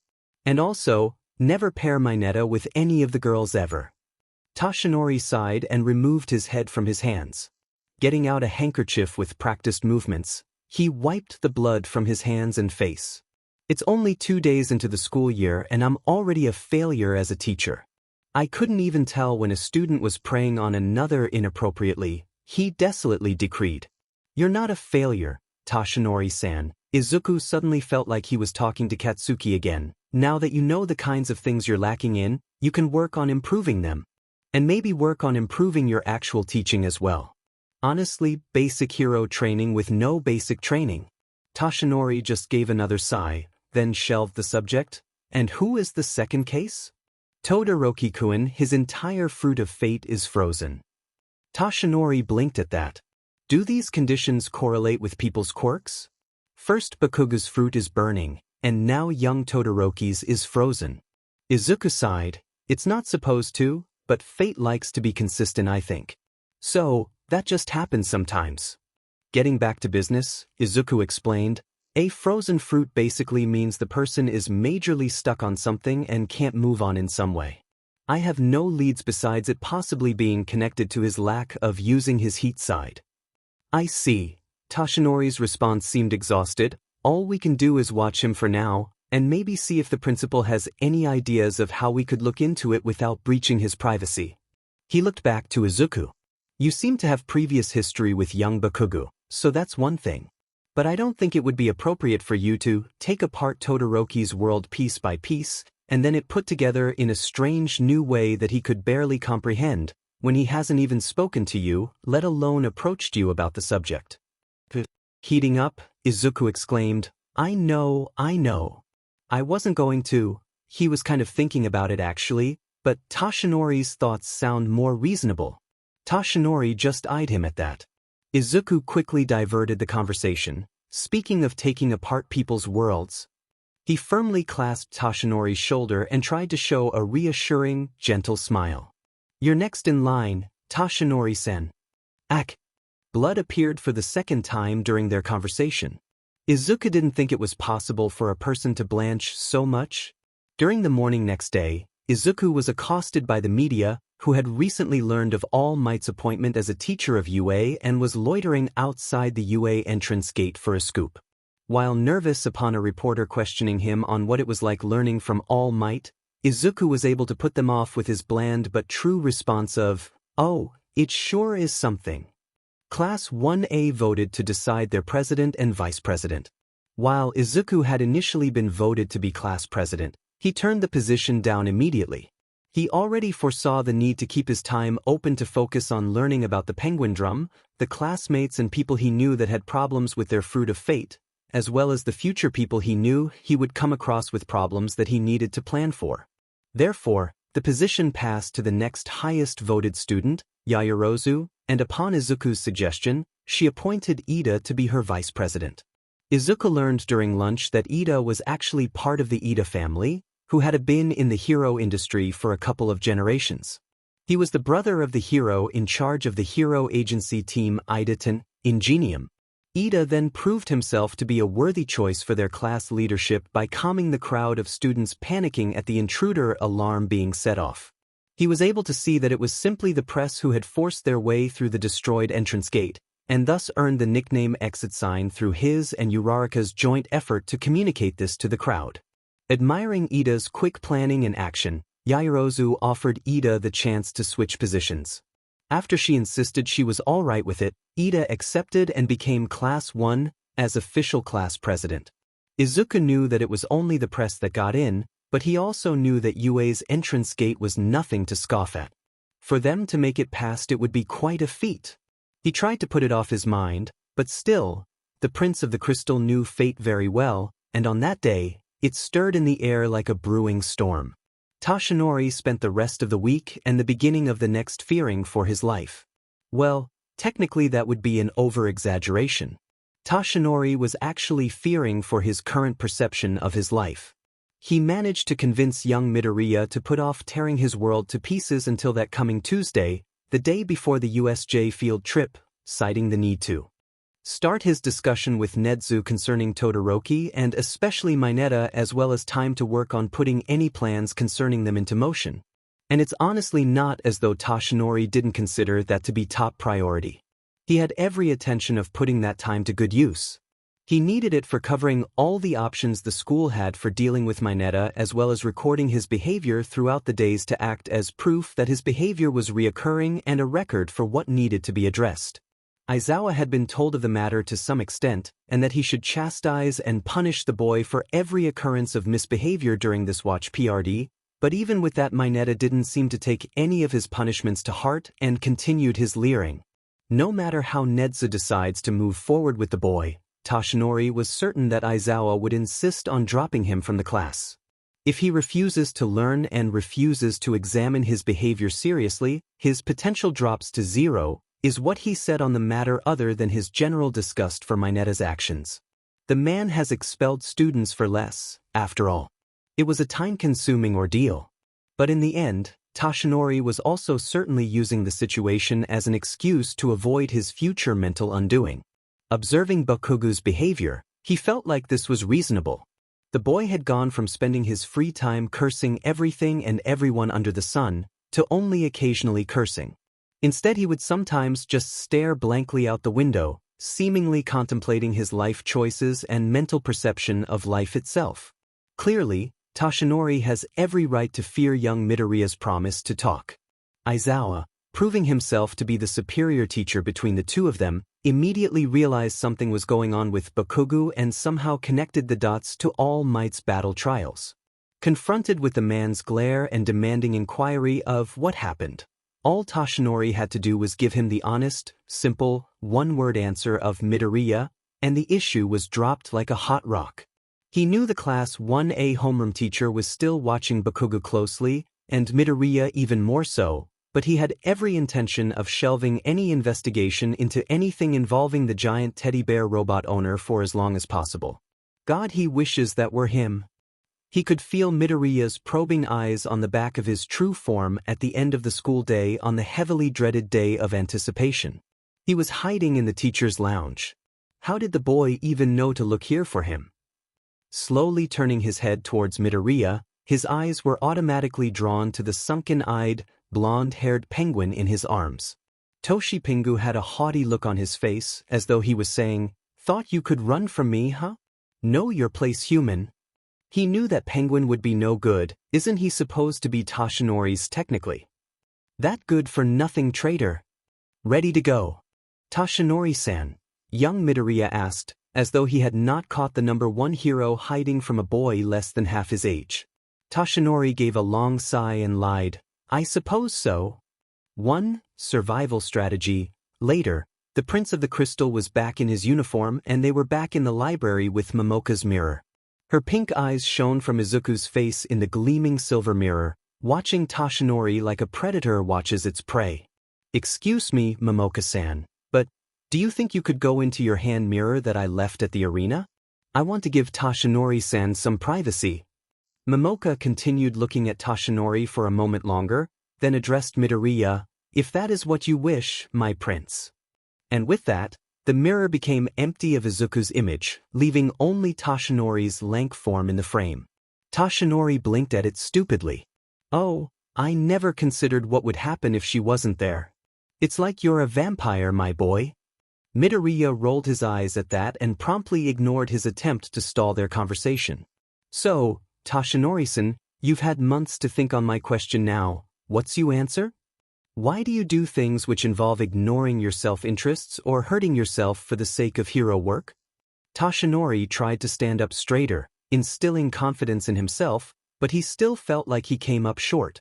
Well, frankly speaking, it's necessary for being a hero, was the strong reply. It's not possible to save people unless they're your first priority.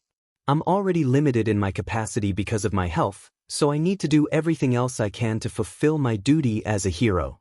However, I also understand that there's the risk of a hero being too reckless with their own life, and that I've been guilty of this in the past. Still, even when I'm being reckless, it is all for the people. I can't avoid my duty, even for my own self-interests. Izuku looked him right in his sunken eyes and shot back immediately with a merciless question, but are you really doing it for the people, or are you doing it to satisfy yourself? Shock racked through Tashinori's senses. His eyes widened, but he felt like he could hardly see anything in the room. His vision tunneled, and the only thing left was the boy wearing a crown sharp enough to impale a person through the heart. What? He couldn't even bring himself to ask a real question, to form real thoughts. I've looked into your heart, Tashinori-san, so I can tell you that the second option takes up more of your consideration than you think it does. The Prince of the Crystal's green eyes gleamed.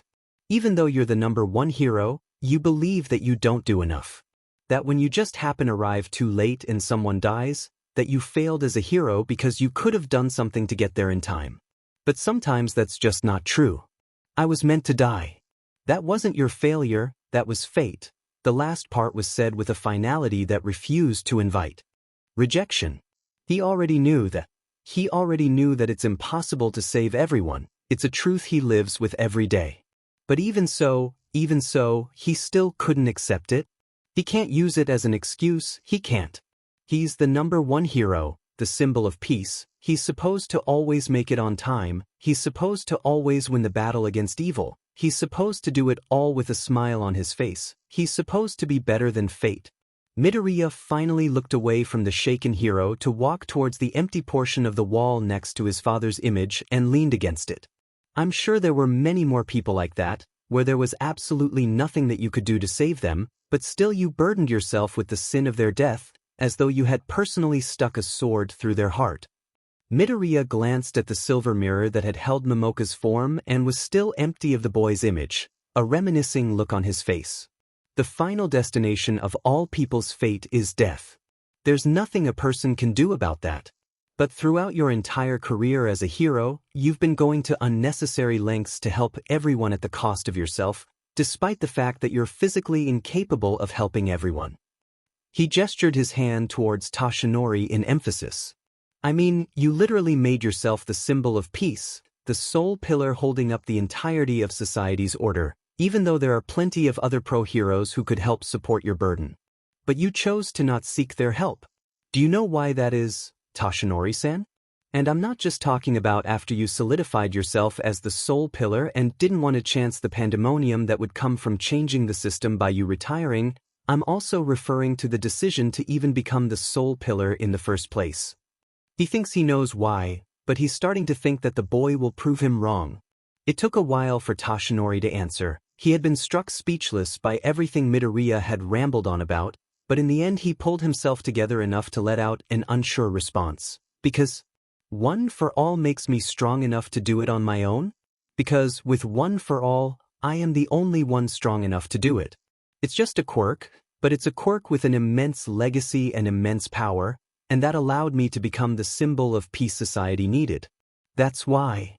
No, the prince insisted, it's because you think one for all should make you strong enough to do it on your own. Because you think one for all should make you the only one strong enough to do it. That if you can't do it on your own, you're wasting what your mentor had given you.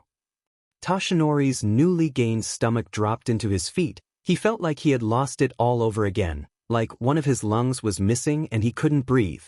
Midoriya slammed his right palm against his own chest, holding it in place, and dug his piercing green eyes into Tashinori's. So you put it all on yourself, their lives, their expectations, their deaths, their disappointments, without even thinking of delegating some of it to others. And you get yourself hurt carrying the weight of it all, And you go back to working as a hero despite being in pain and literally only being able to handle it for 3 hours of the day. When you do all of those things, it's not just because you want to save people, it's also because you want to know that you're the one saving them.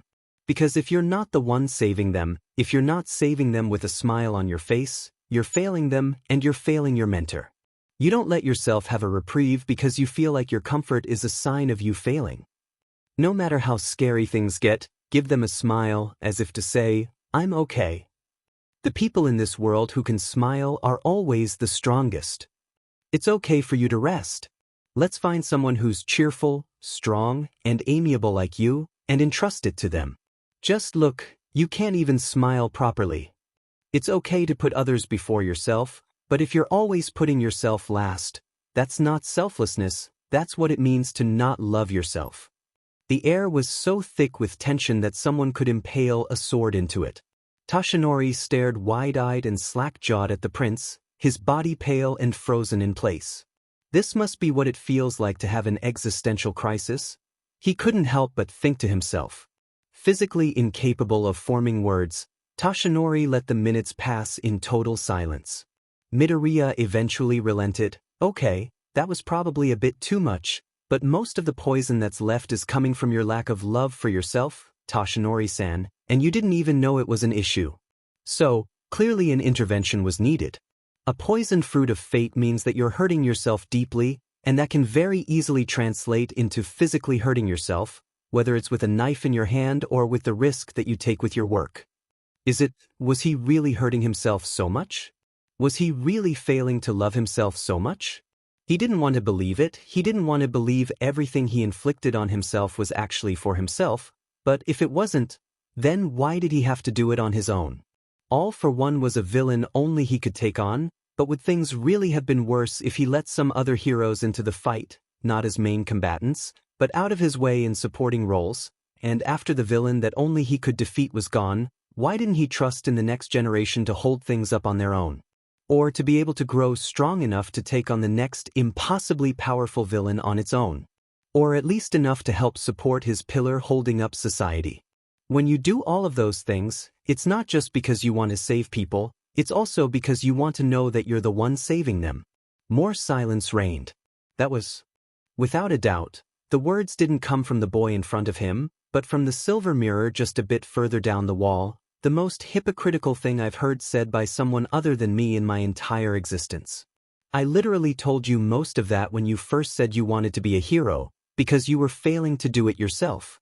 The only difference is that you were only a middle school student and not a pro hero, so the consequences weren't nearly as great. Both their heads sharply swung to the mirror, the prince's image had returned to the frame. Midoriya gaped at it. Momoka-san, what are you doing here? You told me to go in the hand mirror, Momoka replied with the same voice, not to stay there. Momoka-san, what the hell? He saw a grin stretch across Momoka's face in Midoriya's image. I'm impressed with both the cursing me thing and the hypocrite speech thing. I didn't know you had the guts. Midoriya just huffed at that. Tashinori took the chance to focus on something other than his own unhealthy thoughts, turning his concern to Midoriya instead. My boy, his voice was cracking from the shock of it all, but still filled with worry, you also think about yourself in such a way? It was heartbreaking to think of that type of pain residing within the young, kind boy. Midoriya moved his gaze to the floor. No, exactly that, but I realized recently that I haven't really been loving myself, that I hadn't really loved myself for a long time, because I couldn't accept that I was quirkless. Strong green eyes looked up at Tashinori once more. But I'm working on that now, so I want you to work on properly loving yourself as well. Okay, Tashinori-san. Tashinori let out a long breath, before walking over to where Midoriya was still leaning by his father's picture. His hand gently ruffled the boy's green curls. Alright, I still need to think more on this, but I'll try. He gazed into the green eyes fondly and softly added, You're so strong, do you know that? Midoriya's face turned red, though he couldn't tell if it was from Tashinori's actions or his words. Do you really think so? To that, Tashinori was able to give an all-might smile. I know so, my boy. After Izuku returned Toshinori to the teacher's lounge, the hero trudging deep through his mind, he made his way home. Once he had greeted his mother and went to his room though, he transported himself back to the Crystal Palace's library. Momoka was waiting for him, fingering through an old golden-colored book with no title on the cover. Glancing up from the page, she probed Izuku with her pink eyes. "So, you've learned your true thoughts regarding yourself. Have you figured it out, then?" Using his father's quirk, Izuku reached his right hand into himself and pulled out his fruit of fate. It was still a shining, pure gold color. "I think I have." The fruit floated up from his hands, spinning around on its axis. He spread his fingers outward to crack it into. He felt an echo of the crack reverberate through his body. The two halves floated in circles around each other. He plucked out from the air and examined its core. Involuntarily, he issued a sharp breath through his teeth. Momoka looked at the inside of his fruit of fate, as well as the solid block of ice that surrounded the core in the center and the streaks of poison that emerged from the core as veins twining throughout. The frozen parts and the poison parts of the core mixed together to form a shimmering, delicate, purple and golden-colored work of art right in the center of his being. It was deceptively beautiful. Like a delicate icicle that hangs on the tree branches, refracting shimmering light around it to make a beautiful winter scene for any viewer, only to snap off the branch and pierce through the viewer's eye with its sharpened point. Two at once, huh? You must be quite talented with overthinking. A beat later Momoka revised her sarcastic tone to say, "Don't feel too discouraged about it, little Izuku. I'm sure that if you had checked before your revelation there would have been even more poison, and if you had checked before deciding to use conductor and the penguin drum, there would have been more ice. You've already been improving your state of mind. I'm sure you'll come to find the rest of it gone one day." Sighing, Izuku let the half float back up into the air, then allowed the two pieces to rejoin into one fruit. "I hope so. Maybe I should just look into my fruit, but I think I'm already on my way to working things out on my own. I don't think looking will help at this point." Momoka just hummed in agreement. You might want to consider making a plan of action for dealing with the oracle's fruit. Since it was probably frozen around his core, meaning the problem he has is with his quirk, then the fact that it was able to grow out of the inside of the fruit means that his specific issue must be horrible at this point. At the same time, though, I highly doubt he'd appreciate the method you took with these two. He doesn't seem the type to like relative strangers in his business. That's right. Izuku frowned to himself in thought and murmured. It seemed like he had a major problem with his punishment, but getting the opportunity to try to use conductor to change Toshinori's fate improved his condition at least temporarily. During the actual transfer process, the ice on his core wasn't big enough for me to notice when I wasn't actively looking for it. So it could be that while his freezing used to be really bad, that it's improved itself. Izuku let a deep breath out. Well, that's just guesswork. His mindset could have just as easily gone back to what it was previously. I'll have to check on him somehow. Maybe Toshinori would be willing to have an outing with the three of us together sometime? Sounds like a good plan, yeah, Momoka replied. She gained her usually grin and continued with, "You did a good job talking some sense into Goldilocks, by the way. While his entire fruit of fate is burning, they seemed weak enough that a lot of good old-fashioned self-reflection should be enough to improve his condition." There was a single beat where Izuku just thought that he had somehow misunderstood her, then he realized that he had and exclaimed, "You're naming Kakin Goldilocks?" Smile curling with amusement, Momoka responded, "Why, of course. He's blonde, he has a perfection complex where everything needs to be just right, and he's rude enough to break into someone's home and carelessly use all their stuff while they're gone. He's Goldilocks." Izuku stared in shock before crying out, "Oh my god. Kakin is Goldilocks." Momoka just nodded her head in satisfaction. Good job with Snow White too. His case of poisoning really was quite extensive, so it's going to be quite a process. He really needed a strong kickoff for it. Though, maybe you should have put it off a bit more? She glanced down at the golden book she was still holding with Izuku's gloved hands in the mirror. She wasn't smiling anymore. It seems that the witch's huntsman will be appearing soon to hunt down Snow White and begin the story. You should beware cursed beings. Izuku blinked at his reflection while placing his golden fruit of fate back in his chest. Who is the huntsman and the witch? Cursed beings? And what story are you talking about? Is this another one of your metaphors? The story is life, was Momoko's first answer, which was no help at all. As for who the huntsman is and what cursed beings are, I have no idea, was Momoko's second answer. It only gave Izuku more questions. Momoka gained a certain look in her eye. Izuku couldn't tell what it was, but as she stared at him with it though half-lidded eyes, he knew he didn't like it one bit. He noticed that Momoka failed to give an answer concerning the witch. Once upon a time, there lived a fair knight who had become the fairest knight of them all, Snow White. Snow White descended from a long line of courageous and fair knights, who allowed for greater power to appear with each succession by passing down the source of their power, the golden core that had resided within the first knight's golden fruit of fate. The power held by this core was called One for All, and it allowed each future generation of knights to become fairer and fairer than the last.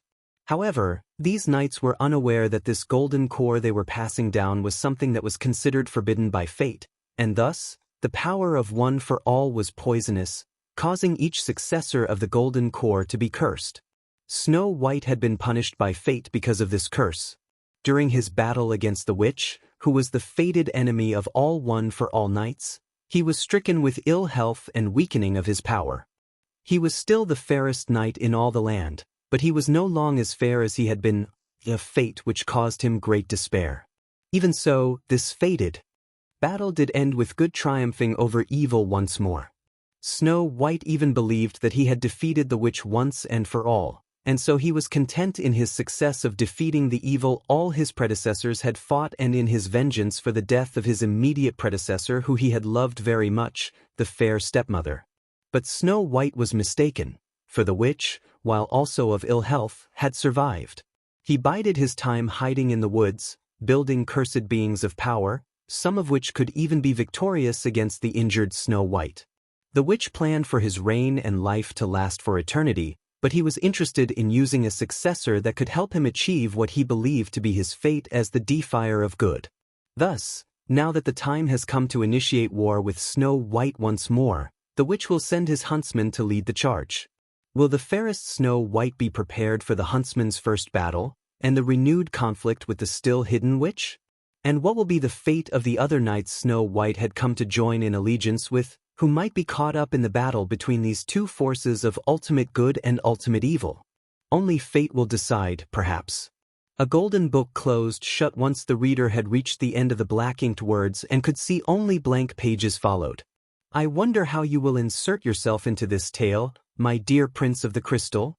The next morning, Toshinori was still reeling from his talk with young Midoriya. He was also preoccupied with the information the boy had gained from Momoka, vague words about how a witch's huntsman will appear to hunt down Snow White and to watch out for cursed beings that could apparently be victorious against Snow White. The boy tried to get more out of the girl within the silver mirror, but she claimed she had no idea on when this metaphorical happening would occur or even who the huntsman was, and had refused to comment on the witch at all. Toshinori assured the boy that he would bring it up with the principal despite the lack of specifics and planned some upgrades for the school's security. If Toshinori had to guess, it could be about a new major villain that would come into play, targeting the #1 hero.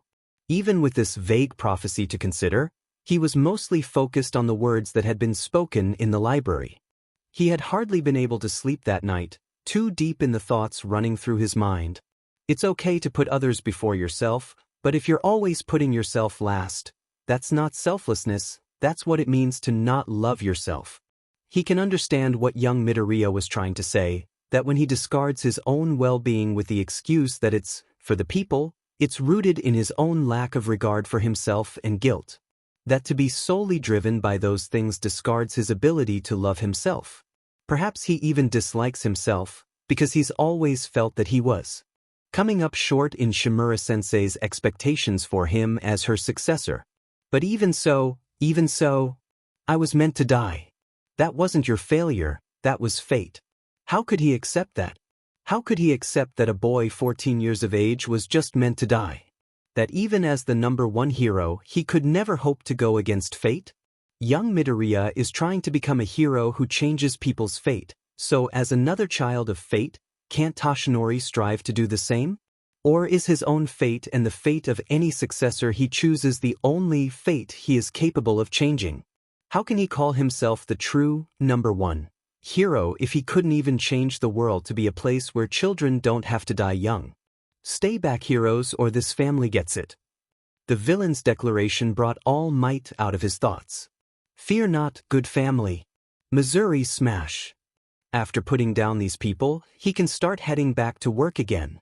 Kaya, a hit and run. There are plenty of other pro-heroes who could help support your burden. But you chose to not seek their help. Do you know why that is, Toshinori-san? He should really leave it to the other heroes in the area. He'll end up being late. But he was already here, so All Might leapt through the air and found the offender's car. He stopped it in its tracks. I heard there's a hostage crisis in the next town over. It's not just because you want to save people, it's also because you want to know that you're the one saving them. Because if you're not the one saving them, if you're not saving them with a smile on your face, you're failing them and you're failing your mentor. He knows he shouldn't be late, that he should leave it to the other heroes, that Aizawa will probably kill him for wasting his time and prioritizing this over the class planned later today. But even with young Midoriya's words, he still feels like he has to do everything he can to save people, even if it's just on his way to work. It will also be a good way to take his mind out of the loop it's been stuck in. And in any case, this shouldn't take much longer, right? For the day's basic hero training, Class 1A was moved to the off-campus site of the USJ, or the Unforeseen Simulation Joint, for rescue training. All the students were decked out in their hero costumes, with Izuku missing his visor glasses due to the damage Kaken had done to them, and met with the rescue hero 13. They looked very much like an astronaut. During the teacher's private talk, Izuku caught 13 holding up 3 fingers in response to Aizawa looking around for where All Might was. Aizawa then turned to the class to tell them, it seems like All Might will only be available for 1 hour of class today, so he will be joining us here at the USJ at a later time. Toshinori-san must have used up 3 of his 4 hours today. At least he should be able to talk to Principal Nedzu about Momoka-san's warning during his time absent. My quirk is called Black Hole. I've used it to save people from all sorts of disasters, but it could also easily kill. 13's alien-like voice delivered their strong introduction to the purpose of the USJ. I've no doubt there are some of you with similar abilities. In our superpowered society, the use of quirks is heavily restricted and monitored. Except for cases involving people favored by society and fate, and people forgotten by society and fate, Izuku couldn't help the bitter thought that emerged in his mind, remembering Kaken's frequent use of his quirk with Izuku as his victim. But we mustn't forget that it only takes one wrong move with an uncontrollable quirk for people to die. 13 swept their gaze over all the students. The eyes of their helmets seemed abnormally large but suited them well. During Aizawa's tests, you learned of your hidden potential. During All Might's battle trials, you learned of the danger your quirks can pose to others. Hopefully, this class will teach you how you can use your quirks to save others. Izuku felt fire light in his veins at 13's words, a smile blooming on his face and his eyes shining. This is it. This is what he came here for. The chance to save people's lives, the chance to change their fate. That is all. Thank you for listening. 13 gave a grand bow to end their speech. Izuku and his fellow classmates, especially Uraraka, who favored 13 very much, rewarded them with roaring applause. Only a moment later, Izuku felt his bones become heavy from anticipation lingering in the air. It didn't have anything to do with their festive rescue training. Fate has plans today. The Prince of the Crystal could feel it. He reflexively started glancing everywhere around him, as though he could find Fate's schedule of events written in the air for his convenience. Apparently Aizawa-sensei had Izuku on some kind of watch list, because he immediately noticed Izuku's behavior and joined him in looking around. When Aizawa's eyes landed on the fountain below them, he let out a low curse. Huddle up and don't move. 13, protect the students. Aizawa placed his yellow goggles over his eyes and started towards the staircase leading down. Izuku saw the small piece of black abyss that Aizawa had caught sight of by the fountain, as well as what seemed like human forms emerging from it. Fear swelled in his already heavy body. Out of the corner of his eye, he saw Kaken took note of his reaction and raised his guard accordingly. None of other students had caught on yet. Kirishima let out a confused, "What the heck is that?" "More battle robots. Don't move." Aizawa's intense demand didn't allow for refusal. "Those are villains." Countless villains emerged from the dark. A man with disturbing disembodied hands grasping hold all over his body, with the most noticeable one covering his face, creeped out of the darkness. His gray hair was dry and limp and was matched by the look of his ratty but simple long sleeve shirt and pants. His lanky form suggested he wasn't very much of a brawler. The darkness itself even became a person, forming eyes with glowing light. The villain's words echoed up to them from the central plaza. The darkness spoke first with a human voice. "According to the schedule I received the other day, All Might is supposed to be here. That day with the gate was them. That's why fate was in the air then too." The villain with many hands rasped with a dry voice next. "We've come all this way to kill All Might, but he isn't even here. Maybe some dead kids will lure him in." The words tolled like a funeral bell through the children. Izuku felt his fear rise even further, eyes dilating in shock. It seems that the witch's huntsman will be appearing soon to hunt down Snow White and begin the story. A form that didn't even seem human joined the villains from the Dark Gate. Its brain was exposed like a mad scientist's creation. "You should beware, cursed beings."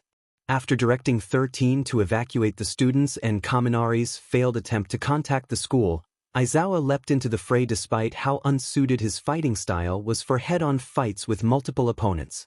No good hero is a one-trick pony. 13, take care of them. With that, he was gone and fighting through the messy crowd of enemies. He's doing well fighting them all off for now, but will he really be able to handle it, or is he just saying that to calm the students? To let them feel secure enough to leave while he spends his blood and dies buying them time to run? Izuku wants to retrieve the teddy drums to help his teacher, but every moment he spends in the crystal world is a moment where he won't know if his classmates are dying while he's gone. He'll just have to wait until he gets a good opportunity for it and send the robots back to help. However, they were intercepted by the Warp Gate villain. "Greetings, we are the League of Villains. Forgive our audacity, but we've come here to UA High School, this bastion of heroism." The misty figure slightly narrowed the lights of its eyes. His voice was like that of a refined gentleman's rather than a villain's, creating a sense of dissonance at its contrast with the words he spoke. "To end the life of All Might, the symbol of peace." The horrid bell of fear and dread rang through Izuku once more. He felt his eyes dilating and his breath caught in his throat. The villain's declaration was enough of a distraction that Izuku was caught off guard by his portal, and was thus swept away with some of his classmates. He likes his own transportation method much more than this, Izuku thought as he entered the pitch-black abyss. It had done nothing to help fend off his fear. He landed with a plop into a body of water. Surrounded by the sensation of wetness and liquid pressure, unable to breathe, Izuku forcefully recollected himself at the sight of a shark-like villain approaching him. However, the villain was quickly taken out by the frog-like Azui. She swiftly used her long tongue to relocate Izuku to a nearby large boat, before roughly throwing Mineta into it and hopping on herself. After discussing his thoughts on the villains knowing their schedule and being involved with the gate crashing, Azui, who asked to be called Suchan, informs the two laxed Mineta on the likelihood that the villains have a way to kill All Might and that even still, they had to stay alive until he arrived. Mineta freaked out at the sight of villains crowding around their boat in the water. "Emitaria, can't you just take us to your pocket dimension thingy to wait it out until the fighting is over?" Izuku stares at him with a serious firmness that's matched by his tone. "I could, yes, but we wouldn't be able to help any of the others. The teddy drums are strong fighters and can act as shields for anyone in a dire situation. I don't want to ignore the chance to keep you two safe, but I just don't think it'd be right to abandon the others and Aizawa-sensei like that when I have a good way to help them. I can't keep you in the pocket dimension without staying there, and I can't keep the teddy drums out here without staying here. It can't go both ways." Izuku looked down at his clenched fist. Not only that, but if they really do have a way to kill All Might, waiting for him to come might not save us. The cursed being is here, we have to fight to win. Yeah. No way. We're only high school students. Please take me to safety, Midoriya. Azui and Izuku ignored Mina's pleas while putting together a plan. The villains were too spread out to transport in one go, and since anything Izuku brings out to help with the fighting will go back to his pocket dimension with him should he transport himself back, they tried to develop a plan that minimizes its use. After explaining his numerous fighters as well as his potential ace in the hole for this kind of situation, that they really wanted more of an explanation about which he refused to give, hoping that they would just somehow forget about it so he could be spared his Dming, they agree on Izuku temporarily transporting them into his world to collect everything and bring it back. The villains want to fight in the water? Izuku will give them a fight in the water. The shipwreck zone was in total chaos, and the 3 UA Heroics Corps students that they were supposed to be murdering had a safe and perfect view of the entire thing. Take cover! A random finned villain called out as one of the 2 giant teddy bear-shaped robots of all things flew overhead, its laser beam cannons shooting at the water.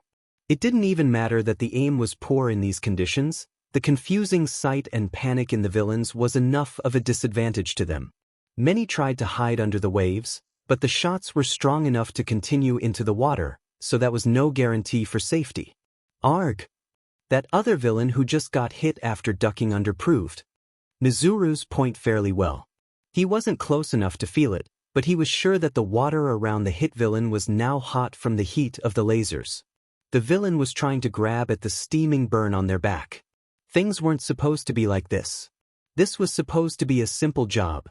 Sure, Mizuru knew that infiltrating UA and killing All Might was an extremely lofty plan to say the least, but they had a warp gate and the killing All Might part wasn't their responsibility. They were just supposed to kill some kids, it should have been easy. Gah! He heard another villain, thankfully a good distance away from Mizuru, cry out in pain at being impaled by a sword in the shoulder. Blood swirled in the water around them as they tried to keep afloat.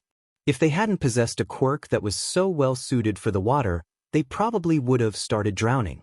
The pink-haired, prince-like mannequin wielding the sword was light enough and fast enough to just run on top of the water like it was Jesus performing a miracle.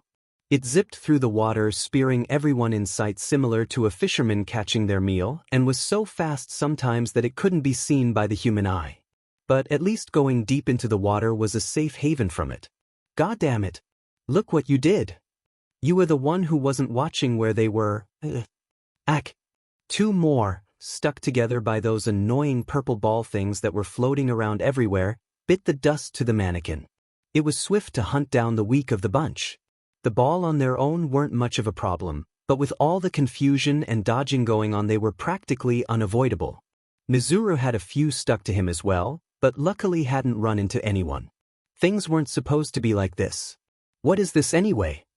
FNG teddy bear robots with rockets and lasers. Thingy swordsman puppet that can run on water. The FNG frog girl was even tossing teddy bear-shaped metal bombs into the water with her tongue for crying out loud. Who makes robots in the shape of teddy bears? Who makes bombs in the shape of teddy bears? What the F dash? An explosion rocked the water as one of the aforementioned teddy bear bombs went off around the edge of the group, likely trying to prevent them from running and keep them contained to face their doomed fate. But Mizuru was FANG running all right. He was FANG out of this shitstorm. All of those things could at least be avoided to some degree by diving underwater deep enough. But there was a reason why Mizuru was sticking it out at the surface.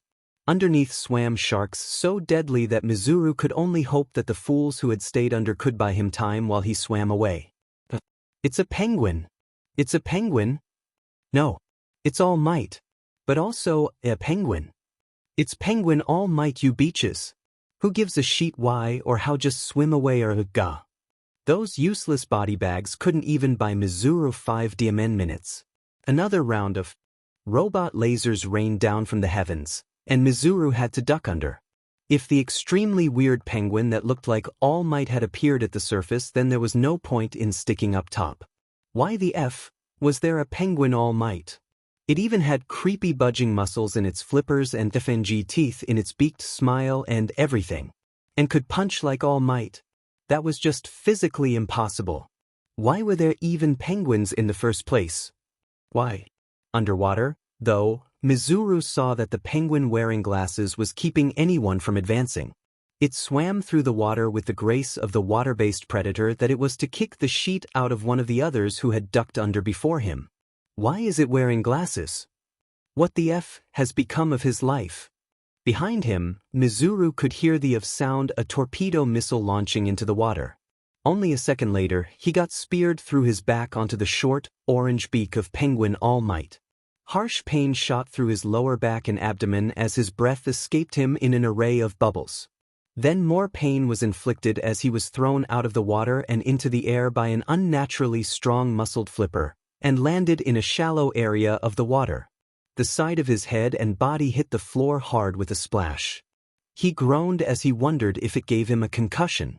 He flopped his body into a better position to see around him, and gasped at the multitude of bleeding, bruised, and unconscious bodies in the shallows being guarded by a freckled penguin wearing a crown. It stood in the part of the water which sloped to drop down deeper, so that the water line came halfway up its tiny body, while the unconscious villains were in the part of the water closer to the shore that was shallow enough for them to lie down in it and still breath. The penguin also had a sharp, silver sword in its flipper. The blade was stained red with fresh blood. Mizuru gazed into its beady black eyes, which seemed fierce with fury and the promise of death, for just a moment. "I'm done," he promptly gave in. "I'm done. I'd rather go to jail at this point, honestly. Just don't kill me. Please." The crowned penguin nodded regally, as if it was granting him a great mercy. Mizuru sighed and he laid in the water, his blood swirling around him even as he held his hands over his wound in an attempt to stop the bleeding. But why teddy bears? Why penguins? Why does an all-might penguin even exist? But those were his last thoughts before falling unconscious. Izuku watched what could only be described as carnage from his spot on the boat next to Azui and Mineta. After throwing a couple more of his purple ball into the water, Mineta turned to look at Izuku with a stoic expression and said, "You know, Midoriya, I'm glad I don't have to actually fight them, but your quirk is really, really weird. There's just no other way to say it." Karo, Azui paused to throw another teddy bomb into the waves. Rocketed water into the air when it went off next to one of the poor, helpless attempted murderers. "It is really weird, but it's also really useful. You'll be a great hero, Midoriya-chan. I had no idea penguins could be so deadly. Or teddy bears." Her tongue flung out another teddy bomb to accentuate her point. It went off very close to one of the villains this time, causing Toshipingu to rescue them from drowning by throwing them towards Izupingu's location closer to the shore, which Izuku made sure to place far from the central plaza. Well, the teddy bear thing was just sort of a design choice yeah. But penguins are very efficient hunters in the ocean, you know. Toshipingu, who Izuku guesses is technically all Pingu or Might Pingu right now, speared another villain on his beak while at the same time flailing his right flipper to form a cyclone that forced 3 more into the air. The teddy drums caught them, knocked them unconscious with their metal hands, then flew them over to the unofficial jail. The tiny penguin was absolutely decimating the competition despite literally only being a third of their size at most. One of them just happened to be exactly like All Might? Azui and Mineta stared at him knowingly, but mercifully accepted his not answer. After the villains were fully decimated, Izuku ordered Teddy Drum White to stay inconspicuous and in hiding until he called for it, as if there was actually a chance no one saw them flying around the shipwreck zone, but Izuku could dream, right? And sent the champion of the Rose Bride to run around the USJ and try to find some students it could help out. He sent Teddy Drum Black back to the entrance to see if anyone had been able to leave to get help, and if not, then to fly out and get help itself. Night Eye's penguin, which still needed a name, was sent to help Izupingu guard their prisoners.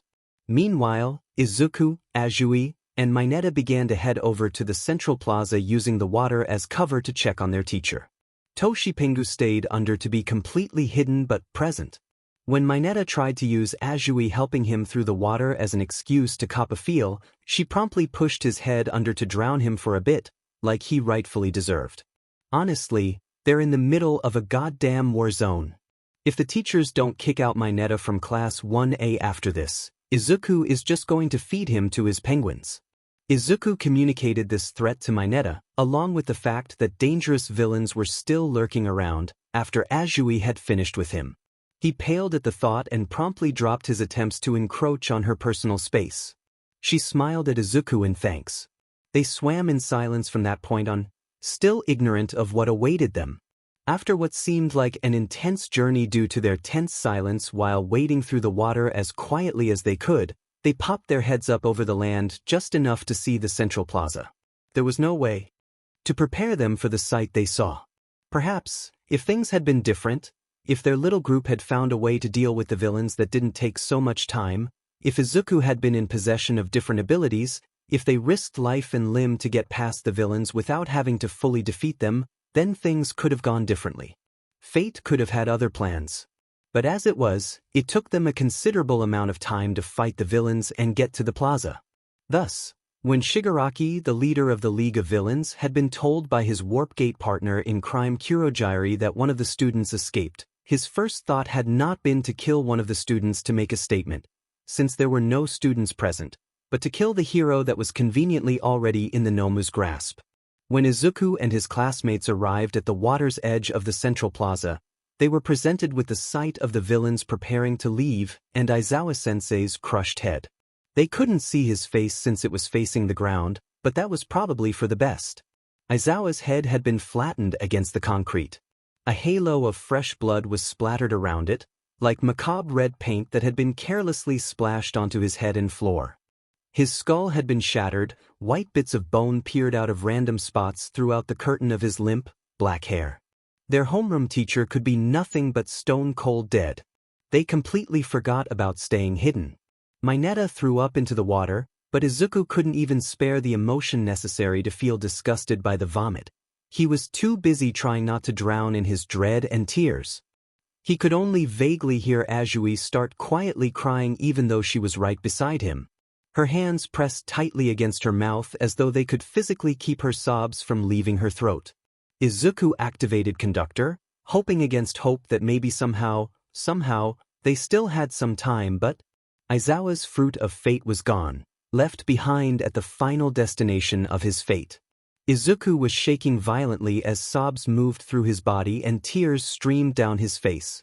But he could barely feel it through his shock. It felt like a bell that rang so loud inside of him that he couldn't hear anything other than its toll that deafened him, or feel anything other than its painful reverberations that wrecked his body.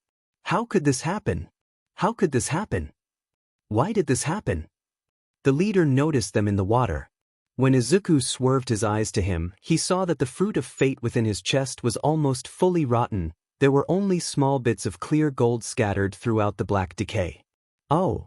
The villain with the decayed hand covering his face stopped in his tracks. Would you look at that? Some of the kiddos showed up right on time to send one last taunt to the symbol of peace. Is this your guys' first time seeing a dead body? Those of you that I leave alive should get used to the sight, if you really aim to be so-called heroes. Fear not, a booming voice echoed from the entrance of the U, high up from the stairs. I am here. All Might had arrived and he wasn't smiling. If he already had that kind of attitude when coming in, Izuku wondered how he would feel when he saw his coworker's corpse. Even though you're the #1 hero, you believe that you don't do enough. That when you just happen to arrive too late and someone dies, that you failed as a hero because you could have done something to get there in time. But sometimes that's just not true. This time it was true. This time, if Izuku had made a different plan, maybe he wouldn't have been too late.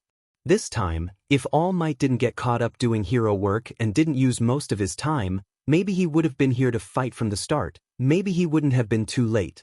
Fate had decreed that the heroes, both official and in training, were too late. That the fair, shining knights had failed to make it in time to save the day. If everything is caused by fate, then God must be incredibly unfair and cruel. Izuku felt All Might take him into his firm arms with Azui and Mineta. All of them were trembling and crying, and he thought he heard the hero give gentle reassurances. It's all right now. I'm here. You're safe now. But Aizawa-sensei's not, Izuku didn't say. They got placed on their feet next to the entrance where a bunch of their other classmates, blissfully ignorant of the fate that had befallen Aizawa-sensei, came running up to them, asking them what was wrong. Teddy Drum Black was distracted from its vigilant guarding of the students by the sight of its master's tears and flew over to him to stand tall by his side, trying to give remorseful but calming strength through its presence. What happened? Is someone hurt? Uraraka's wavering voice broke into Izuku's mind that was empty of everything but the turbulent, heart-crushing emotions he felt. Mineta wailed louder in response to her question. Azui tried in vain to collect herself enough through her sobs to give a real answer but couldn't quite manage it. Izuku was also crying too hard to speak, but then started quieting down.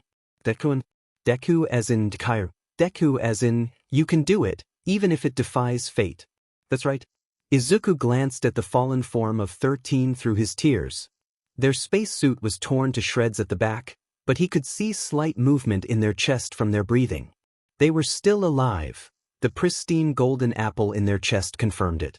Ashido watched him with worry from her position crouched by 13's body, her apple also gold and bright.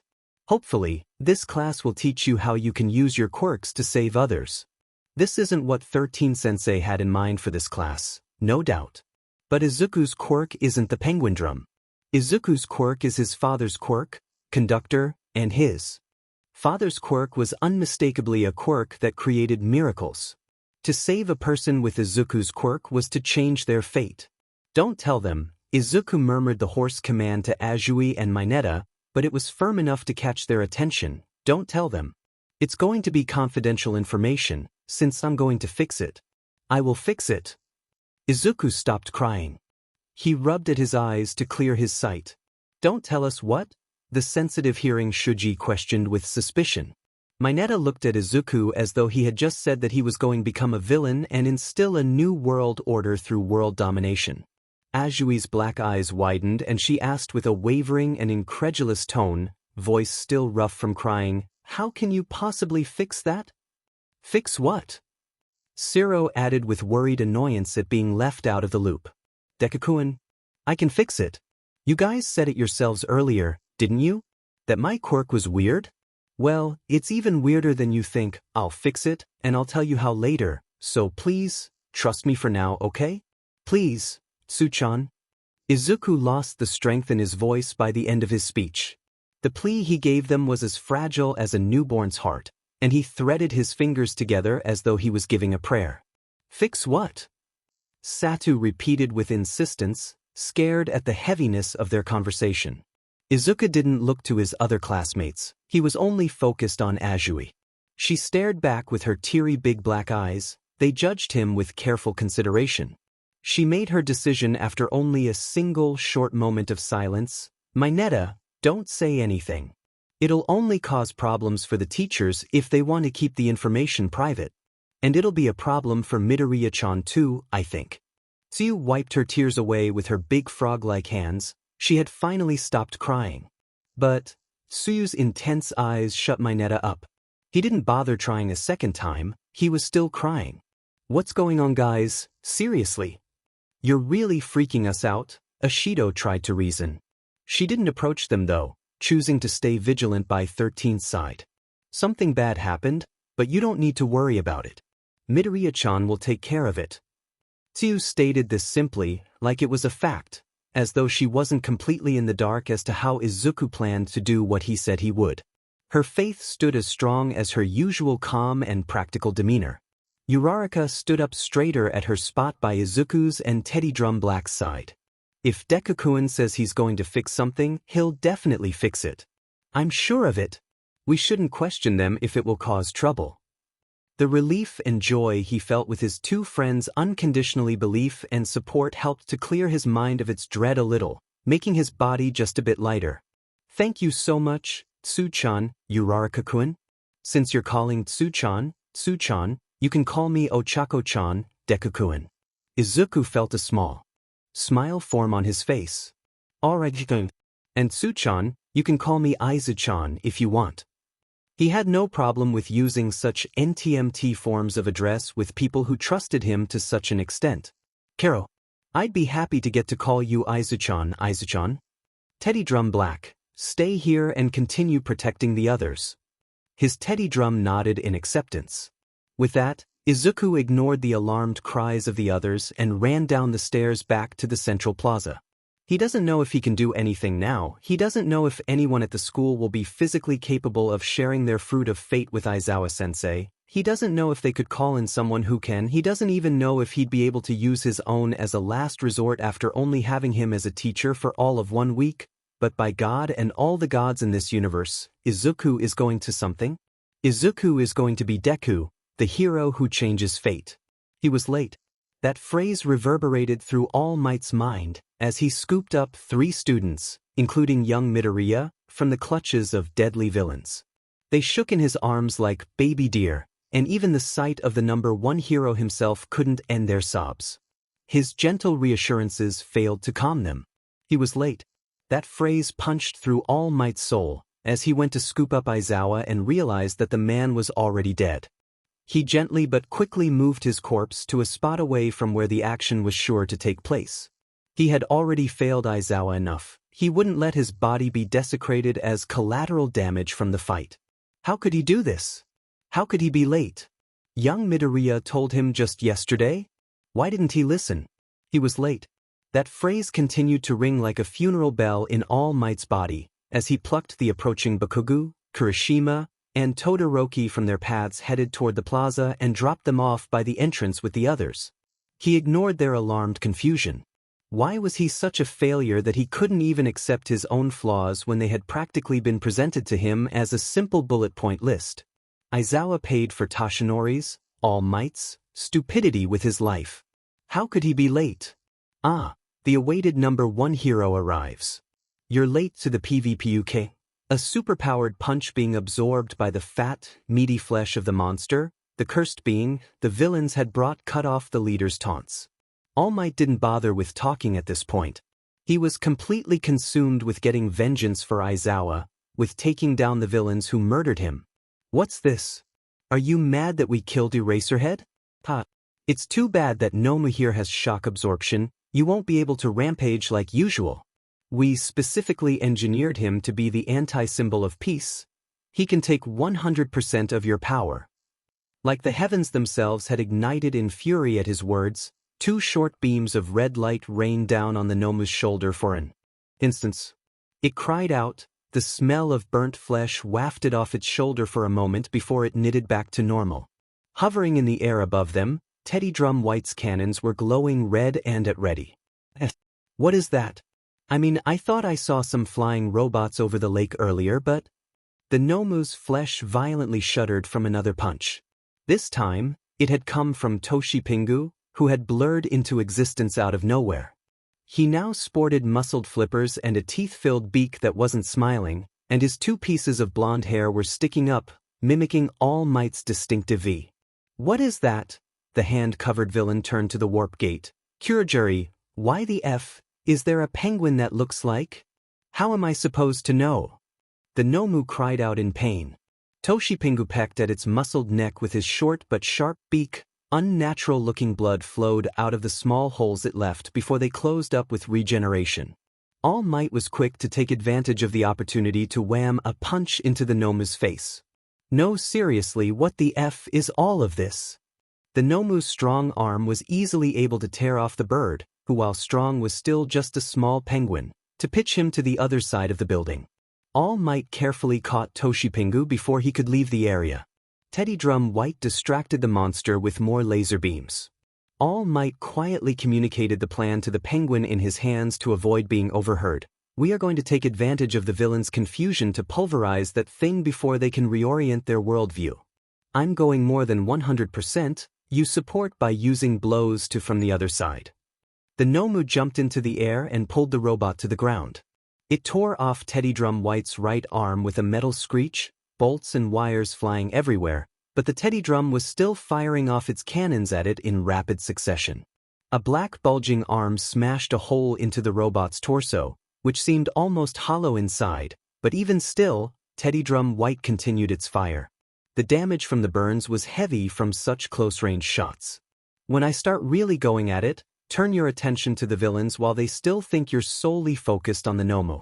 The warp gate doesn't look corporal and we don't have time to figure out how to get around that, so aim for the leader.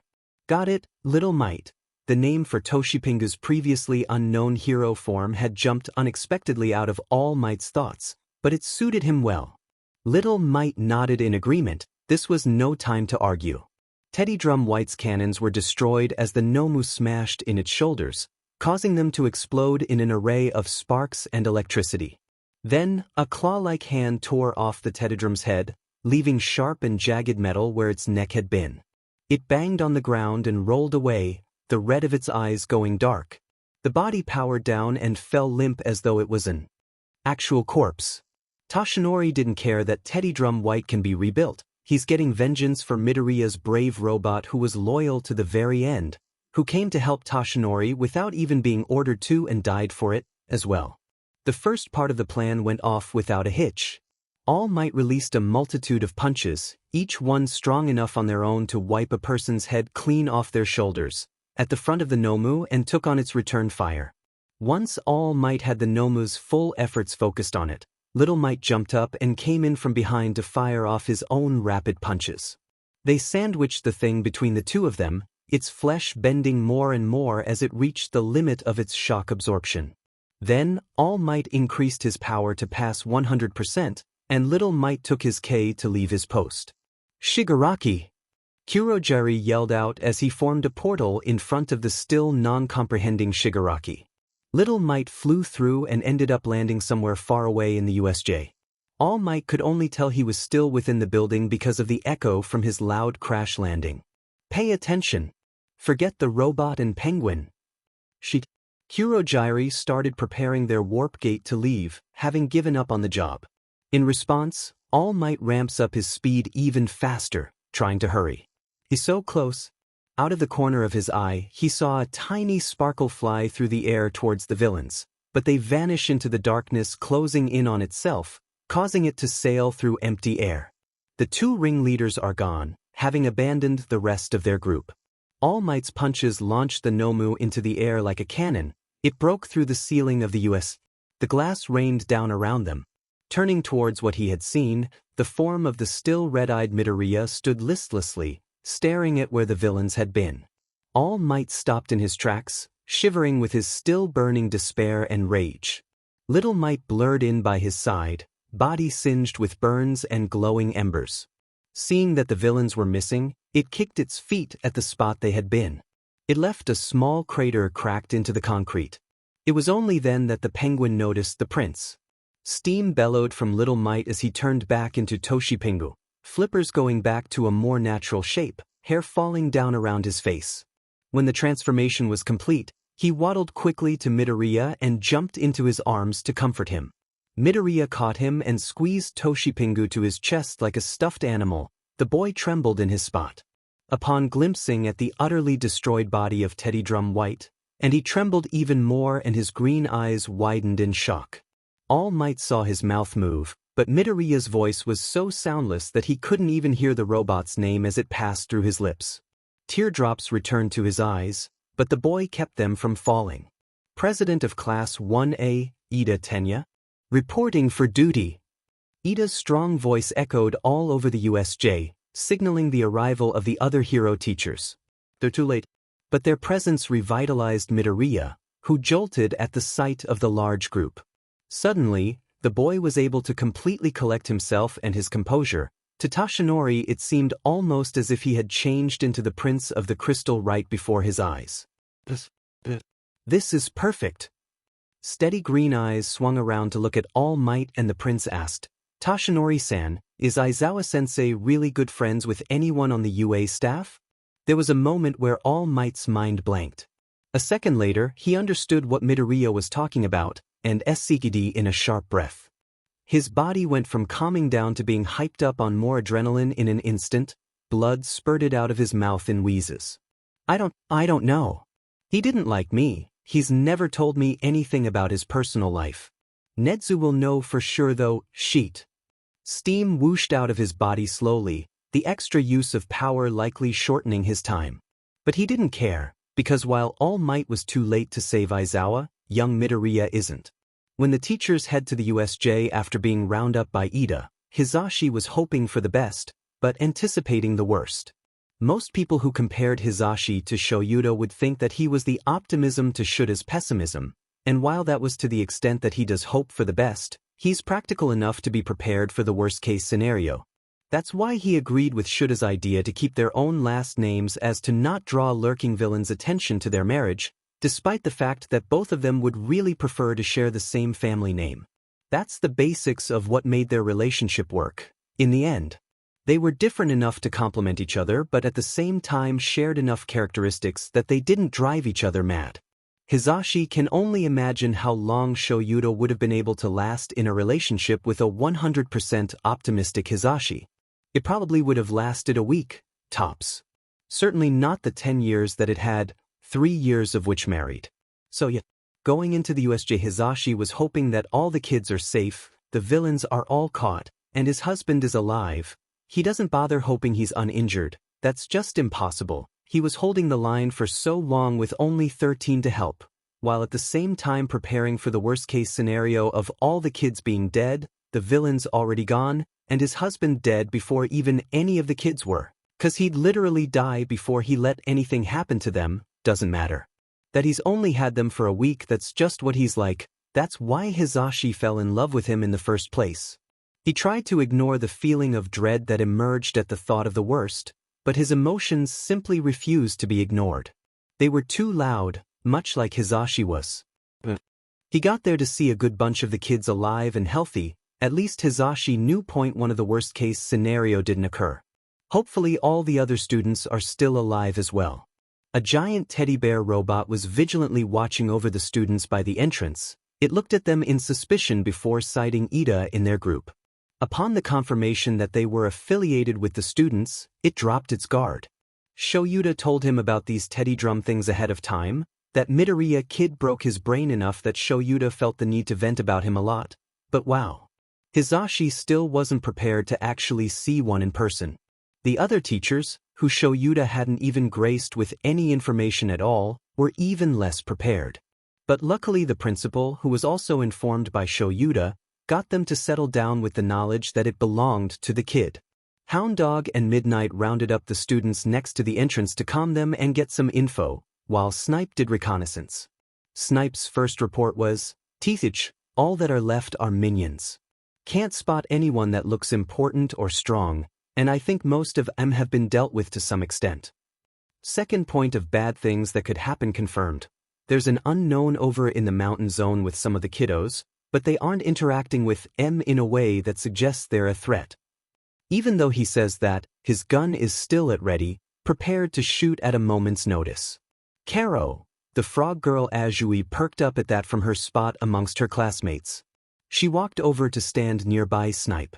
"Does the person have pink hair?" "Yes." "Do you know who it is?"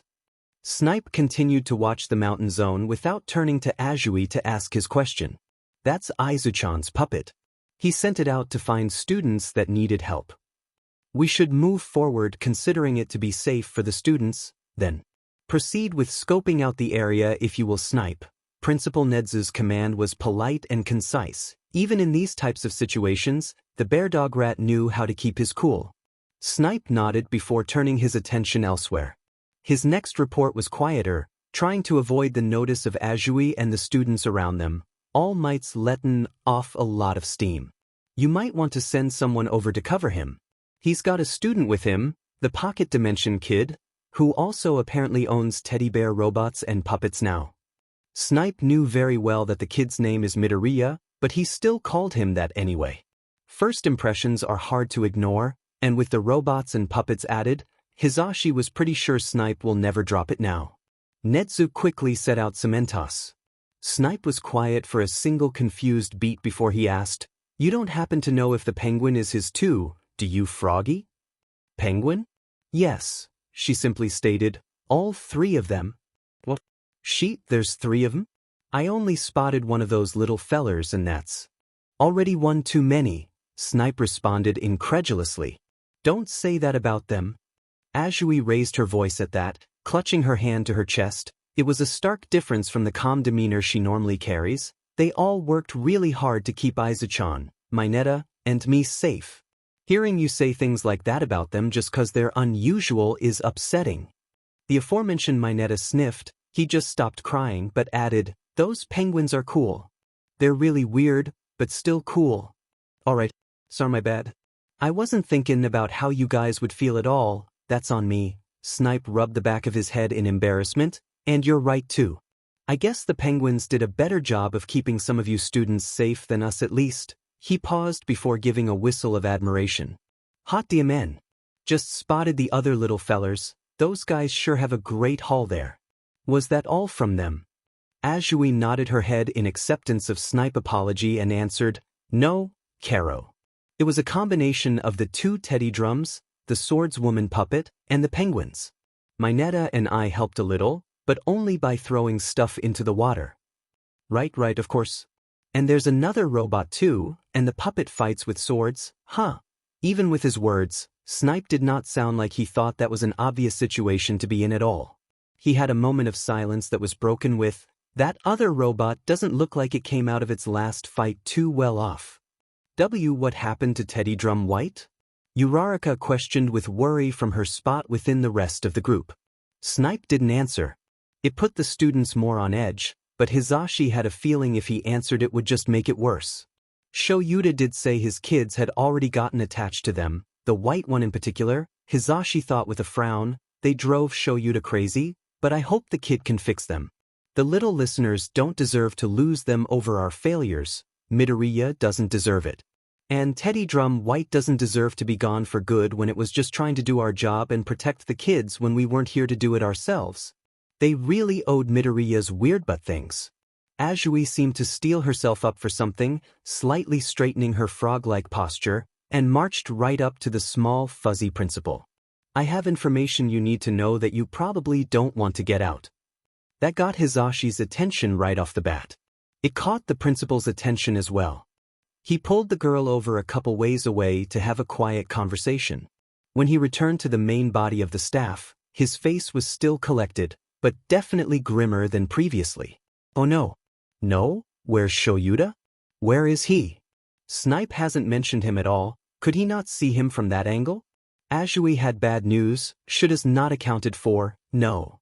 Nedzu's orders were rapidly delivered with precision and power. Power loader, help the students here too.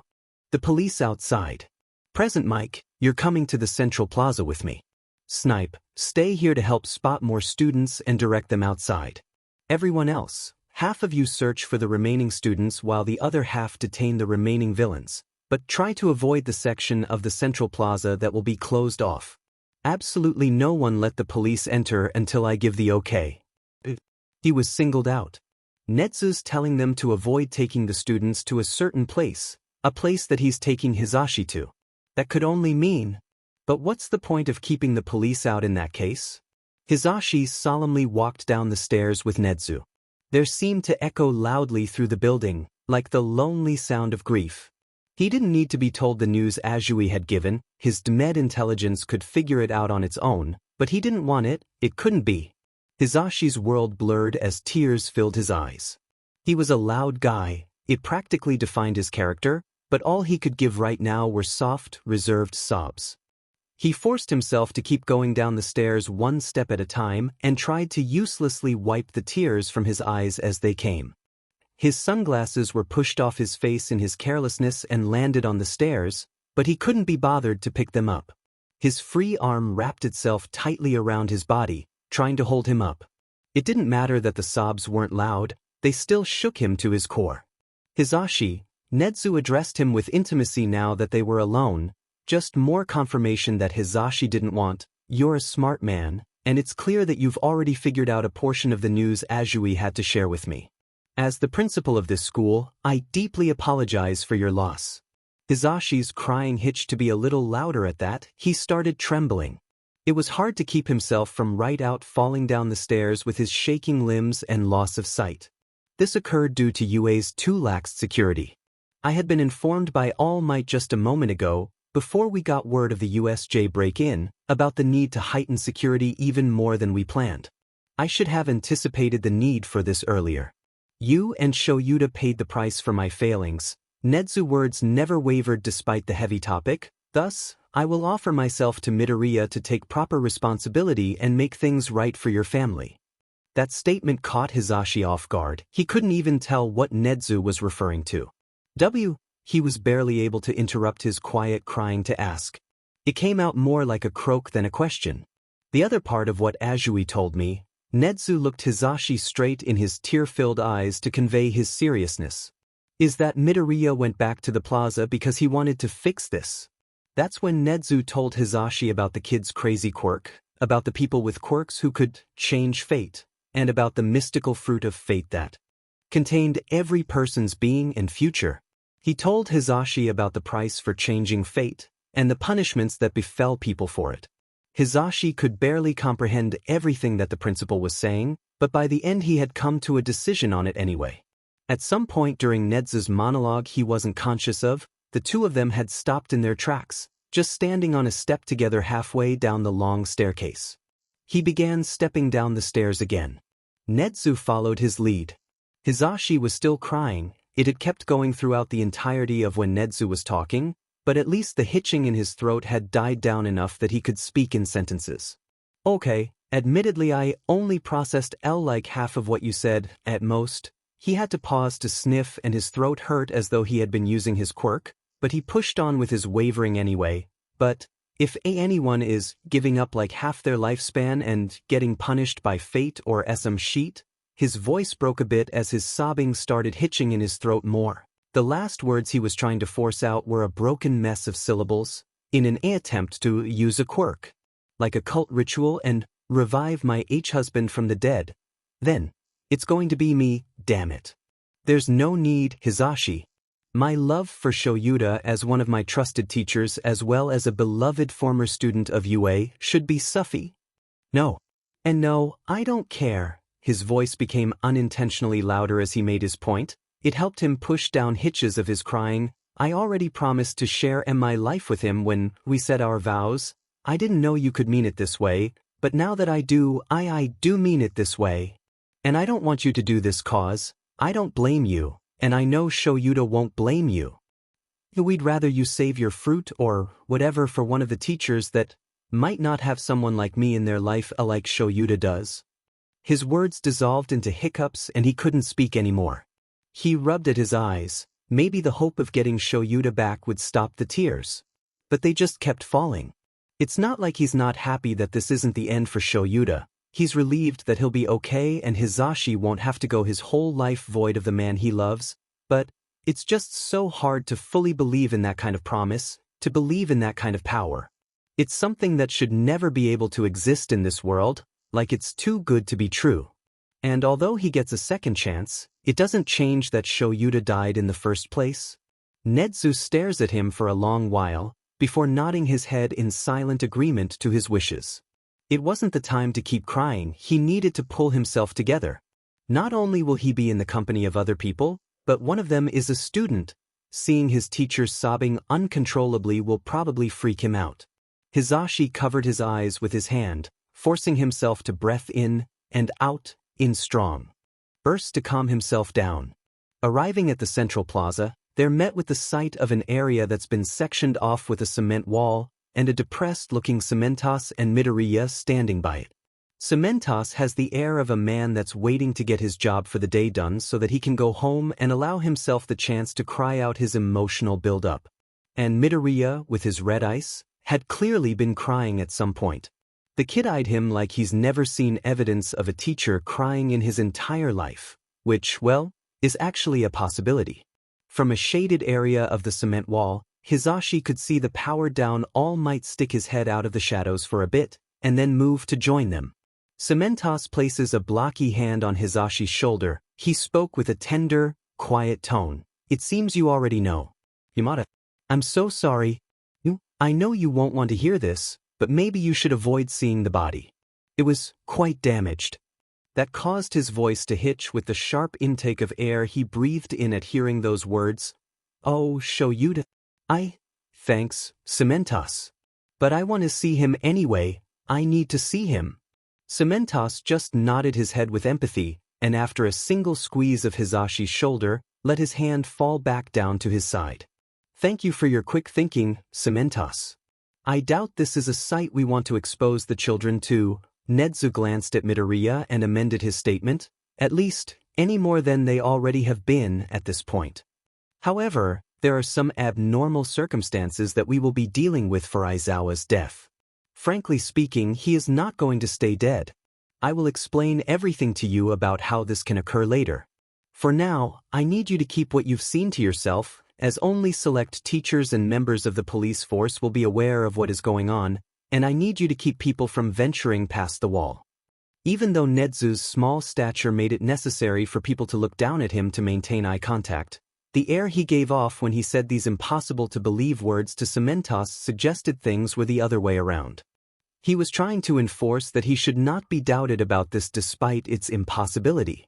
Predictably, Cementos stared at Nezu with incomprehension, jaw hanging a bit ajar, but his trust in the principal allowed him to put aside the fact Nezu was implying that they were going to bring the dead back to life and focus on his orders instead. All right, he nodded his head hesitantly. Do you need me to give you some privacy? That would probably be for the best, yes. Once Cementos had been sent to a position close by the wall but not in sight of the group, Nezu asked Midoriya if he needed to be close to the body for whatever he was going to do, and after he responded by saying he needed to be in the same vicinity but didn't need to transport it with him and didn't need to be next to it, something about how it was the soul that mattered and not the physical body, Hisashi doesn't know. He barely understood a word of what the little listener said at this point.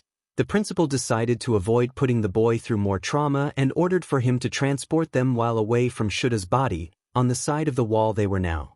Before getting to that, though, he allowed Hisashi to see Shoyuta alone. He had to let out more painfully quiet sobs. The sight was simply too painful, too horrible, for him to not. Hisashi threw off the support gear he wore around his neck to help direct his quirk, so that he could hang his head over Shoyuta as he held him and looked over him. Hisashi knew this would be the image he saw in his nightmares for the rest of his life, the sight of Shura's perfect head crushed and broken, Shura's beautiful black hair stained in red with bits of white skull piercing out. His nose and forehead had been crushed flat, deforming his features, and the blood covering his pale skin and dark hair had begun to dry, turning brown and to crust on Shura's skin and tangle his soft hair. Shura's beautiful eyes were closed. Would they really be able to open again? But he had to see it. He refused to ignore that this tragedy had happened to his husband.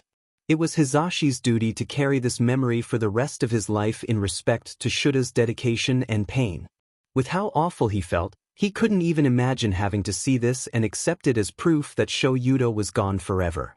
Though when cradling the limp Shoyuta in his arms as he knelt on the hard, concrete ground, it was also hard to believe that he wasn't gone forever. He forced himself to stop his crying again. He refused to waste time. When Hisashi was gone, Nezu had taken the opportunity to explain Hisashi's relationship with Shoyuta and his offering, but Hisashi had to state it to the kid himself. He needed his own words to help ground the fact that Hisashi was going to help fix this. I don't care what you need, little listener. I don't care what you need me to give, I'll give you everything if that's what it takes. I don't care that the universe itself is apparently going to punish me for this. I love Shoyuta, and I'll do anything to keep him in this world. Hisashi's eye, no longer hidden behind colored lenses, looked his student for all of 1 week straight in his eyes as he declared his conviction. Midoriya's green eyes were haunting as they started into Hisashi. He nodded his head once. Throughout the short time that Hisashi had known the kid, he always seemed a bit skittish, eager to please, and reserved rather than outgoing. It's part of what made Shura's explanation of how the kid casually brought out a giant teddy bear robot in class seem especially unrealistic and strange. The student that he was looking at now, though, was nothing like that. Instead, Midoriya carried himself with confident posture, unrelenting eye contact, and a voice that was steady and heavy with conviction. It was like he possessed a sense of authority that refused to be ignored. There's no need to give everything, I'll only take half. You seem like the kind of person that loves very strongly, Mike-sensei, so I have no doubt about your stance. It's clear that you know what it means to love, that you know what it means to literally share your life with someone. So, since that's the case, a crystal marble appeared in the boy's palm. He flicked it up into the air in the center of their group with his thumb. Let us share the fruit of fate. The crystal burst into shards and rained down on top of them. When Hizashi glanced around just a second later, the scenery had changed. There was a castle made of crystal, a white tile floor, and what seemed to be a dome made of crystal with a ceiling above their heads that reached the heavens. But the most notable thing was the modern-looking white train in front of them. They were standing on a white platform, as though they were in downtown Tokyo waiting to board their normal commute line. The train only had one passenger car, which was attached to the car holding the engine. In the driver's area, a penguin wearing a crown was at the controls preparing for boarding. The front car was at the end of the track, and the rails trailed off into the distance backwards, maybe reaching the edge of the crystal dome. This, Midoriya spoke with an air befitting of the majestic red cloak around his shoulders and the shining crown he wore on top of his curly head, is the train of fate. It will take us to the final destination of Aizawa Shuda's fate, where the remains of his fruit of fate reside. He individually looked over All Might, Nedzu, and Hizashi for a moment. Once you get on this train, you must not get off until we have returned to the crystal world. If you get off before then, your fruit of fate will be lost and you will die. Do all of you understand this? They all nodded firmly, taking the warning to heart. Good. Then it's time to board. Midoriya's cloak bellowed behind him as he led the way into the train. As soon as they were all on, the car jolted and began to move backwards. It gained speed until it was at its full throttle, the world outside blurred as they approached the wall of the dome surrounding them. They passed through the wall as if there was nothing there, and all that was left surrounding them was pitch-black darkness. Hizashi felt like if he took even one step into it, he might fall into oblivion and be lost forever. As Nedza looked out the window, he said, "I assume this is the area where we will die if we walk out into." Midoriya nodded. "That's correct." That was all that was said for some time. Hizashi doesn't know how long the trip took. He's not even sure if time works in this place. But eventually the train began to slow down. Midoriya pointed out the window in the door that would have connected the train car to an adjacent one. Aizawa Shoyuda is in that train car down the line. Hizashi ran over and gazed out. Emerging from the dark, a small, abandoned train car that looked exactly like their own came into view. He leaned against the door and stared at it, hope building in his chest. He refused to lose sight of the place his husband was waiting for him. Soon they were right next to it. Hizashi could hear a click from the cars attaching below, but somehow they were able to continue moving closer, all the way until Shuda's car was directly connected to theirs. Only once that occurred, did Midoriya open the door and gracefully gesture that the rest could enter. The lighting in the car was darkened, like a bedroom at night, with only a single dim spotlight to lightly illuminate the area. It shined down on the center of the car, where a pink bed lay. Within the soft cushions and plush pillows was the form of his husband, not as the battered body he had only just seen, but as a normal, healthy Shoyuda. There wasn't a mark on his head, his curtain of black hair draped around his head without a single drop of blood to be seen. Shoyuda! He ran to Shuda's side and held his hand between both of his own. Hizashi stared at him, trying to ingrain the image of him whole and healthy, though still without his eyes open, into his brain. "It's time, Mike-sensei." A black-gloved hand took hold of Hizashi's chin. His head was forced to turn away from Shoyuda to lean forward and look into the haunting green eyes of Midoriya. His right hand disappeared into Hizashi's chest. It grabbed something, and when Midoriya pulled it out, it held an apple that glittered such a perfect, extraordinary gold color that it could only be a thing of legend, the fruit of fate. "Yamada Hizashi, you are a hero who sings joy into people's lives, and yet, fate has abandoned the person that you love. Thus, it has abandoned you. There is no appealing to fate, no begging will grant you mercy." Hizashi's fruit floated up into the air from Midoriya's palm. It spun around its axis in the air of its own accord. In the eyes of death and the gods, every person is equal, no one is safe or to be spared, whether it is a child who has yet to even learn what it means to live, or a hero who has saved many lives like your husband. It will take who it wants, as early as it wants, by the decree of fate's whims. There is no way to change that, but as the Prince of the Crystal, I can change this. The prince spread the fingers of his right hand apart, and the fruit of fate split in half with a crack. Hisashi gasped when he felt it echoed through his torso. Midoriya didn't even look at the pieces as he plucked one from the air with his right hand, and with his left hand still holding Hisashi's face, placed it back within Hisashi's chest. The prince then gently guided Hisashi to release Shuda's hands and stand back. Please give me some space for this next part. Don't worry, your husband will return to you soon. Hisashi relented, moving to stand by All Might and Netsu, who were next to the red cushioned seats on the other side of the bed, granting them a perfect view of both Shoyuda and Midoriya standing by his bedside. He had completely forgotten they were still here. Their eyes intently watched the boy next to the bed as though they were observing the birth of a legend. The prince plucked Hisashi's fruit of fate from the air, grasping it tight with his fingers. Aizawa Shoyuda.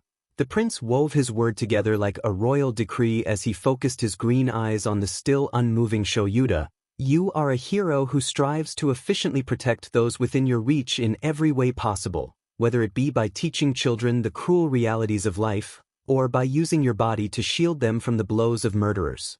You are a hero and a teacher who sacrificed his life for his students, a true hero in every sense of the word. A knight in shining armor. The prince leaned down over the bed to cradle the side of Shuda's face. With the spotlight just over the two of them and the boy's princely outfit, Hisashi could help but liken the sight to a play, where the charming prince of the story prepares to waken the cursed beautiful princess. His face was directly over the others and he stared intensely at Shuda's eyelids, as though he could somehow make eye contact even with them closed. Fate has decided for that to be your final act, for you to become a tragic hero. To never come to learn what kind of people the children you died for were, or to watch as they grow into the people and heroes that they are meant to be. To never age alongside your love, or build a full and fulfilled life together. The prince's red cloak started blowing up around him as though wind was running through the train. Gently at first, but it grew more vigorous over time. The fruit of fate in his hand gave off a glowing light that was eventually so bright, it was like the prince was holding a small sun in his hand. It outshined even the spotlight, illuminating the entirety of the previously dim train car. Hisashi couldn't look at it without his eyes hurting from the brightness. It cut its way through the darkness of the void around them. The emerald green of the prince's eyes seemed to glow, and he laid the fruit of fate tight against Shuda's chest. But the fruit failed to pass through. Instead, it shined over the both of them like a holy light from heaven. Fate has decided that now is the time to take you to your final destination, the prince's decree muted into a whisper. Despite its quiet volume, his voice still resounded throughout the train, but I will not let it keep you, fair knight. Accept the love and sacrifice of this person who loves you, accept the life that he is sharing with you, and let him anchor you to the land of the living. The prince of the crystal closed his eyes and softly kissed the top of Shuda's forehead, and finally, his right hand and the fruit of fate within its grasp slipped into Shuda's chest. The light failed to go out. Somehow it could even be seen from the inside of Shuda's body, like a star had taken the place of his soul. The red cloak fluttered and fanned around the prince and the knight, acting as the back curtain to the performance playing out in front of their eyes. A contrasting spot of black appeared in Shuda's chest as well, dark as the void around them had been. The golden light brushed against it, and the two swirled together, yin and yang circling in an endless cycle of dark and light, of death and life. Hisashi was almost afraid the black might darken the light of the fruit, but it didn't. The light spread into the black spot, igniting life where there was once death, and once all the black vanished. The light stopped spinning. Throughout the entire magic spell, the prince continued to cradle the knight's face and kiss his brow. The full star settled itself in the place where Shuda's heart resided. All at once, the light dimmed until there was nothing left. The room had once again become dim with only Shuda's body being clearly lit. At the same time, the bellowing of the red cloak slowly died, and it floated down to rest once more at the prince's back and on his shoulders. Only then did the prince remove his hand from Shuda's chest. He lifted his lips and hand from Shuda's face, raising his head to straighten his body and stand back from the bed. In a movement filled with great purpose, the prince raised his arms up and clapped his hands together once. The train started moving again, this time heading forward. Shoyuda groaned, and his eyes fluttered open. Where? Shoyuta. His voice, groggy with sleep, was cut off by Hisashi's loud wail. Hisashi stumbled to his husband's side and brought him into a tight hug. He knelt on the bed covers, legs giving out, and pressed his face hard against Shuta's chest, where Hisashi's miracle had just occurred. His next cries were a mess of quiet and broken words. Shoyuta, Shoyuta, oh God, you came back to me, you're alive. I was so scared, please don't leave me again, please. As Hisashi's tears wet the front of Shuta's shirt, Shoyuta carefully wrapped his arms around Hisashi and gently rubbed his back. His husband whispered back, "It's all right. I'm okay. I'm here now, it's all right."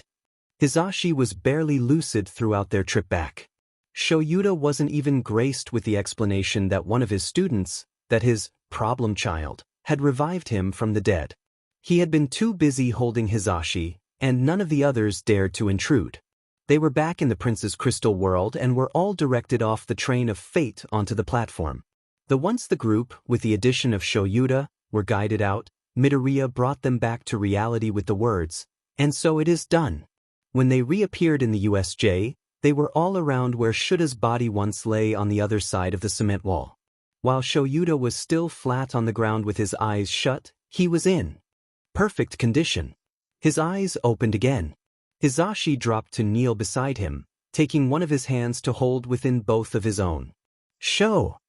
Why is his quirk on?"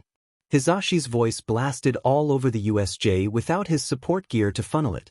Shoyuta reflexively winced at the loudness for a single second before relaxing his face again, and he was sure the other three must have done the same. He felt the vibrations of his quirk rumble the ground beneath them. A portion of the glass ceiling above their heads, near where the Nomu had been punted through, shattered from the harsh vibrations and rained down on them in glinting shards. A single glass shard, thin but long, fell alongside the rest. Its pointed end was as sharp as a fine knife, and it shot straight down from the heavens to pierce precisely into Shuta's open left eye. The pained, visceral scream that tore out of his husband's throat will appear in Hisashi's nightmares, together with the image of his corpse.